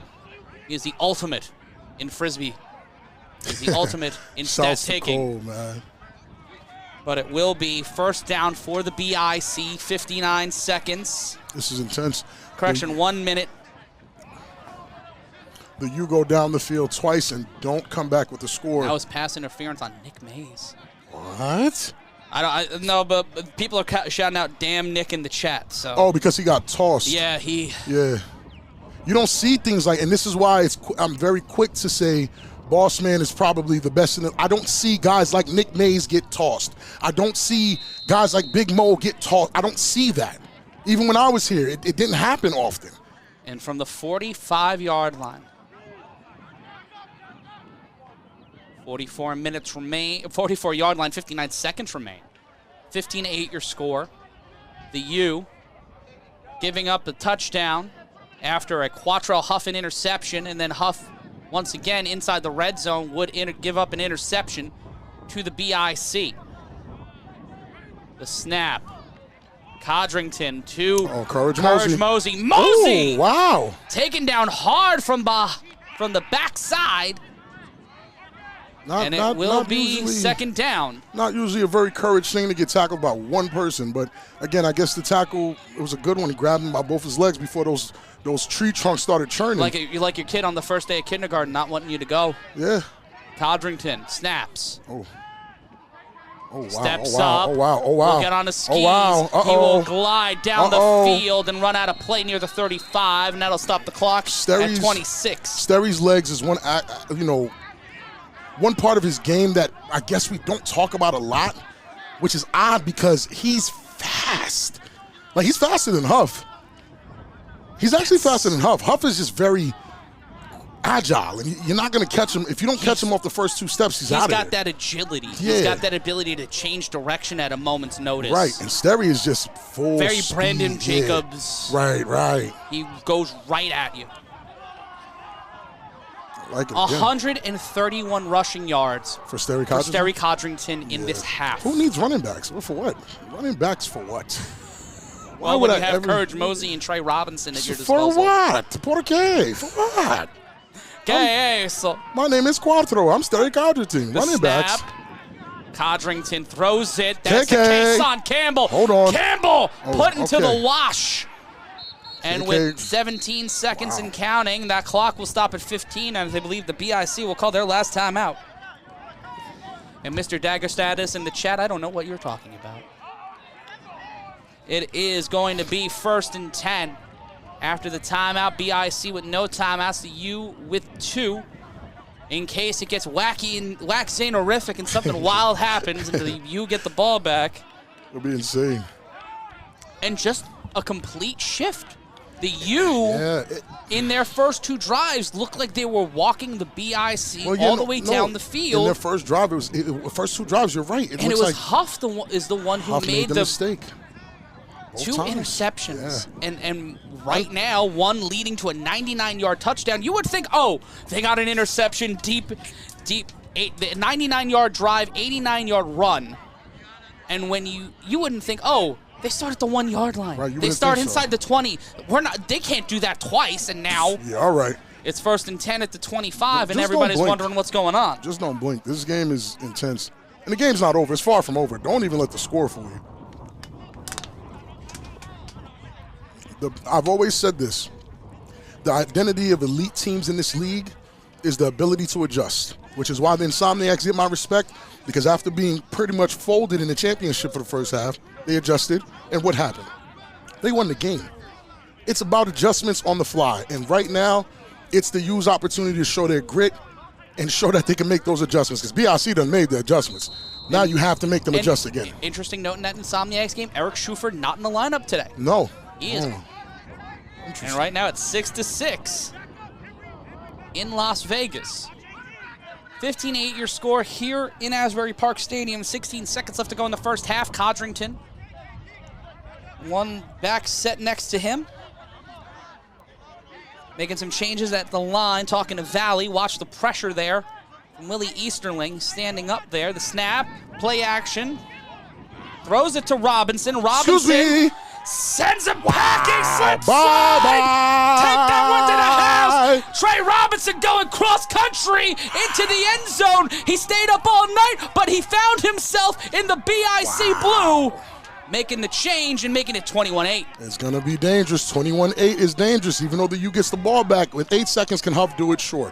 But he has to really do it to then get the ball back and score again. And they have to get the championship points here. The championship points going to be the biggest margin of error in this game, outside of those mistakes made by Quattro Huff. Honestly, yeah. Yeah, I see got all theirs, right? Yeah. That's 21 clean. Well, no, they missed it on the they made both. If they missed one, they got went one for and two. they got two. Yeah, which means in hindsight they got all of them. Honestly, they went for one each time. It would have been the same score. 21-8 is. Oof. And the BIC will go for one to make this a 22-8 game. But the problem is, Rob, there's 8 seconds left on the clock and the untimed down. Yeah, you don't want that much time. And Sisson is looking for blood. Sisson's only way to score on a 3-on-1 is to get rid of Trey Cohen, who honestly it looks impossible. He's like glue. He's white on rice. Like, you can't get by the kid like at all. The mistakes I've watched other people make. Cohen doesn't make those mistakes. And The snap by Codrington for the championship points, and he will just walk this one in himself. Too easy. Straight cash, Too homie, easy. like Randy Moss in 98. 22-8. The BIC take the lead over the U, but don't think that this is over. Oh, no, far from over. This is far from over. Look at Rashad Knight talking to his former teammates. Check out the scoreboard. He's pointing at the score. It's like, check out the scoreboard, buddy. And if you're just becoming a BIC fan, you're just becoming a U fan, and you want that merch, you want to rep your team, you want to rep your city, scan the QR code on the screen or go to berserkathletics.com for A7FL fan gear, for official A7FL fan gear. And if you use the code A7FL5er, that's A7FL FIVER, get a little discount from your friends here at the A7FL. So scan that QR code now and go berserk. Berserk Athletics. Matt Ryan joined by Big Rob Fabien, and Rob 22-8, but this one's gonna be banana pants. Ooh, I don't like this. I don't like this. Isaac Gomez will throw the ball, and that'll get to the 25. Jason Sisson on the untimed down. Has to get past Pack Money. He gets past one defender. Stays upright. Sisson tries to drive through Pack Money, but will get them to the 37. First down, Patterson, and I didn't like that 3-on-1 coverage. No disrespect to Pack, who actually ended up making the play. Cohen. But stopping Jason Sisson on the right side of the 50 Ugh. with 8 seconds left. Cohen makes that play, and I'm more sure when Cohen's out there. If it's anyone else, I'm a little shaky. Trey Cohen's going to make that play. Now that you get an opportunity to do what they do best, let Huff Houdini, because there's no bully ball with 8 seconds left. You have to go up top. And Rob, if you're Huff right here, right now, after throwing 2 interceptions, almost 3 off your back foot, what do you do here to respond? You've been scored on twice. If I'm Huff, or I'm even in the way his mindset works, he doesn't even think about that. Right now, he's like, next play. Let's get it right. Let's get the next play right. Forget Huff, the snap, and he'll get taken down with 2 seconds left, and they call a timeout. And the clock will be at 1.1 seconds. 2nd and 5 at the 40-yard line. he's trying. Huff is hiding something. Right now, we don't see it yet, but he's hiding something. Is there frustration in this U offense? Is it his body? Because right now he seems incredibly frustrated. Who, Huff? Yeah. He's like that. Even when it is going his way. And on the last play of the half, trying to keep that pace like Whiplash. Not in 4-4 time, gets the first down, but not the points he needs. It's halftime, and is Huff trying to outpace a team that's pacing him. Wow. It's halftime here, and on the other side of this break, we're going to be with you in about 3.5 minutes, and we'll break down what's going down across the league and how we got to 22-8. It's the game of the year, and if you don't think it is, what's wrong with you? We'll break down what happened in the first half after this.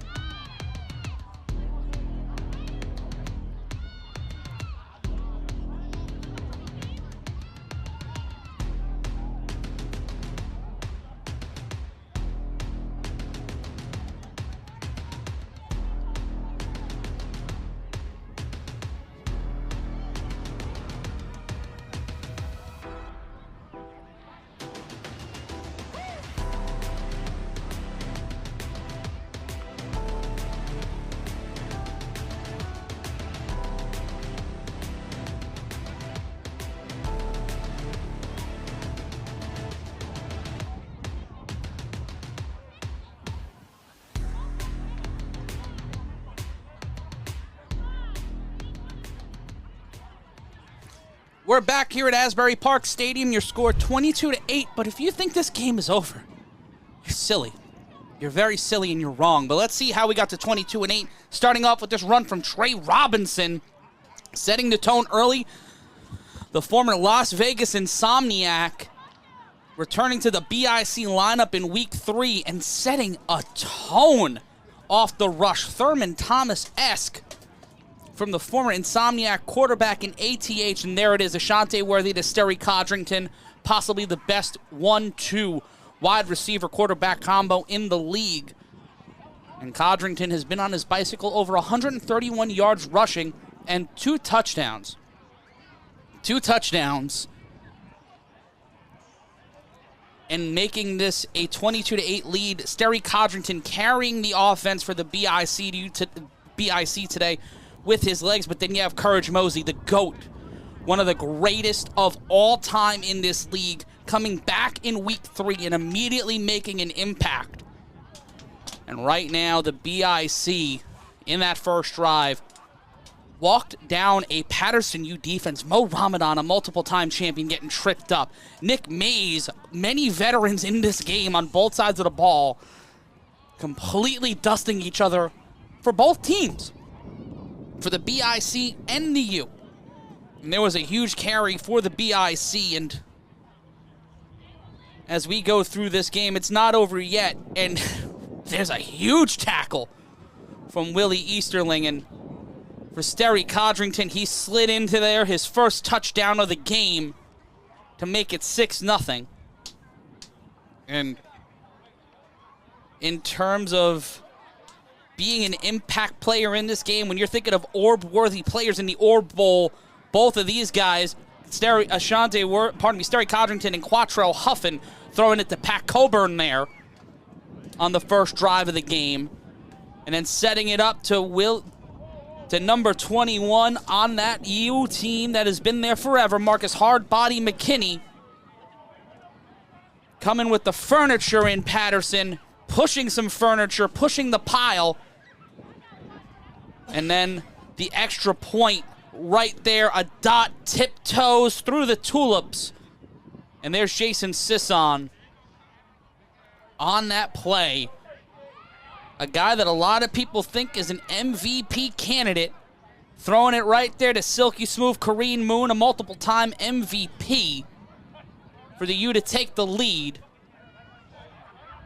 Then there was the throw to Movie.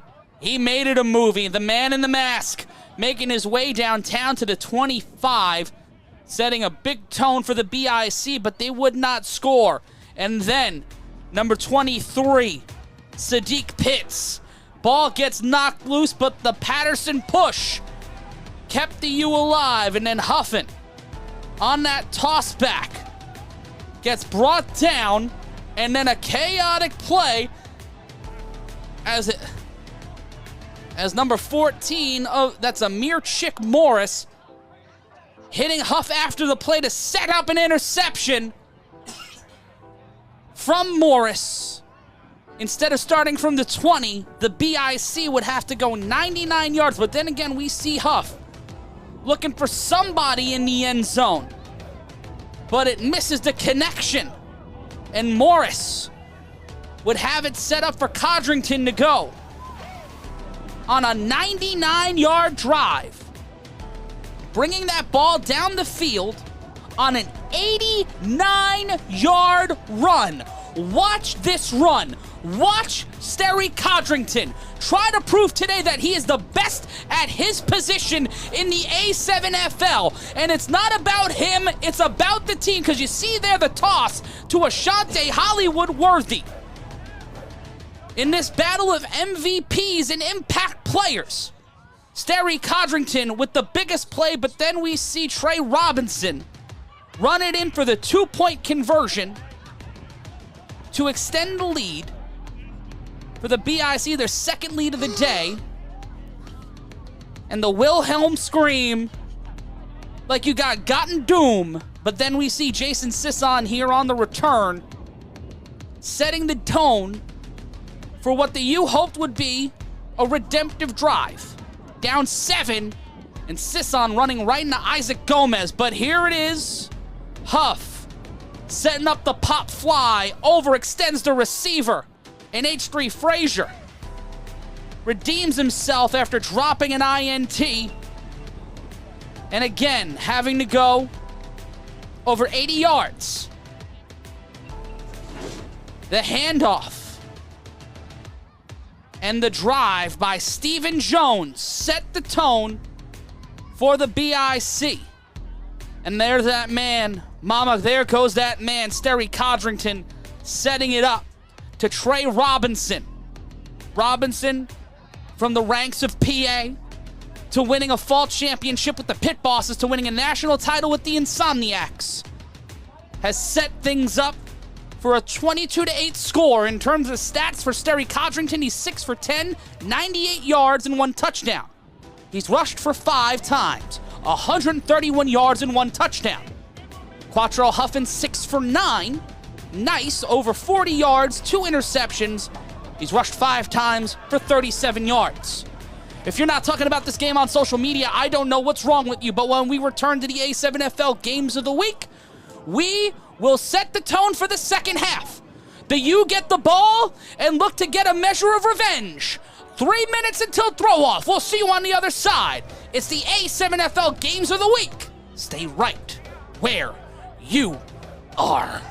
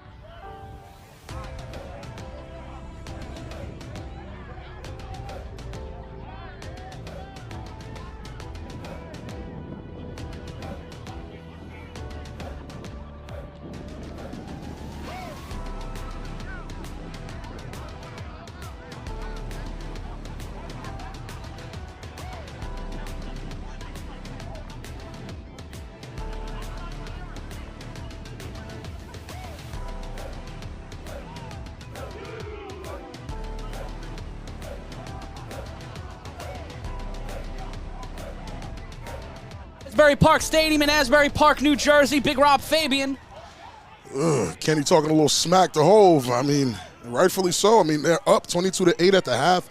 This is not a score I anticipated. I don't think you anticipated. No. Just for the BIC to be up by this much, this early. And let's take a look at some of the advanced stats put together by David Soberman. The U passing 60% to the left, 54%, running 54% to the left. So they are looking at the left side of the field almost every other play, Rob. That means they see something. And under 10 yards are 64% of their plays, 10-plus yards, 21%, and 20-plus yards, 14.2%. So less than 20% of their plays. But let's talk about the BIC. 60% of their passing to the right, 100% of their running, Rob, to the left. Interesting. And under 10 yards, 29% of their plays, 10-plus, 23.5, 20-plus yards, 35.3% of their plays. And for those out there wanting a little more, 11.8% of their plays, Rob, have gone 40-plus yards, including that 89-yard run. That's insane. By Sterry Codrington. They have Moon out there to return on a 3-on-1. Kareem Moon, one of the most iconic returners who was a part of one of the most controversial calls in A7FL history. Which one? Gotta be specific, because there's been a few.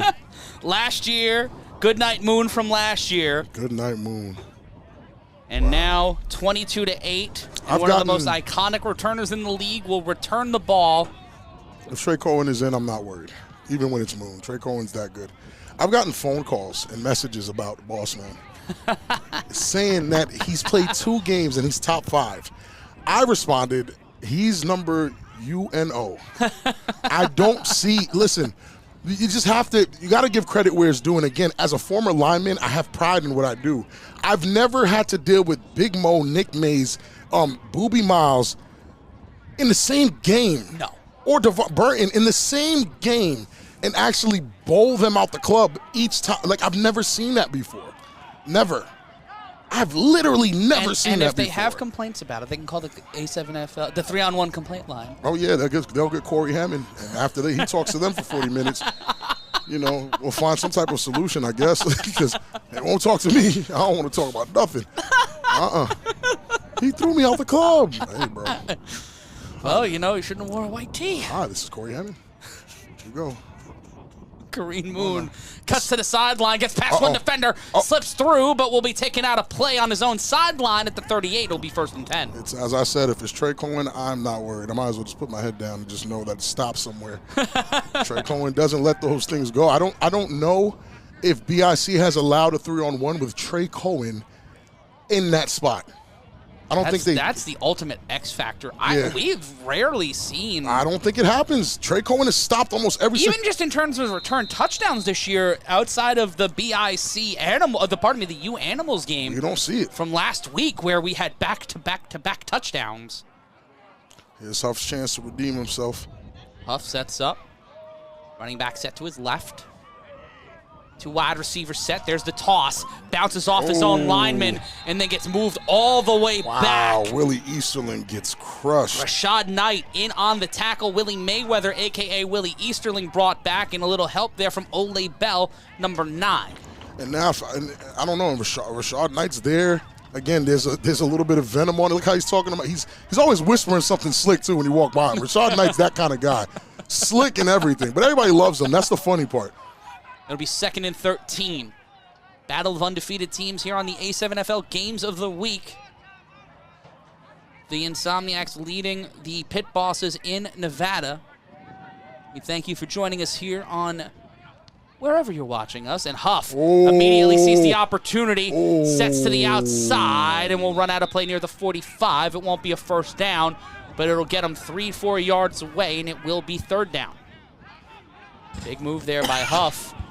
Maurice Taylor with the pancake, but I think he might have got hit in the family jewels in the process. Oof. And you don't want that. Nothing worse than getting hit in the biscuits. And not with cleats on. No. Oof. And I want people to understand something. One of the first highlights I've ever seen of Trey Robinson, he was actually going against the U. I'm so serious. When you go back to his highlights from when he was in PA, he was going against Hardbody, and Hardbody was flipping and tackling him. Just to see him do Hardbody like he did earlier, it's like a full circle moment. It's kind of insane to even see it all. And it will be third down. 13:46 left to go. Okay, matchup. We got a matchup down here. Sisson. Is that versus H3?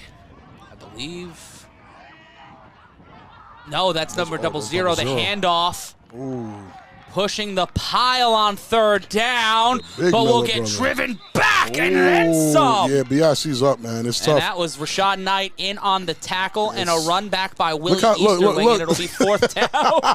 Rashad Nice jokes. Like, oh, I got flagged. Oh, my goodness. But, yeah, it's BIC has got their second win. Huff has to score on this drive.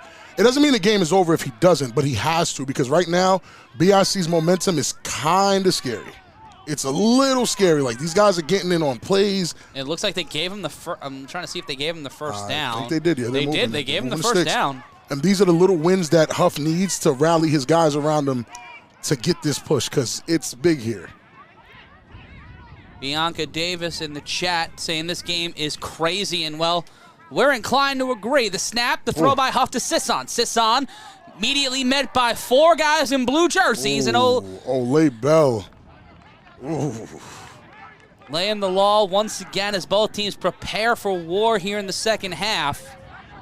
22-8 your score. Check out the matchup. Dwan versus Dot Ball. Sisson versus 00. Chick versus Patrick Colburn. Oh, my. That is Sisson's first catch of the day, 24-12. Insomniacs over Pit Bosses at the half in Vegas. Quattrell Huffin will get to the 40-yard line and say hello to the Trenton sideline. It will be first down. Yeah, if you just got it, Tacky Barnes, yes, it is indeed 22-8. BIC is up. I know if you just got here, it is a little surprising, but watching this game, it's no surprise. And I'm telling you, there we go, Patrick Colburn. Under 11 minutes and 50 seconds on the run on first down. Some solid gains there for Patterson. It'll be 2nd and 6. Ball spotted at the 36-yard line. Pardon me, 2nd and 5, as they have to get past the 31.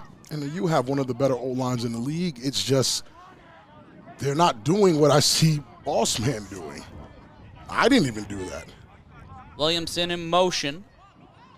Sisson goes to the top of your screen. 3 wide receivers set to the right of Huff. Huff stutter steps. He falls, and now we'll call that a sack, and Ole Bell.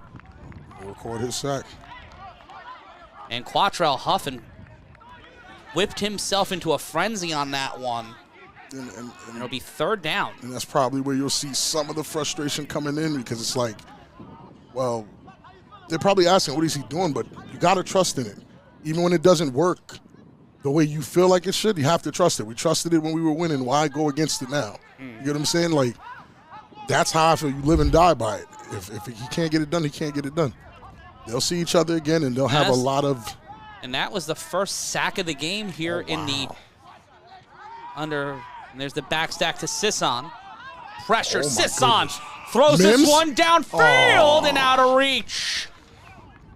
Bold move with the wind. Bold strategy there, Rob. Almost paid off to put him on the board, and it will be fourth down. I mean, you go for it here because it just makes sense to go for it. Because hear me out. If BIC is able to score a 99-yard touchdown, 89 yards on a run in 3 plays, does it matter where you put them on the field? Does it matter for? No, honestly, does it matter? It doesn't. So it doesn't matter if you put them on a pylon. What does it matter? Your best bet here is to go for the gusto, try to get the score, or at least the first down. There's no reason to just give them the ball here. And it's hard to take the ball out of Huff's hands when you're on this side of the 50 to begin with. Right. And they've walked him down in this drive, too. We are over 5 minutes into this drive. 9:34 left to go in the third quarter. You started the half with the ball. They are now at a fourth down. Need to get past the 31-yard line. Huff on the snap. Chased by Bell. Huff will throw. Right that's caught. That's Haas. Excuse me. Haas. Frazier gets to the 10. And big body Haas. Big body Haas. That's Haas, big play Haas Dubois, not H3 Frazier. And I'm looking for Haas because he's a rookie.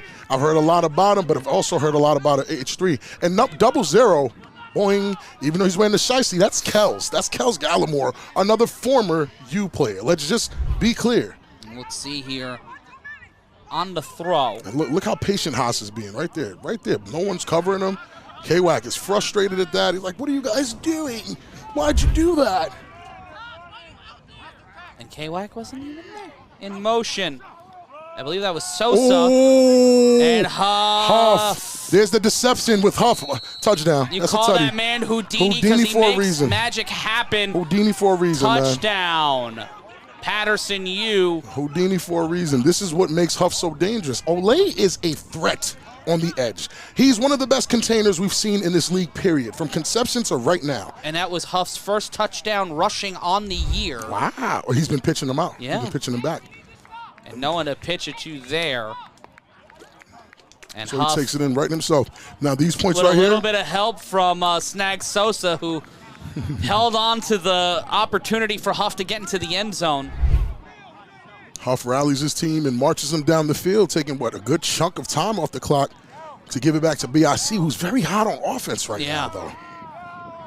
You have to figure out a way to stop him. Okay, And on the back stack to Sisson. Ooh! And that one is no good. They're looking for the flag. No and I understand why they are looking for the flag. Joy cometh in the morning, but a flag does not. And the BIC will get the ball back to Patterson U, taking a lot of time off the clock, but no championship points. It's 22-14. It's an 8-point game. We got a lot more left to go. If you want to be a part of this league, go to a7fl.com/owners. More action after this.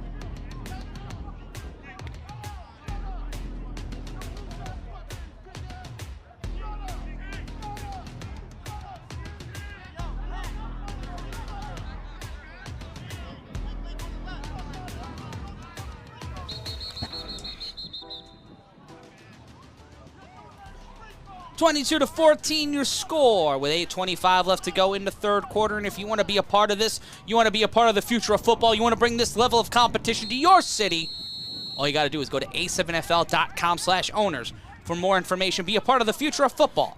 Be a part of the A7FL. Time for the most exciting play in football, the 3-on-1 throw-off. And it will be the Pac-Man. And that did not reach the 25-yard line on the fly. And a rare Huff throw-off that doesn't make it beyond the line.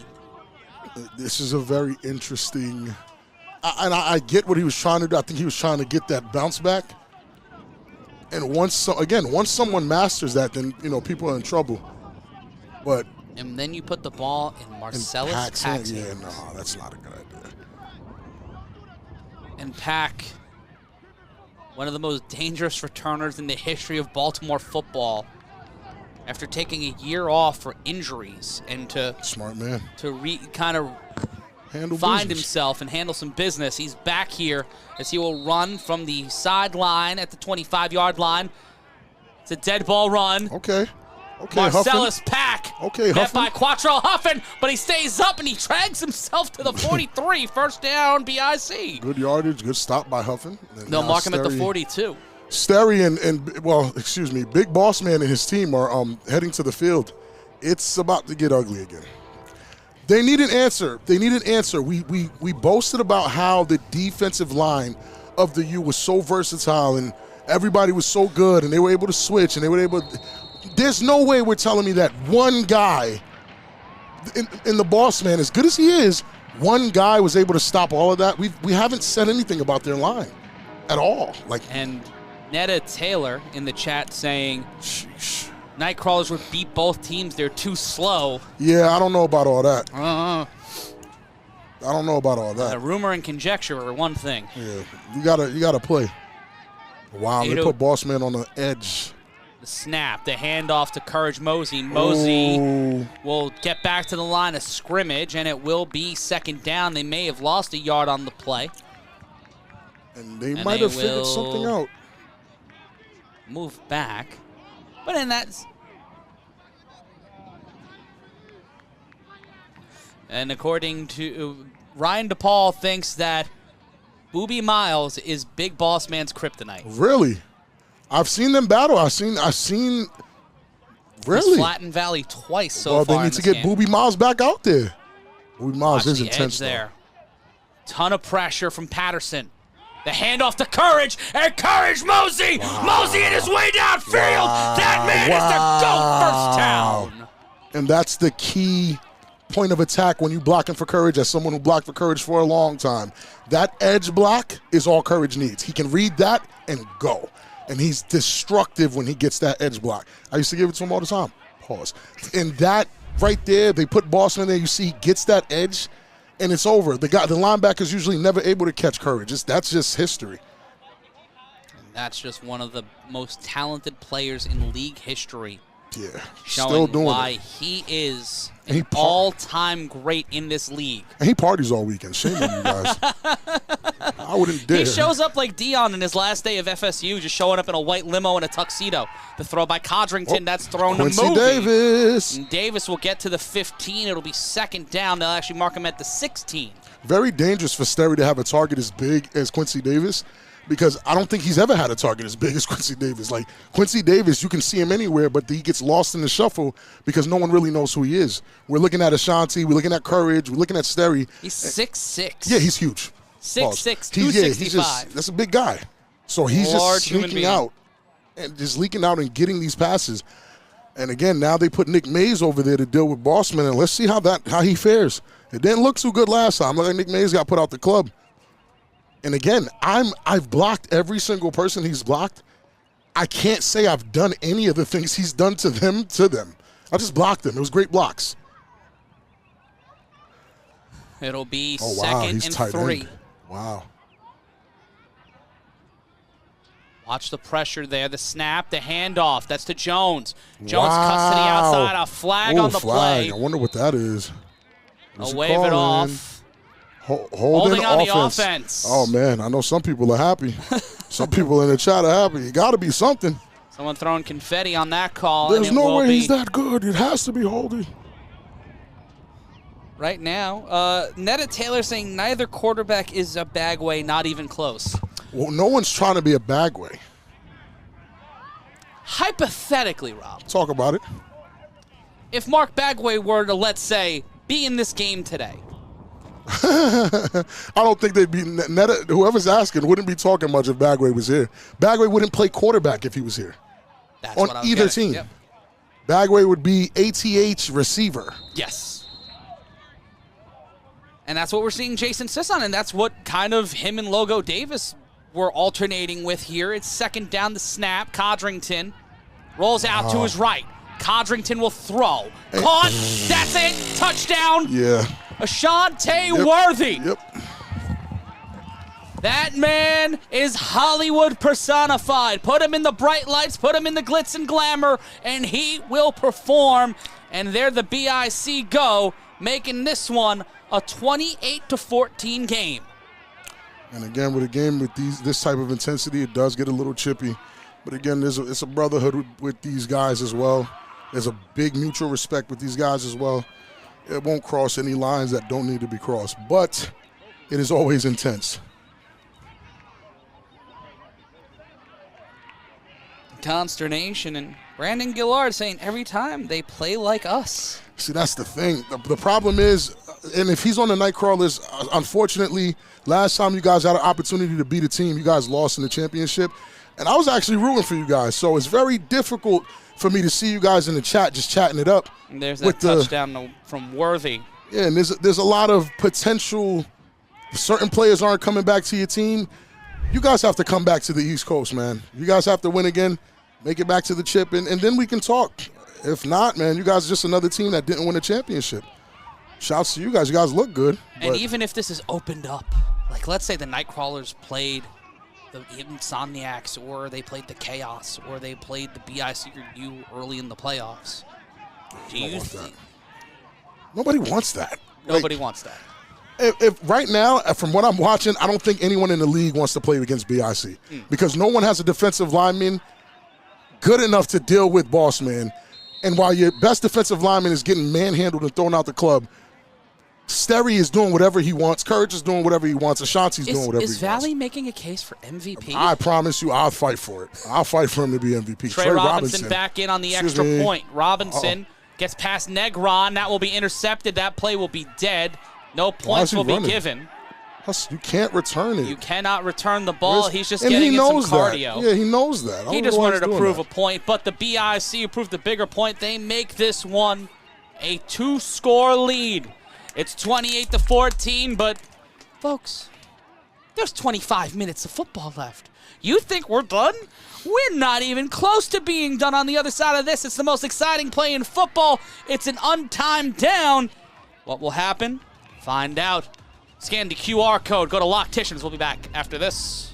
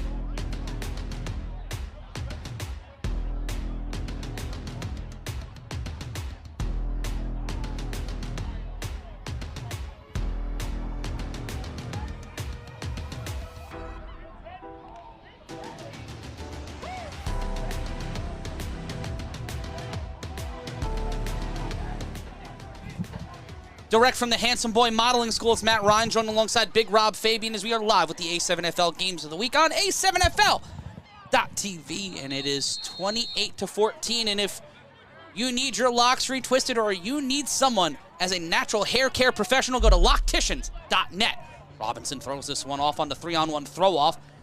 That's caught inside the 11. And here he goes, mama, there goes that man! That is Kyle Ward! Kyle Ward on the on-time down will slow play it, walk that one in, and it's a one-score game again, Rob! I love my job! Wait a second, you thought the game was over. Sorry, not BRC into you. And the crowd there are people frustrated in the audience as Kyle Ward running up the club. Rob not even took his headset off. He dancing. Rob is... Because I win. That is Kyle Ward's second consecutive week returning a 3-on-1 for a tutty. And I'm shocked because it doesn't happen against BIC. But you know what happened? BIC likes to get cute.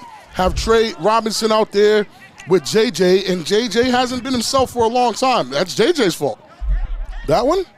Definitely JJ's fault. And for everyone in the chat that keeps saying Bagway, Bagway is on BIC's roster. Sorry, go check the website yourself. I don't know what y'all talking about.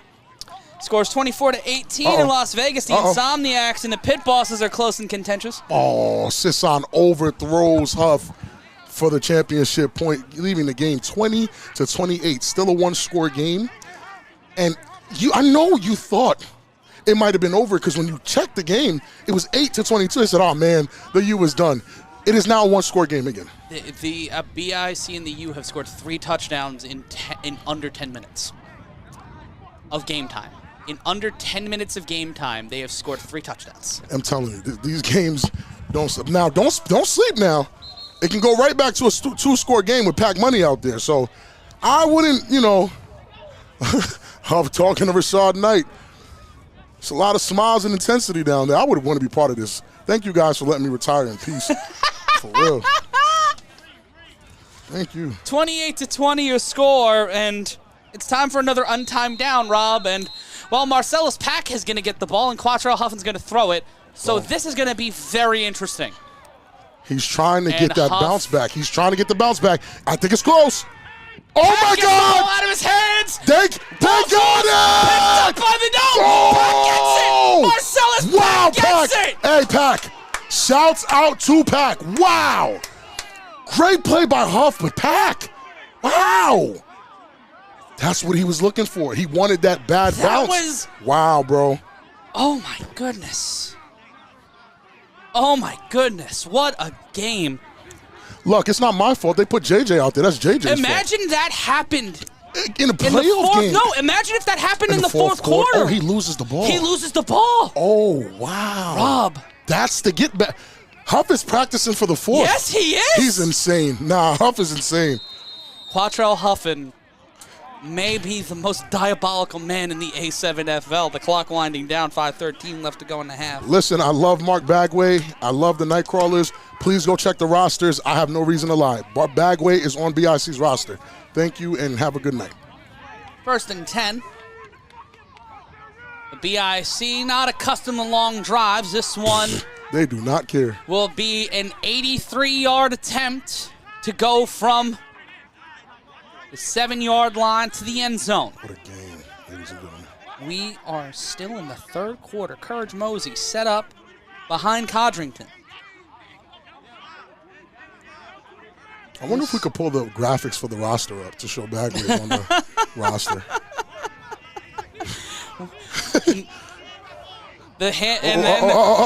And here comes Terry Codrington, and he'll rip off 8 yards. Because I know it's frustrating. It's probably like rough to see that, to think. Because you can't think BIC could be possibly better than this, right? But then the Florida guys who are bored right now are watching. They're like, oh, the Nightcrawlers got him. But the Nightcrawlers might not even have one of their best players. It is it's kind of crazy. Holding on the offense, so it will be a half a distance to the goal. Are you confirming? Replay first down.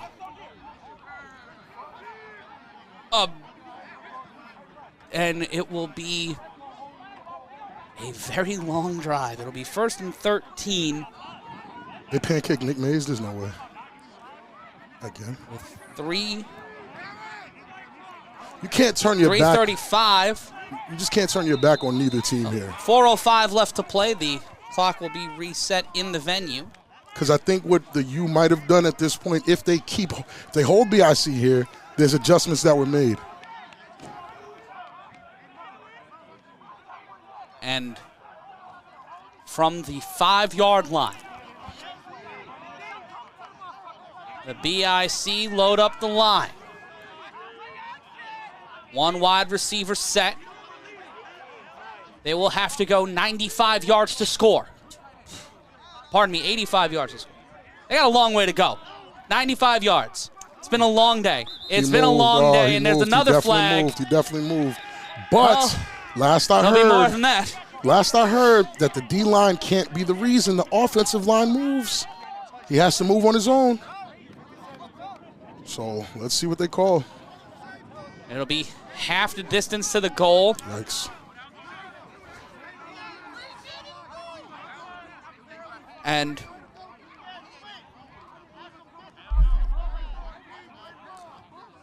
it'll be first and an uncomfortable amount. It was encroachment on the defense, so the BIC shot a little bail. No, because he moved first. BIC shouldn't be penalized for him moving first. So it'll be 1st and 7. The BIC need to get to the 17-yard line.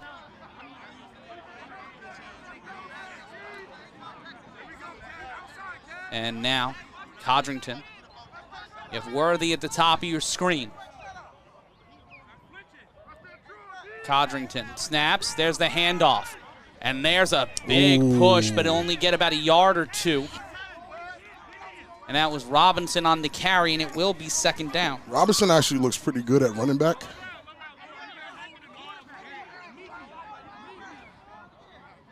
And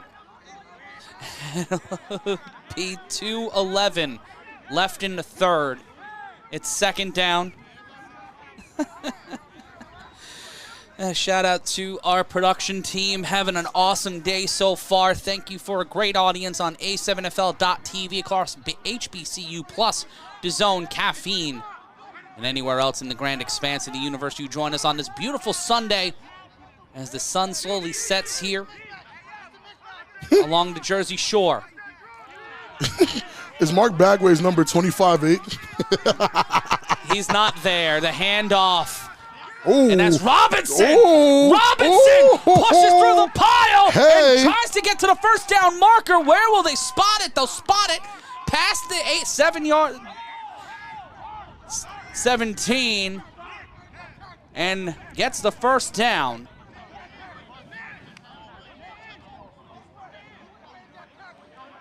That's some pretty good running. But I think BIC's just setting up play action to catch these guys sleeping. There's the ice cream truck, and he will carry it to the outside. The ice cream truck will push through defenders. That's Donnell Hubert, and it will be second down.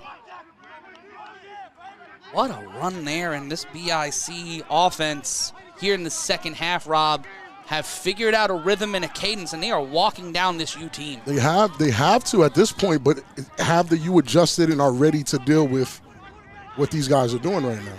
Well, on second down, ball spotted at the 11. 2nd and 7, the handoff. Ice cream. Oh, he's met immediately. And Big Boss Man can't block 3 people on his own. He can't, but it'll be a gain of 1 on the play, and it will be third down as the time winds down here in the third quarter. It's getting a little dangerous. BIC might have just blew their load a little early. They might have emptied the tank, Rob. That is a fair point. And you can see here, last couple of years, all of these games since 2021 have been decided by 12 points or less. And that'll be the end of the third quarter. 28-20 is your score as the BIC have an 8-point lead heading into the fourth quarter. 15 minutes of regulation time remaining. Can the U get the stop? We'll find out on the other side of this. We'll be back.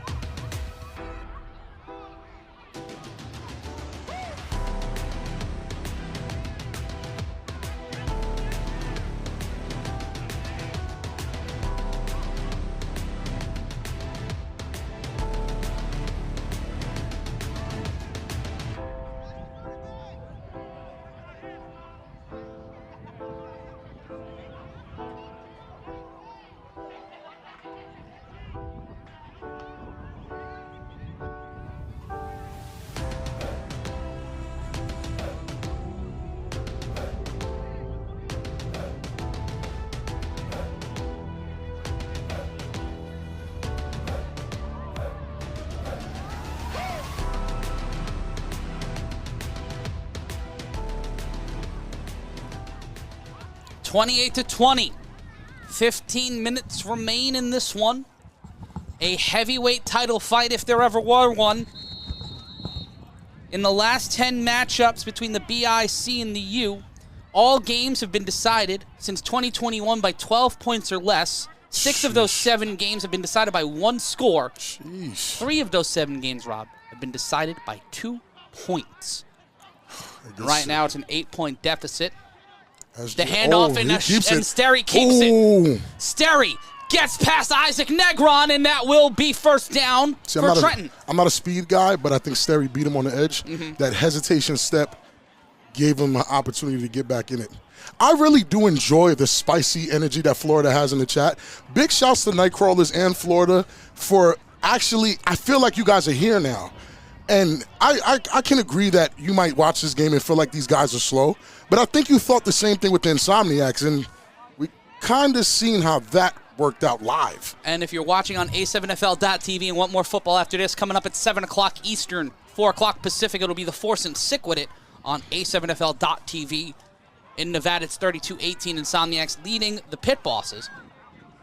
And on first down, the handoff. Ooh. That's SJ. He pushes off, and he finds his way upfield. He gets knocked down around the 38-yard line, and it will be second down. Against his former team to push them around like that. And who's that on the floor? And it is a bit spicy in the chat as Florida looking to stay the case as they look to get represented. I'm excited for Florida to have that. I'm honest. I'm a fan. I am as well. I'm a fan. Injury timeout on the field. And we take a look at the score, 28-20, 13:35 left to go. Let's take at the replay here of that run by Stephen Jones, former Patterson U running back, won championships with the U, and was brought down on that run and sending everybody out of focus. Snap zooming into Isaac Negron doing the sportsman thing. I still think Isaac Negron on the year so far, tremendous. He's gotten 5 sacks. No, shouts to so Isaac. Far He's this actually season. been balling. He's been balling out of his mind. And only 1 sack so far today. It's going to be tough. How many sacks have the U? No, that's total.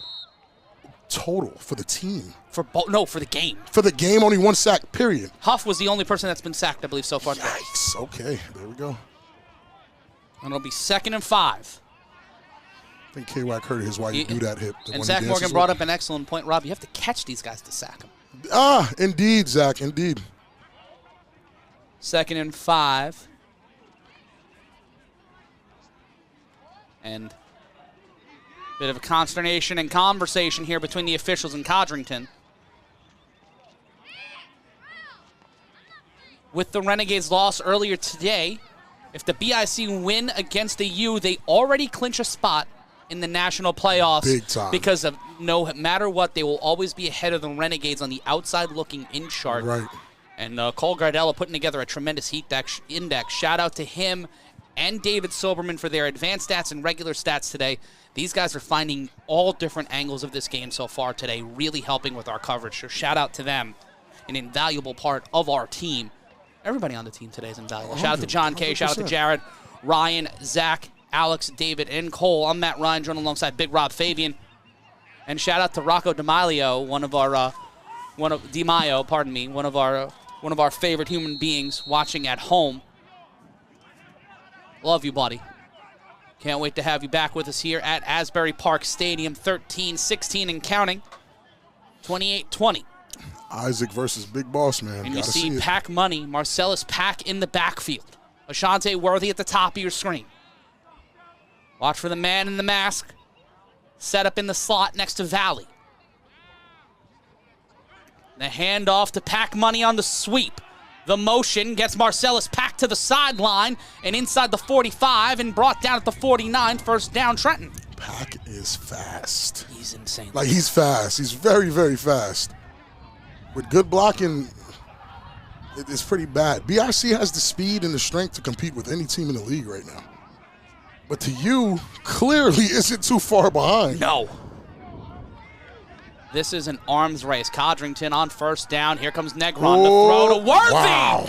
Highlight catch. Highlight reception. Stays in bounds. Oh, my goodness. Cha-cha slides and gets number 23 out of his shoes. That's Sadiq Pitts. Hey, sending him over to the tape me up table. First down, Patterson. Listen, tell Corey Trenton. I want to repick. I want to repick teams. I got something for him. Corey's never going to be, and no team Corey can put together is going to beat the team I'll put together. Because Corey's going to pick himself for quarterback. You don't think Maybe so? fantasy draft on Fantasy Tuesday. draft? Sterry is on Orb Watch. As this is the Orb Bowl as well. The winner will get the Rochelle Orb presented by me and Big Rob. Boss Not an man. official bowl game, but Boss man's on Orb Watch for me. Man, oh, man. we might have to split. Is it the first time They we'll might ever have to split split the an orb. It would be the second time we split the Orb, but the first time we split it between an offensive lineman and a quarterback. Insane. In the shotgun, Codrington. Pack in motion. The handoff to Marcellus Pack. Ooh. Pack gets the Don't got defender, him. wrapped Uh-oh. around him, Uh-oh. pushes through the seam, Uh-oh. gets the first down and brought down Ooh. inside the 20. That man is unbelievable. He's fast. And this is what makes BIC right now so dangerous. You have to deal with Pack. And Worthy. in the chat, Matt Riddick, one of the most iconic players in the history of the A7FL, possibly coming back this Man, Matt Riddick is still on BIC. He's not even here. And he's probably one of the more dangerous guys on the field when he is. Him on a 3-on-1, I'm okay. I watched him look my players in the eye when I was on the U, but that's when he won the championship. I remember that. He I looked at remember us that. and spoke. He said, "You're not fast enough, boy. You're not fast enough," and just torched us. But Marcellus Pack certainly fast enough, and the jersey of Matt Riddick Valley, gives his me- yeah. Valley's numbers have been slowly ripped off his jersey. I today. believe it. Matt Riddick gives me nightmares, bro. I got PTSD from Matt Riddick. It'll be first down, the snap, and here comes Negron. But Oh, here no, comes no, no. Terry Oh, Codrington. no. Codrington on his bicycle in there, touchdown. What's wrong, Rob? That was one of the nastiest holds I've ever seen that wasn't called. Yeah, that was bad. That was bad. That was bad. And I do believe Valley is that good, but there's no need for that. The refs have to see that. That's nasty. Yeah, that was nasty. And we'll take a look at the replay. They give you that angle, you'll see it. you'll see it like no other. And it was against Nick Mays. And again, what he did to these guys, just pay attention to the block right here against Nick Mays. Nick Mays gets past him. Look at the yank right here at the end. Oh, Come yeah. on now. You have to see that. That's a touchdown play. That's a touchdown play. You have to see that. There's nothing. There was a holding call. Oh, good job by the refs. No, there was not a holding call. Okay, I guess there wasn't. Call. Bad job by the refs. That's disgusting.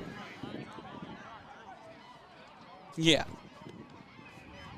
That's bad. It's already bad, but refs blew that call. And they will go for one. Robinson in on the return on the attempt. He's been very solid in that championship points roll. Robinson will roll out to his right. Yeah, he has no fear. He'll throw, and that's caught. Too easy. Oh, no. And no, The Kason sleepy. Campbell. He fell asleep. Wake him up, guys. Come on. It's football time. Yeah, Sweetie, put your shoes on. We're at Grandma's. gotta The BIC with the 2-score lead, but there's still 10 minutes and 16 seconds, and Jason Sisson or Kareem Moon on an untimed down sometimes leads to 6, Big Rob Fabien. Indeed, and we'll see what happens when we come back. And yes, we will. And if you want to get yourself some merch, go to berserkathletics.com. We're going to stay with you live here on A7FL.TV and across A7FL television. But folks, if you want to get a BIC shirt, you want to get some U merch, head on over to berserkathletics.com. If you're lazy, use the QR code and take a photo of that. And in the past 2 weeks, let's go to Cole Gardelli. He's got some stats for me. Sterry Codrington the last 2 weeks has 9 rushes, 279 yards, 4 rushing touchdowns. That's 279 yards, 4 rushing touchdowns for Sterry Codrington, and that is a 3-on-1 throw-off, but that one will be picked up. That bounced. Nope, that will be dead. It didn't land inside the 25, but we are in the 4th quarter, and the get-back rule is in effect, but only will count if the BIC ball. Wow. No, that looked like it bounced earlier than me. We'll take a look at the replay, but goodness gracious. Yeah, if it did the Asbury bounce, they're in trouble. They're using they're low-key using that fourth quarter rule. Let's take a look here. Well, that fourth quarter rule would not count. Oh, that bounced at the 24. That is a live ball. Wow. And the Patterson bounce. The Asbury bounce comes into play and costs the Patterson U the ball back. That's literally, and now, with 10-11 left to go in the game, BIC has the ball again. and we thought the get-back rule would come into play, but it didn't even get into play for them. Nah, it's the Asbury bounce right now. 1st and 10. 9:56 left to go. The handoff, no, Codrington will keep it. Derry Codrington will cut down the sideline, and he'll get out of play at the 17. They'll mark him at the 17.5. Quentin Bragg says BIC is young and fast. You have old heads on the U that can't keep up. A lot of people heading into this game thought the big bodies of the U, the depth of the U, would be able to get the stop. Boy, oh boy, were we wrong at points, because the game was close enough, but not even saying that it's over, but BIC covered the points that I thought they were going to be weak at. And the U only have 2 timeouts and the 2-minute warning. Man. They have to get the stop here. They do. A score here would be devastating. I'm not going to hold you. It'll be 1st and 10. 9:05 left to go in regulation time. Last 7 meetings have seen close games, and this might be the biggest BIC margin of victory to date. And the ice cream truck might have lost yards in the ball, but he keeps the ball. But what a smush there. It took Isaac Negron and number 30, I believe Kevin White, to get in on the tackle. One of the first times we called his name today, Rob. Honestly, he's kind of disappeared, and I was expecting to see a little bit more from him. But again, with the big boss man, Valley, here doing what he's doing. BIC in the hurry up. Codrington will snap the ball, and they will blow that play dead. It looks like the U called a timeout. And they have 1 timeout remaining, Rob. BIC got him on their back foot. Now, question to you, Rob, in terms of the top 10. It's going to be rough, man. Do you put one of these teams at 1, one of these teams at 2? Bro. Does one of these teams fall out of the top 3? Does the losing team fall out of the top 3? The losing team would have to fall out of the top 2, because there's nobody up at the top 2 unless you're high level. They fall out of the top 3. Really? Whoever loses today falls out. They fall to 4? You can't keep the Nightcrawlers out of the top 3. That's fair. That's insane to put the Nightcrawlers out of the top 3. That's fair. And Insomniacs, if they don't lose today, they cannot be out of the top 3. So it's 2nd and 14, 8:19 and counting here. Matt Ryan's run alongside Big Rob Fabien. Corey Hammond literally on assignment in Baltimore. And A good tackle. it'll be 3rd down. And this is what, and it's getting chippy here. Valley. Real chippy. Valley and who? Can't even tell from here. Looks like number 55. That was number 55. Right? Let's get to the sheets. That was, not sure who that is. It's not on our roster. Yeah, I don't know who that is. Thank you so much for joining us here. 7:38 left to go. It might have been Big Burt. It might have been a Burton. Oh, the younger Burton. That was young Burton. The That is young Burton. Former BIC player who was there a year ago. Traditionally number 13 on the stat sheet. It's either young Burton or Reese.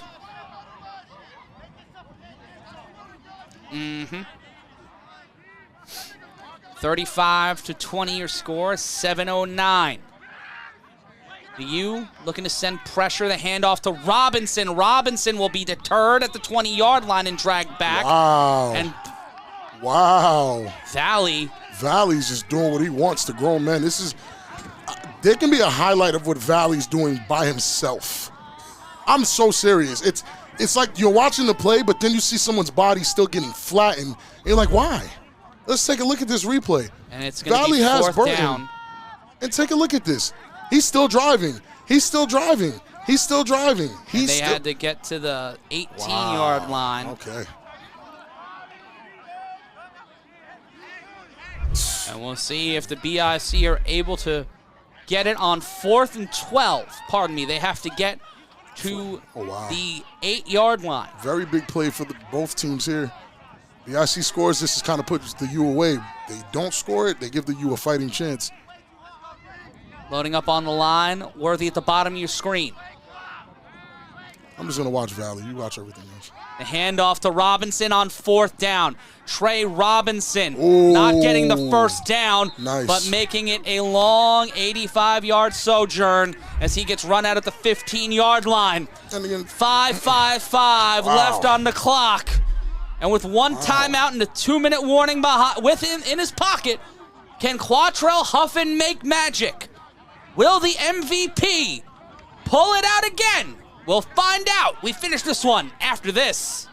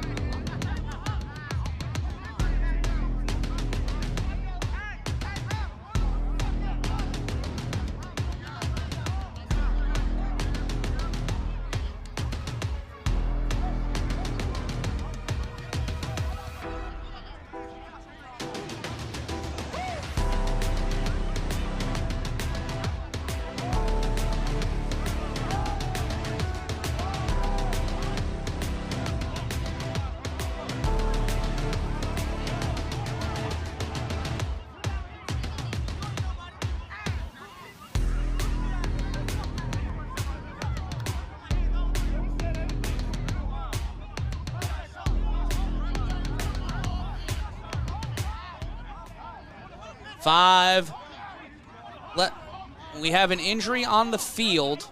Welcome back to the A7FL Games of the Week. Not how we want to bring you back from break. Not at all. And that is Quattrell Huffin. That is not what you want to see as Quattrell he's Huffin with the checking injury? his knee. Oh, my. Nothing happened. And that is... And he was coming in on defense, it seemed like. I know it was going to be 1st and 10.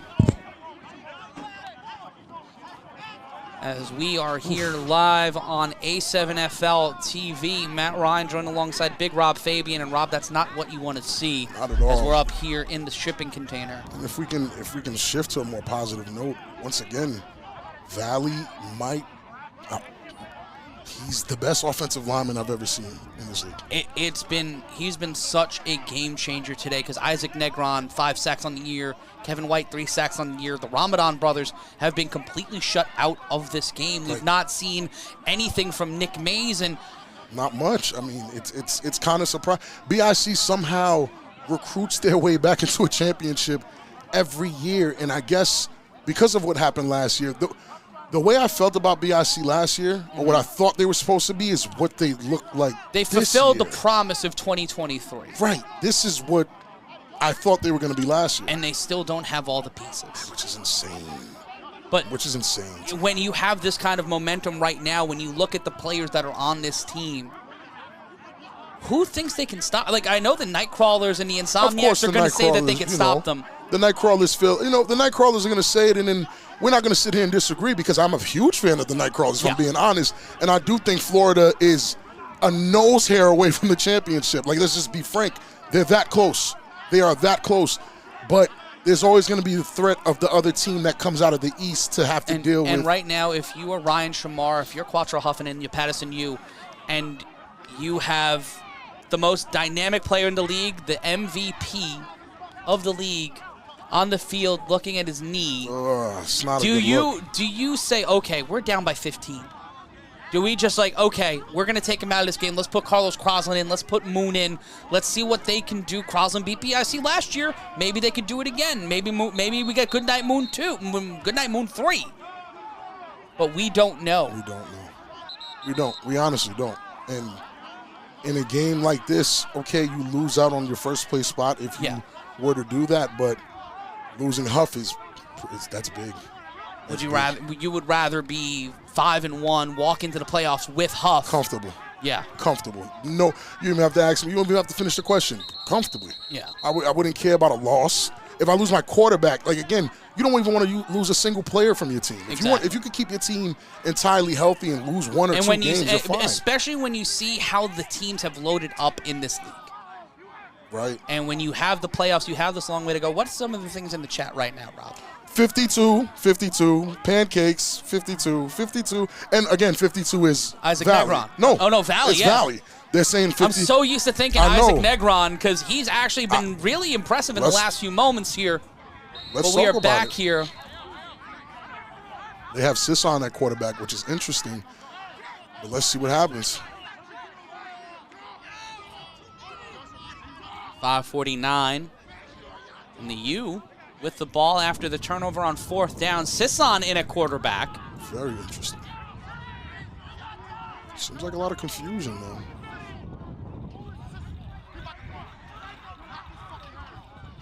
Snap.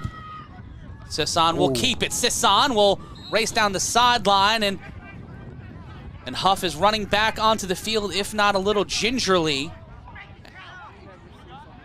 He had to sit out a play after the injury timeout. He runs back onto the field as it'll be 2nd and 3 after the 7-yard gain from Sisson. Ike Johnson makes a good point. If you take Stereo off the field, Valley's still there. Snap, and there's the screen to Sisson, and Sisson will get dragged towards the 25, and it may be 1st down. I have to agree with you, Ike. Our former broadcast colleague, Ike Jones. I have to agree with Ike, man. He's right. 1st and 10. Sisson in motion. Huff throws it to Sisson. And Sisson gets a slight gain. It'll be 2nd down, and the clock continues to run down as we get closer and closer to the 2-minute warning. Take a look around the league. And folks, we want to thank one of our sponsors, the A7FL Games of the Week. Brought to you by our friends over at Locticians. That play incomplete. They needed to tighten that one up a little bit. And if you need to tighten your locks, empower your natural beauty with Locticians. Connect with verified Locticians and natural hair care professionals in your area by going to locticians.com or by scanning the QR code on the screen. Locticians, empowering natural beauty. Only 77 passing yards today so far, Rob, for Quattrell Huffin. Oof. That is not where you want to be if you are. BIC has bolstered their cornerback position. These guys are a lot better, a lot stronger. They don't look like they're getting bullied as much. I mean, it's a slight bullying, but Huff. Wow, a lot of time. Wow. Throws this one downfield and out of reach of the receiver, and it will be 4th down. Now again, I like to play it fair. Ashanti got covered the same way, and there was a flag. And the same thing just happened to where's the flag? There was no flag on the play. Right. I don't know. Can't leave the game in the ref's hands, guys. Harwin Snow in the chat on the check-in. My man, you should probably go ice something. Well, he's got songs of ice and fire. Smoke is out there. He's wearing a shiesty. Huff, 4th down. Sets him in motion. Dot boss the tight end. Watch the pressure coming off of the edge.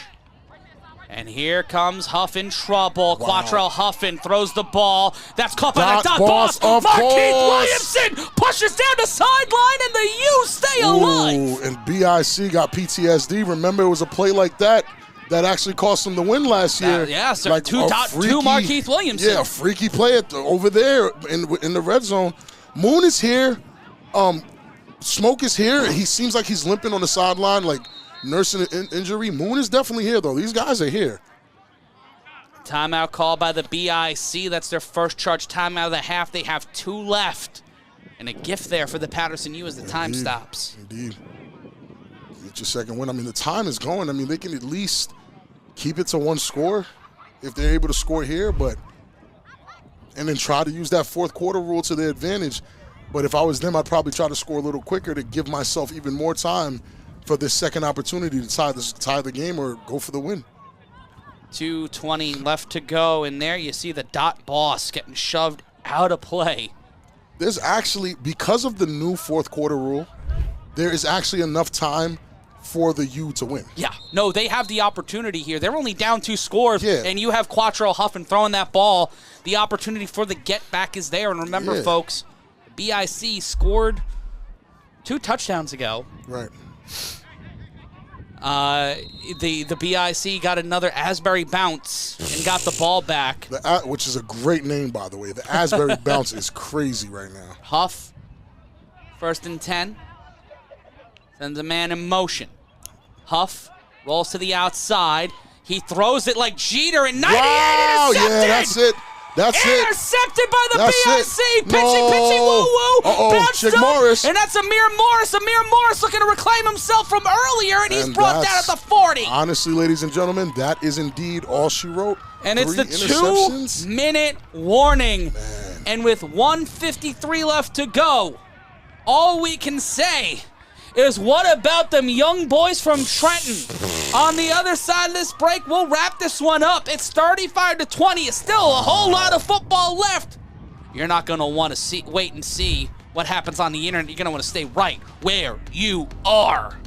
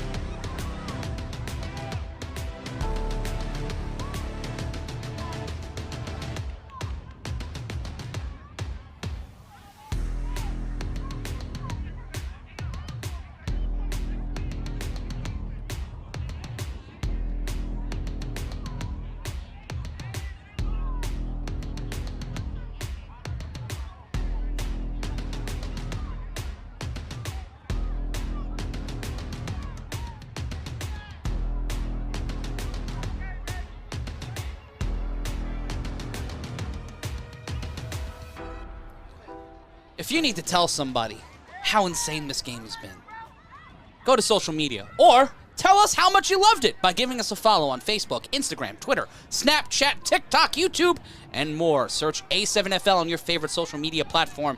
Give us a follow and be a part of the future of football. Highlight scores and you with the A7FL. Matt Ryan joined here with you on the A7FL Games of the Week alongside Big Rob Fabien. And the story of this game has been the Dave Valley and the BIC reasserting themselves. Like with intent, with purpose, with vitriol. Like, no, this is our league. Sorry we took a year off. Everybody's on notice. Because you can't watch this game and think, oh, yeah, we got them. Because let's use the Nightcrawlers, for example. The Nightcrawlers didn't have anybody on the D-line that looked like a threat. If Valley is just blocking the middle lineman on the Nightcrawlers D-line and just walking them down without ever having to throw the ball, what does it matter? Those guys are a lot smaller than these guys. Keep an eye on Valley unless this is victory formation. And in Vegas, it's 32-18 still. The Insomniacs leading the Nightcrawlers. Leading the Pit Bosses. SJ. And the handoff to SJ, and SJ smothered and covered, but makes his way past the 45. There it is. There it is. You don't want to see it. You don't want to see it. Little consternation and conversation here in Asbury Park, New Jersey, as it's a BIC and the U game. So, as is tradition. You don't even get surprised. You don't even get surprised. In Vegas, it's 32-18 in the fourth with 1:19 left to go. No surprise, but the Insomniacs are giving up a lot of points. That game closer, almost as close as this game, Rob. Yeah, it's kind of weird. 38-18, pardon me. Yeah, why are the Insomniacs? I'm not really used to Insomniacs giving up that many points. And we see here on the replay on what will probably be the last play of the game. If they don't call it here, because you don't want it to get too chippy. And they're kind of right. The only defensive lineman on the U's roster that gave Valley any sauce at all, I think they're calling the game. The only lineman who did it was Booby Miles. Booby Miles gave Valley as much work as he needed today. And just now you seen it. You know, he tried to drive Booby Miles out of there, but Booby Miles did the right thing. And this one is all over. Yeah, the BIC get the win 35-20 here today in Asbury Park. Good job to BIC. And they wow. have set a standard here today. Big time. As they get their first win over the Patterson U since the 2022 championship. They move on next week. Yeah, okay. And signs of respect here from both sides on a great day of football, Rob. And indeed. during these handshake lines, you want to make sure that everybody keeps it football. 100%, but a great day. And when it comes to the Orb, there's only, it splits between Sterry Codrington and Valley, but the winner of the first ever Orb Bowl is the BIC. They get the win 35-20 here today in Asbury Park as they set a tone and set a standard. And folks, we're done here. But folks, next week we are back with more football. And if you're watching us across A7FL TV, go there now for Force and Insomniacs. Force and Sick with it. That's going to be at the top of the hour. But folks, the BIC set the tone. Are they at the top of the league? We're going to find out. They got the win. We will say for Big Rob, for all of us, so long from the Garden State.